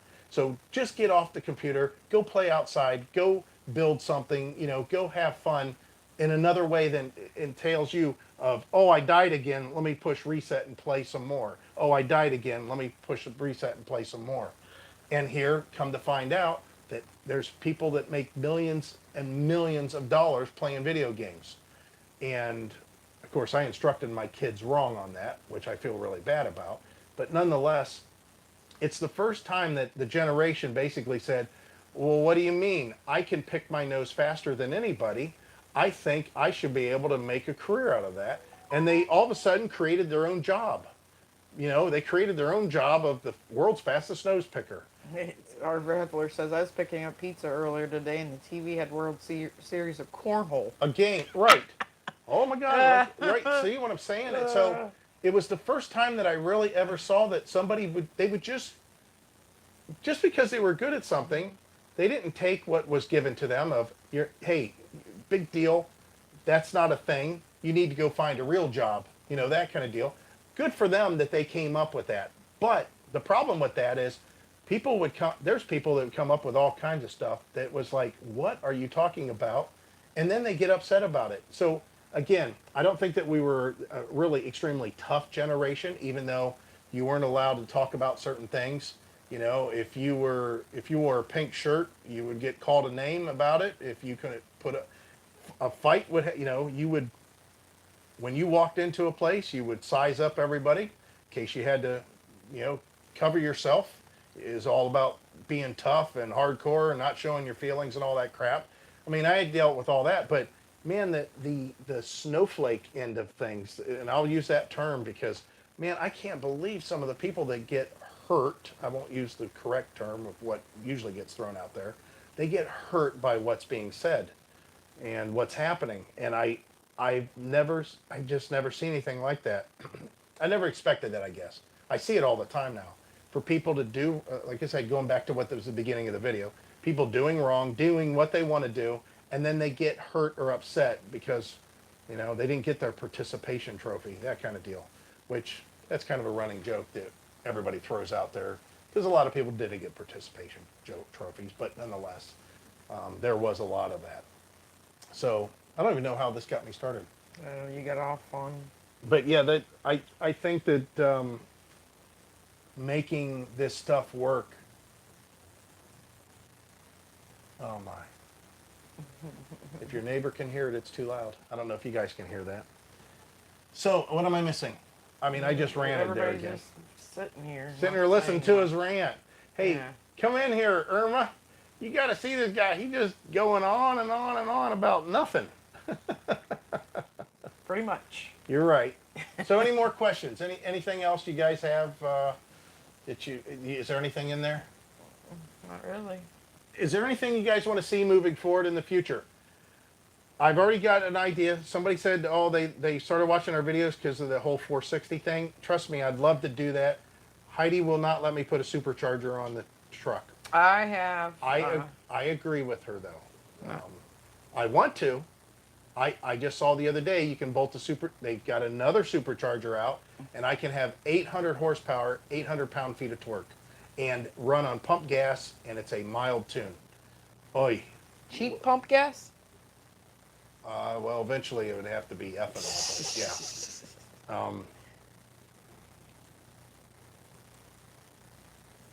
Oh, geez, yeah. Oh, that's a good idea. So, I know that a lot of you guys like to watch our tips or what we're doing and how we're doing it to see how it gets done. So I'll have to remember that because sometimes I'll skip over stuff not realizing what people are looking for. Hitching and unhitching. Hitching and unhitching the fifth wheel. We'll show a little bit more of that. Honestly, I would have rather showed you hitching and unhitching of that Pro Pride hitch because there was more to that, more involved to that. But I thought that was boring. So yeah, this is actually hooking up is really uneventful. Maybe Heidi can hook up just to do it. I mean, it's pretty simple. It's not very difficult at all. What else? Guinness declared the longest, most informative live ever stream ever. Nope, this isn't the longest. Yeah, it's definitely not the longest. We have a 7 or 8 hour one. Yeah. That's funny. Yeah, He just likes to talk. I do. I He gets talk a lot. lonely being here with just me. Oh no, I talk to Heidi all the time, but a lot of times she don't. She just kind of starts tuning me out after a while. It's like, He tunes me out too, so. yeah, we're both tuning each other out. We're tune deaf. Yeah. No, Starting to we fall have off. we have full blown conversations about stuff. Usually, it's her looking at Facebook, finding something crazy, and I'm like, He shares his share of Facebook stuff too. I share a lot of stuff on YouTube. Oh my God, look at this guy! Look at his fail. Yeah. But they're the same videos. Yeah, if I you hate think because about everybody that. shares. Yeah. So we got to watch. Certain Somebody ones. asked what we like to do together. We'll walk the parks. We love going out to restaurants together. We got to get away from that though. Who would have thought that when when we first started dating, we would go cruising. We would go cruising. We enjoyed that a lot. Of course, that era and that time is gone. I don't have a car for that, and I don't really even know the area to go cruising anymore. And the whole reason I went cruising was to get into races, and that's not a good idea, I'm sure. But the other thing we did when we first started dating, and all of our time together for the most part, we enjoyed going out and having dinner together, lunch together, all the time. I mean, I don't know how many times I would meet her at her work for lunch, or she would meet me at work for lunch, or she would pick me up, or I'd pick her up. We'd go to lunch together. I mean, all the time. That was so. Now you see our size, and you can get an idea that we need to find another pastime as far as that's concerned. Which we're learning, and it's slow, but we're learning that we don't have to eat everything on our plate. We don't have to order the biggest meal. Here's something shocking. The waiter comes over and says, "What are you going to have today?" We're just going to have this appetizer. We're going to split it between the two of us. And it's perfectly acceptable. It's perfectly acceptable. It's something that we had to learn. I mean, when we order from restaurants and that, we'll order a meal and split it, which we've never done it. We never thought to do that. We always thought, I need to have this meal, she needs to have her meal, and then we got to eat. We got to clear our plate. We got to clean our plate, and if we don't clear the plate, we got to get a box for it to go. We're learning. Again, it's weird, but yeah. As far as what we like to do together, other than that, we like fishing together. We love going fishing together. We haven't done that since Okeechobee last year. Our tags expired, and I think that has a lot to do with that. Us being in the area that we're at. Are we and what we're spending doing. more per month than what's coming in? No, I don't think that. That was no. I'll tell you when that happened. It wasn't every month. Yeah, it was not every month. That happened when we did Lazy Days, Okeechobee, Ormond Beach last year. Well, one of the reasons we were at Lazy Days was for the Tampa show. Right, which we didn't have. We had to. We didn't have to stay there. Right, we didn't have to, but It made it nice. yeah, which we. Are we on the waiting list there? No. Yes, you. The Lazy No, Days waiting list? no, you called Hershey. Oh, we're on the waiting Yeah, list at Hershey. yeah. But anyways, the- those 3 months we were, Yeah. just to let you know. There are children starving. In Insert country yeah, here, Pakistan yeah. or wherever. Yeah. Wasn't that where Tom Green took his dad? Was it Pakistan? I His think dad so. kept on saying that. Yeah. Anyways, those 3 months we were definitely spending more than we were coming in, especially Ormond Beach, because Ormond Beach that was $90 a night, $100 $100 something dollars a Yeah. night. But we didn't stay our whole stay there either. Right, we left early. Yeah, it was too much. Yeah. Um, But we definitely reeled that in real quick. yeah, yeah. And we don't do a lot of sightseeing. Yep. We're Or if we do, it's simple. Going to a park, going to the beach.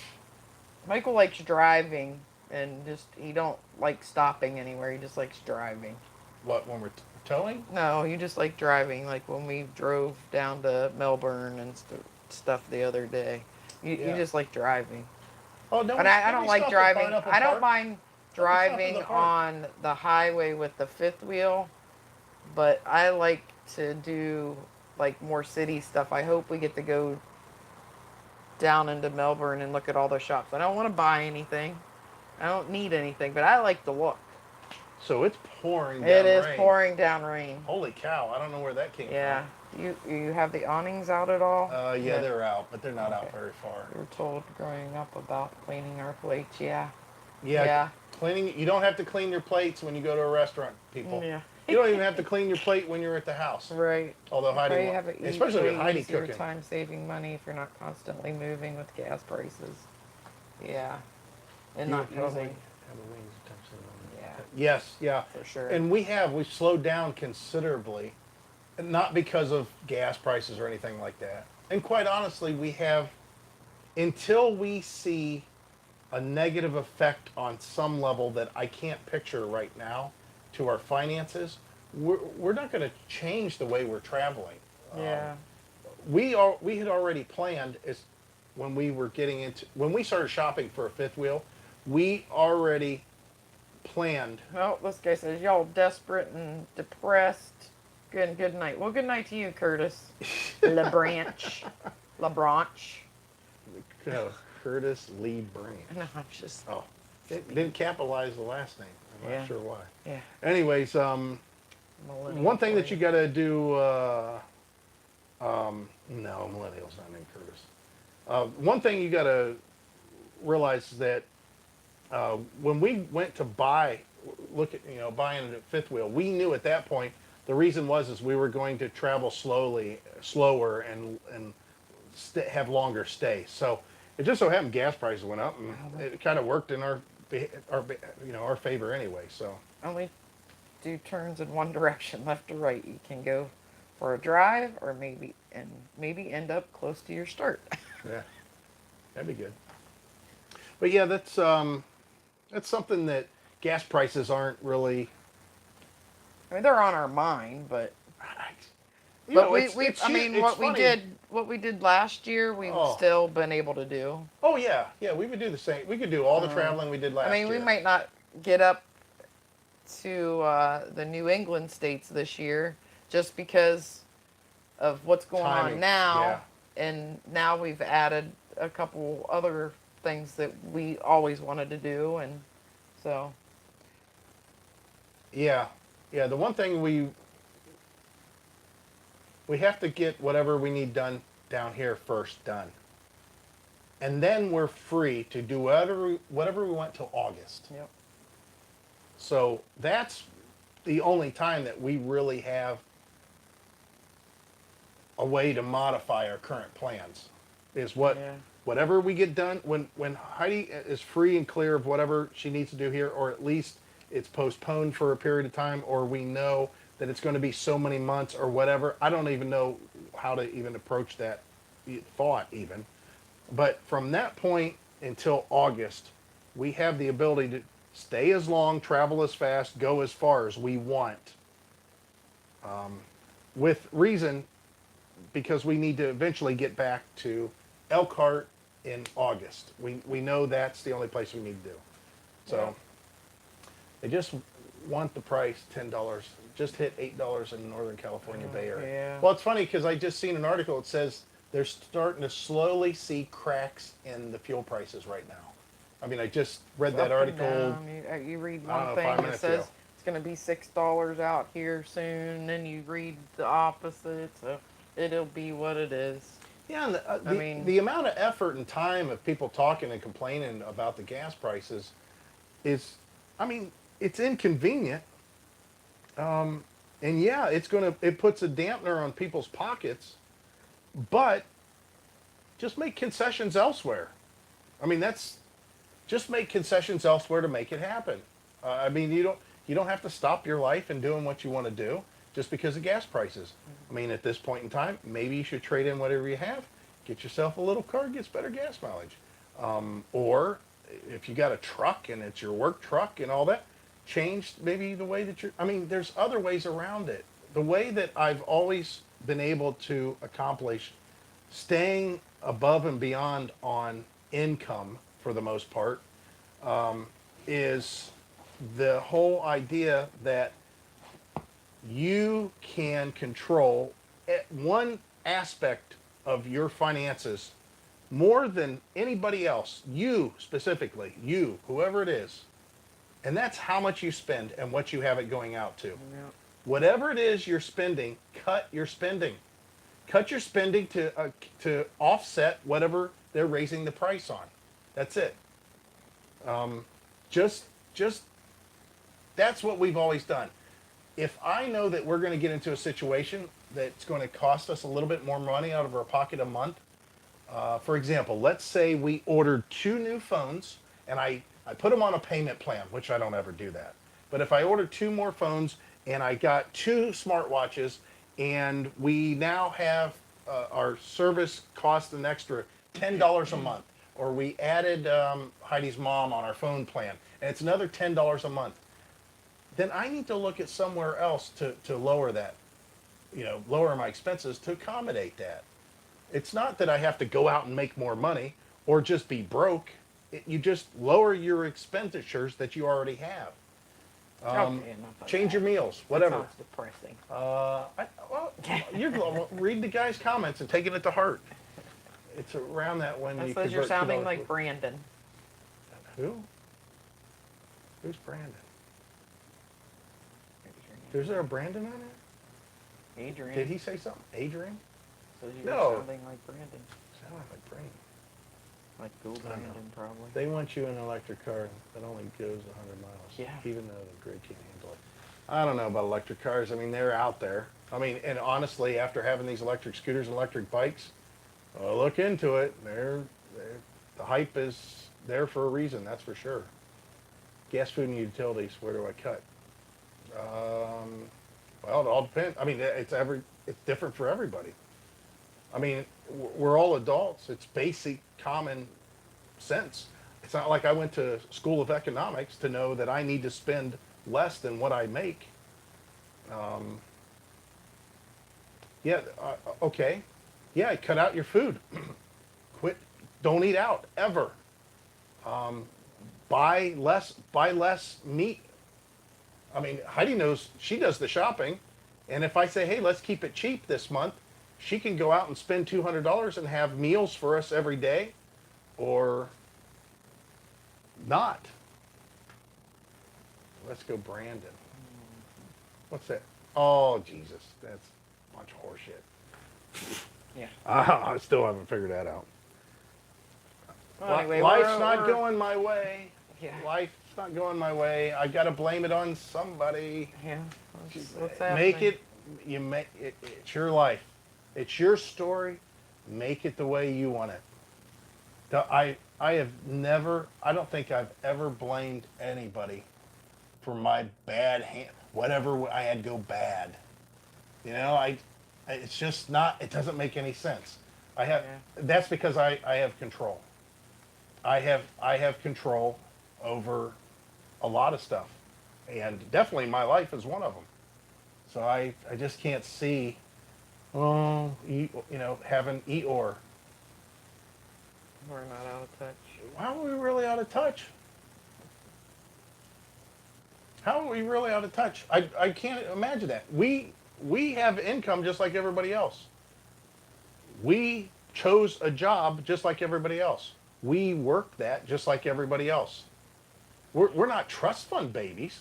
We don't have stuff coming in. We have to work for everything that we have. We made concessions to get where we're at. You think we didn't want to have a house and keep a house and have 2 homes that we could have as a home base? If we can control it, why not our government do it? You think you... We can't live through the government. That question could have been posed last year. That question could have been posed in 1996. That question could have been posed in 1986. That question could have been posed in 1976. That question is the same question that's been going on forever. So at this point, why ask why? You can count on the fact that the government's going to run the country the way they want to run the country, no matter who's sitting in the chair at the time. They're going to do their own thing. It doesn't make a difference. It's not going to change your life. It's not going to change your life. Hey, Scott. I haven't seen Scott in a while. You do what you have to do to make it work for yourself. It's like having somebody else choose your RV for you, have somebody else choose your truck for you, have somebody else tell you what to buy, what to do. You can only take all the information that's given to you and make the decision on your own. And again, there's consequences for what you choose. So choose wisely. There's only one time that I think that I can point at somebody and say, they gave me a bad shake. I was told one thing, I thought one thing, and it was a lesson that I learned right out of high school, and that was my dad had the inside track for me to get a job at a good company at Chrysler. I was going to get hired at Chrysler. All I had to do was take the aptitude test, the dexterity test, and pass with good high quality scores. And guess what I did? I just did that. I passed with great scores. And then I wasn't getting hired. And I wasn't getting a call. And I wasn't getting hired. And my dad started asking, why isn't he getting hired? Why isn't he getting a call? Wasn't his scores good? What happened? And then he got the answer, and I got the answer. And I'm like, I cannot believe that. And that was the privilege of me being a male and being, unfortunately, white at the time. They said I'm not a minority and I'm a man. And they were hiring women minorities. And they were giving higher bonus scores to those people to get them hired on. I mean, that was told to me just flat out. It wasn't like it was secret or something. I was told flat out, you're not getting hired because we are hiring a certain amount of minorities and a certain amount of female workers. We need to get that demographic in our plant. So at that point, I'm like, whatever. I'm done with it. I'm finished with it. Wait a minute, Marcus. Thank you, Marcus. I've been working on that. Been working on my, noticed my cleavage, honey. So, anyways, the whole idea is that at that point on, that was it. I I went and got a job. I'd already been working a job that was doing okay. I went and got a different job that made a little bit more money, and then I went ahead and joined the Army after that. It was a career decision. I thought it would be a good idea. It was. Got out, made it to where it was easier for me to get better jobs, and worked just as hard as anybody else to do what I could, and always did something on the side. Always tried to bring extra money. You just got to do what you have to do. It's a hustle. It's a hustle game. You have to definitely make the decision to not allow somebody else to externally influence your life to the point where you feel hopeless. You just have to do it. It's for everybody staying back. Oh, the gas prices are killing me. I'm going to go broke. If you go broke, it's your fault. I mean, who wants to pay high gas prices? I wish gas was $0.25 a gallon. I remember there was a time that I was at the gas pump waiting for my brother-in-law to get off work because he worked at a gas station, and we were all going to go cruising and go street racing in town. This was back in the 80s at some point. And I remember they had a self-service pump at this gas station. They still had a self-service pump. Now, there was a lot of gas stations that pump your gas, but they didn't charge you any extra. But this place was the first one, it was this Ohio, that actually charged you to pump your gas. For the attendant to come out and pump your gas, they charged you. And I remember it was $1.25 a gallon at that pump to have somebody pump your gas for you. And I remember saying clearly, It'd be a cold day in hell. I'm going to pay $1.25 for a gallon of gas. That is crazy. Because I think at the time it was 86 cents a gallon. I think it was as cheap as 50 some cents a gallon when you could get it on sale. So the whole idea that gas is going up again, it's been going up since I started driving. Your mic out? Could What be. they're saying? Yeah, it's out. But I could have been, doing that from the time I started driving till now. The not living my life though, just because the gas prices are going up, and singing "Woe is me." Somebody's got to quit raising these gas prices, and I don't know if this is coming up or not. What's yours? I don't know. This will take a second or two. There we go. But yeah, so the gas, I mean, the whole idea of gas prices being something that is controlling your life is it's just a crazy concept. From my perspective, it's a crazy concept. And this is coming from somebody that just paid, I had just over 1/8 of a tank. It cost me $150 to get over 3/4 of a tank. And then just a few days after that, I was at 1/4 of a tank, and it cost me $100 to get to 3/4 of a tank. I mean, I'm getting 11 miles to the gallon when we're mixed towing, not towing. I can get up to 17 miles a gallon if I stay on the highway. And when I'm towing, I can get as little as 8 miles to the gallon if I'm really pushing it. So that whole idea behind, oh my God, I can't drive to work in my 30 mile per gallon car because gas is so high. I don't see it. Yes, they still pump the gas in Oregon. Oh, you got it. But yeah, that's full service started disappearing in the 80s, so only older adults are now Two familiar with it states, being common. right? Is it New Jersey? New Jersey also, yeah. and New Oregon. Jersey pumps the gas for you, and Oregon. We had a self-service station that pumped gas for you at no extra charge, all the way up until, when did C&K Oil stop? 90 some. 90 something. Six? Yeah. Somewhere And around then the other gas station that your mom went, Hups. No, not Hups. What's that one called? there. Yeah, I don't remember what it's called, but it There's another one. They They still pumped still- it too. Hey Frank, actually howdy. They most places will still pump gas, but Yeah, they cost different amounts. 32 cents, 32 cents a gallon. Looks like $2.21 just adjusted for inflation. So we're going to spend about $3,000 this Oh, summer. sweet! We appreciate that. Oh yeah, that's awesome. Yeah, really, really awesome.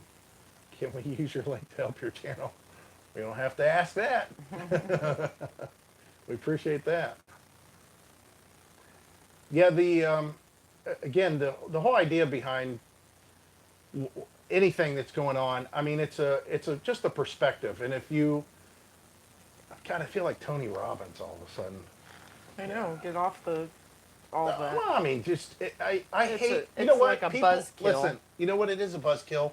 Because I think that people out there are actually suffering for something that they have control over. They're suffering from it. This They're isn't actually, the psychological channel. I understand that, but nonetheless, we're talking about gas prices and traveling, and that is part of this channel. So the whole idea is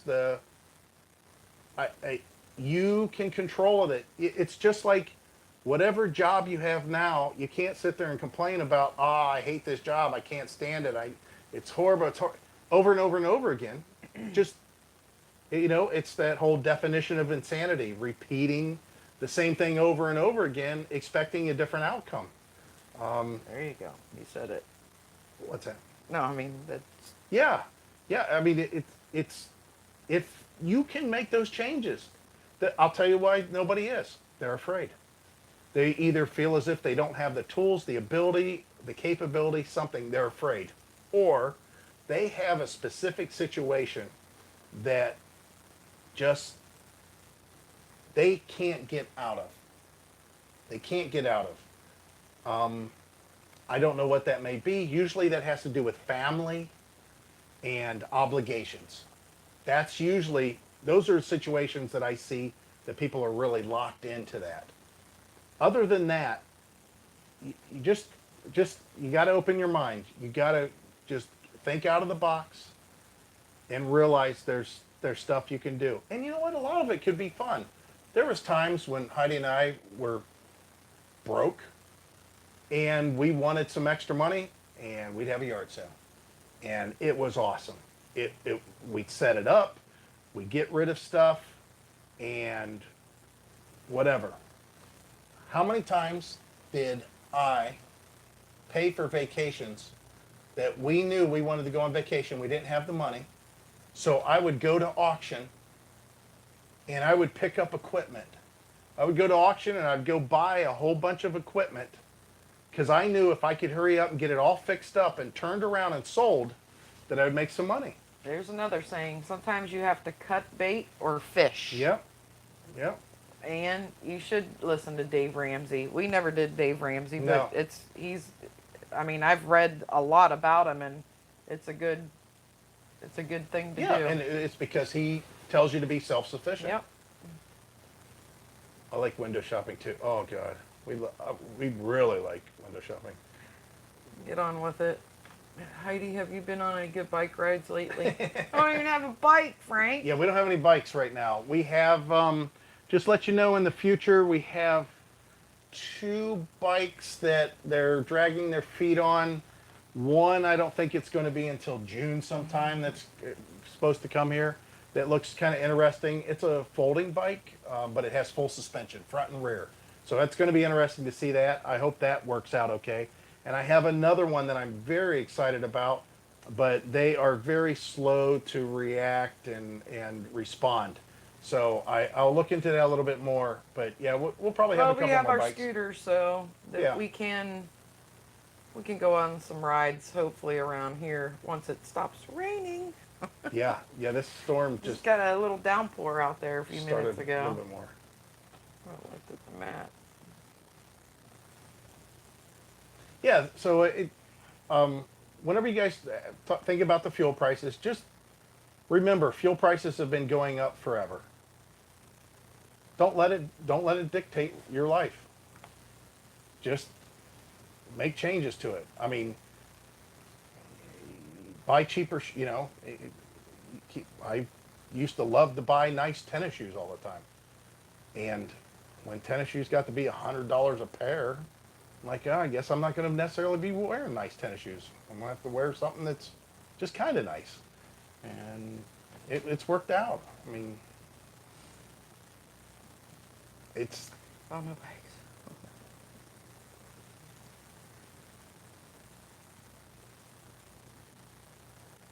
Where have all the bikes gone? I'd buy one from you, but stuck in California. Yeah, usually what we'll do is... not all the time, but sometimes we'll sell the bikes. That's what we've done with, well, you got to remember the only bikes that we were given were the Magicycle and the Mach Wheel for, well, the Magicycle had a whole obligation of like 3 videos or something, right?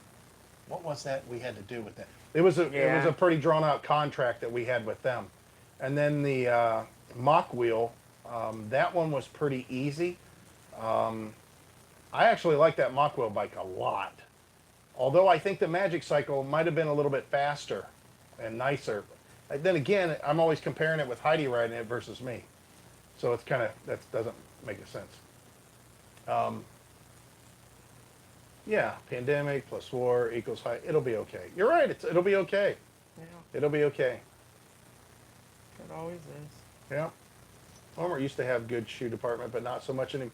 That's me. I said that. Where do we used to? Oh, that was you. Where do we used to go? I'd go to Kmart for one thing, but Walmart for the other.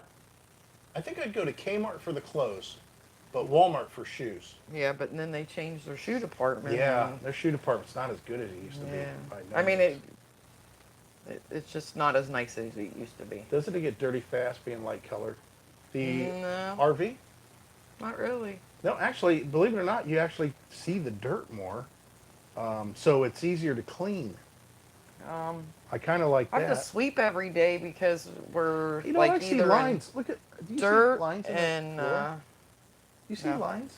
um, dirt and shells. Like we're on a bed of shells here, so Yeah, they brought we, the beach out to we make the try pads. to keep the indoor here clean, but sometimes I think I'm gonna slip in here and slip back out, and then I've made a track. Yeah. Miss the blue light specials, yeah, Yeah, I miss came. I, it's just again, yeah. it's a different era. Stuff happened. Um, I remember our favorite stores when we were growing up as kids, and my parents, of course, too, for shopping, was of course Kmart, but also Zayre's. We did a lot of shopping at Zayre. Oh, Gold Circle. I remember we used to go to Gold Circle a lot too. Yeah. That was a while ago, obviously. Tell them about your shirt. Why you have that shirt on?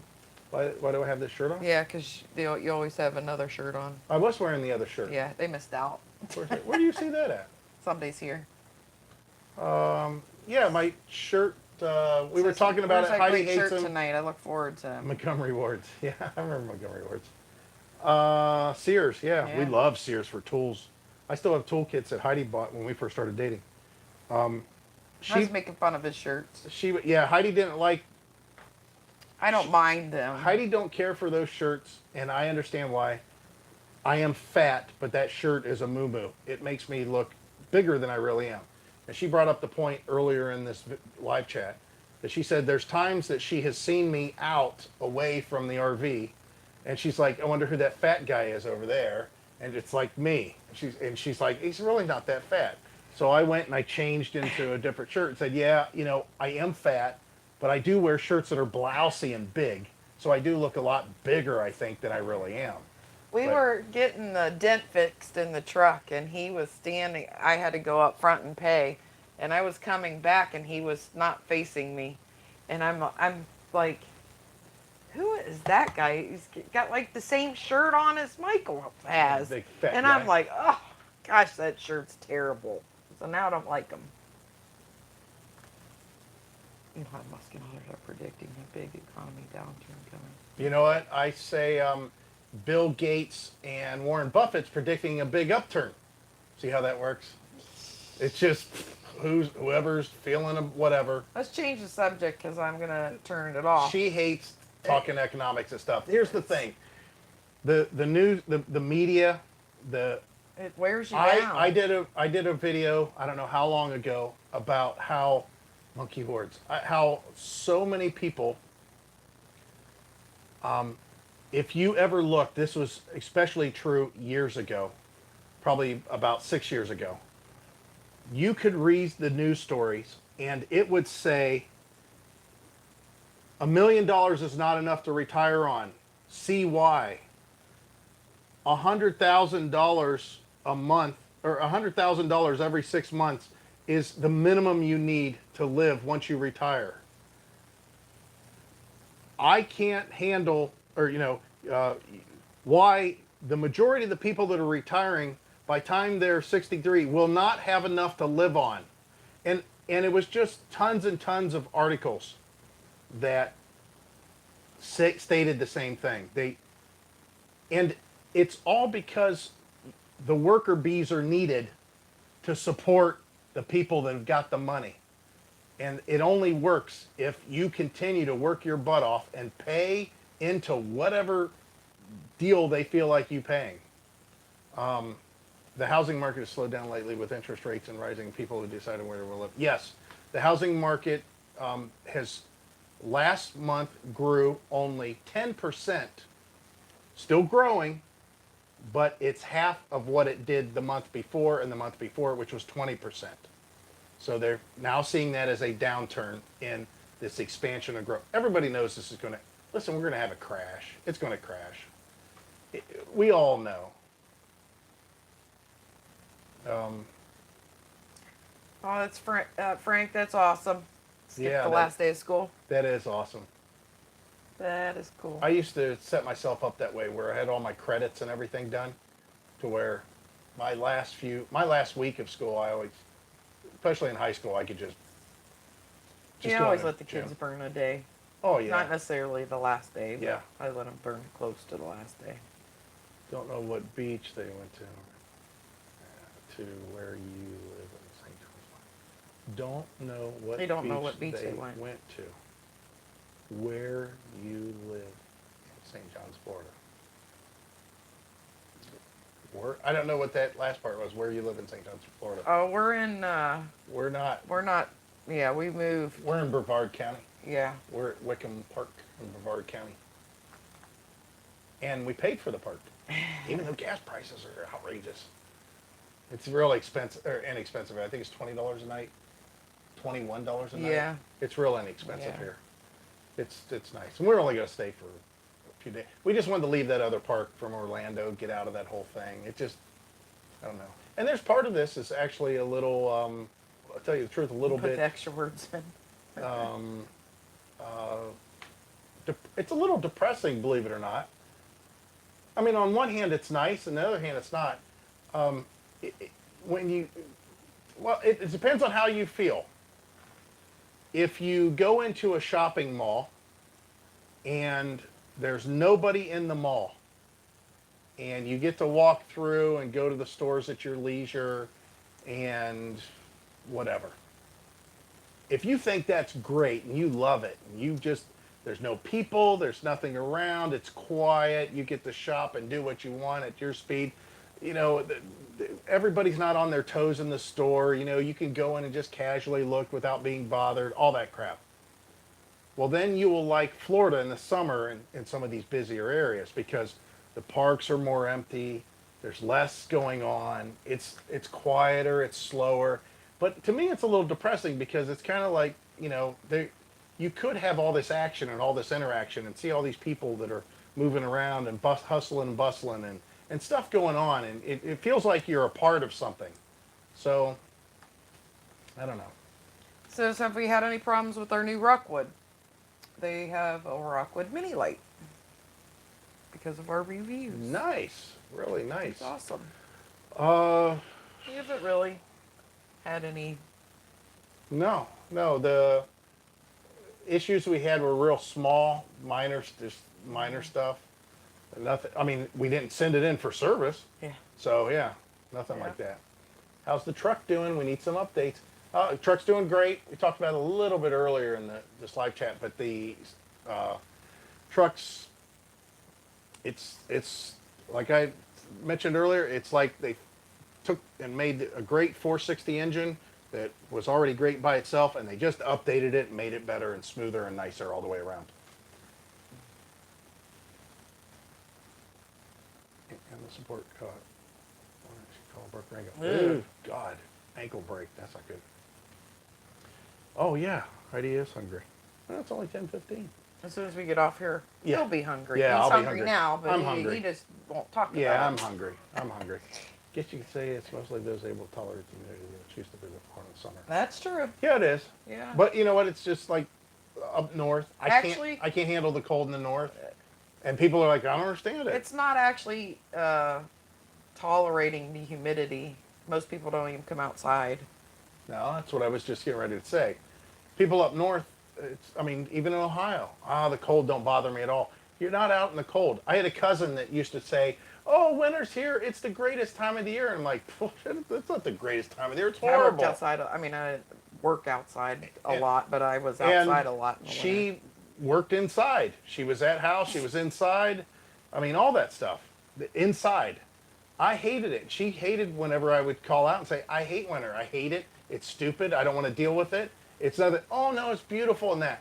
No, you're not out plowing the driveway. You're not out shoveling the driveway. You're not out cleaning off the cars, cleaning off the RV. You're not stuck at home until you can't go RVing. You can't go camping. I can't work in the garage without heating it for an hour to even go out there.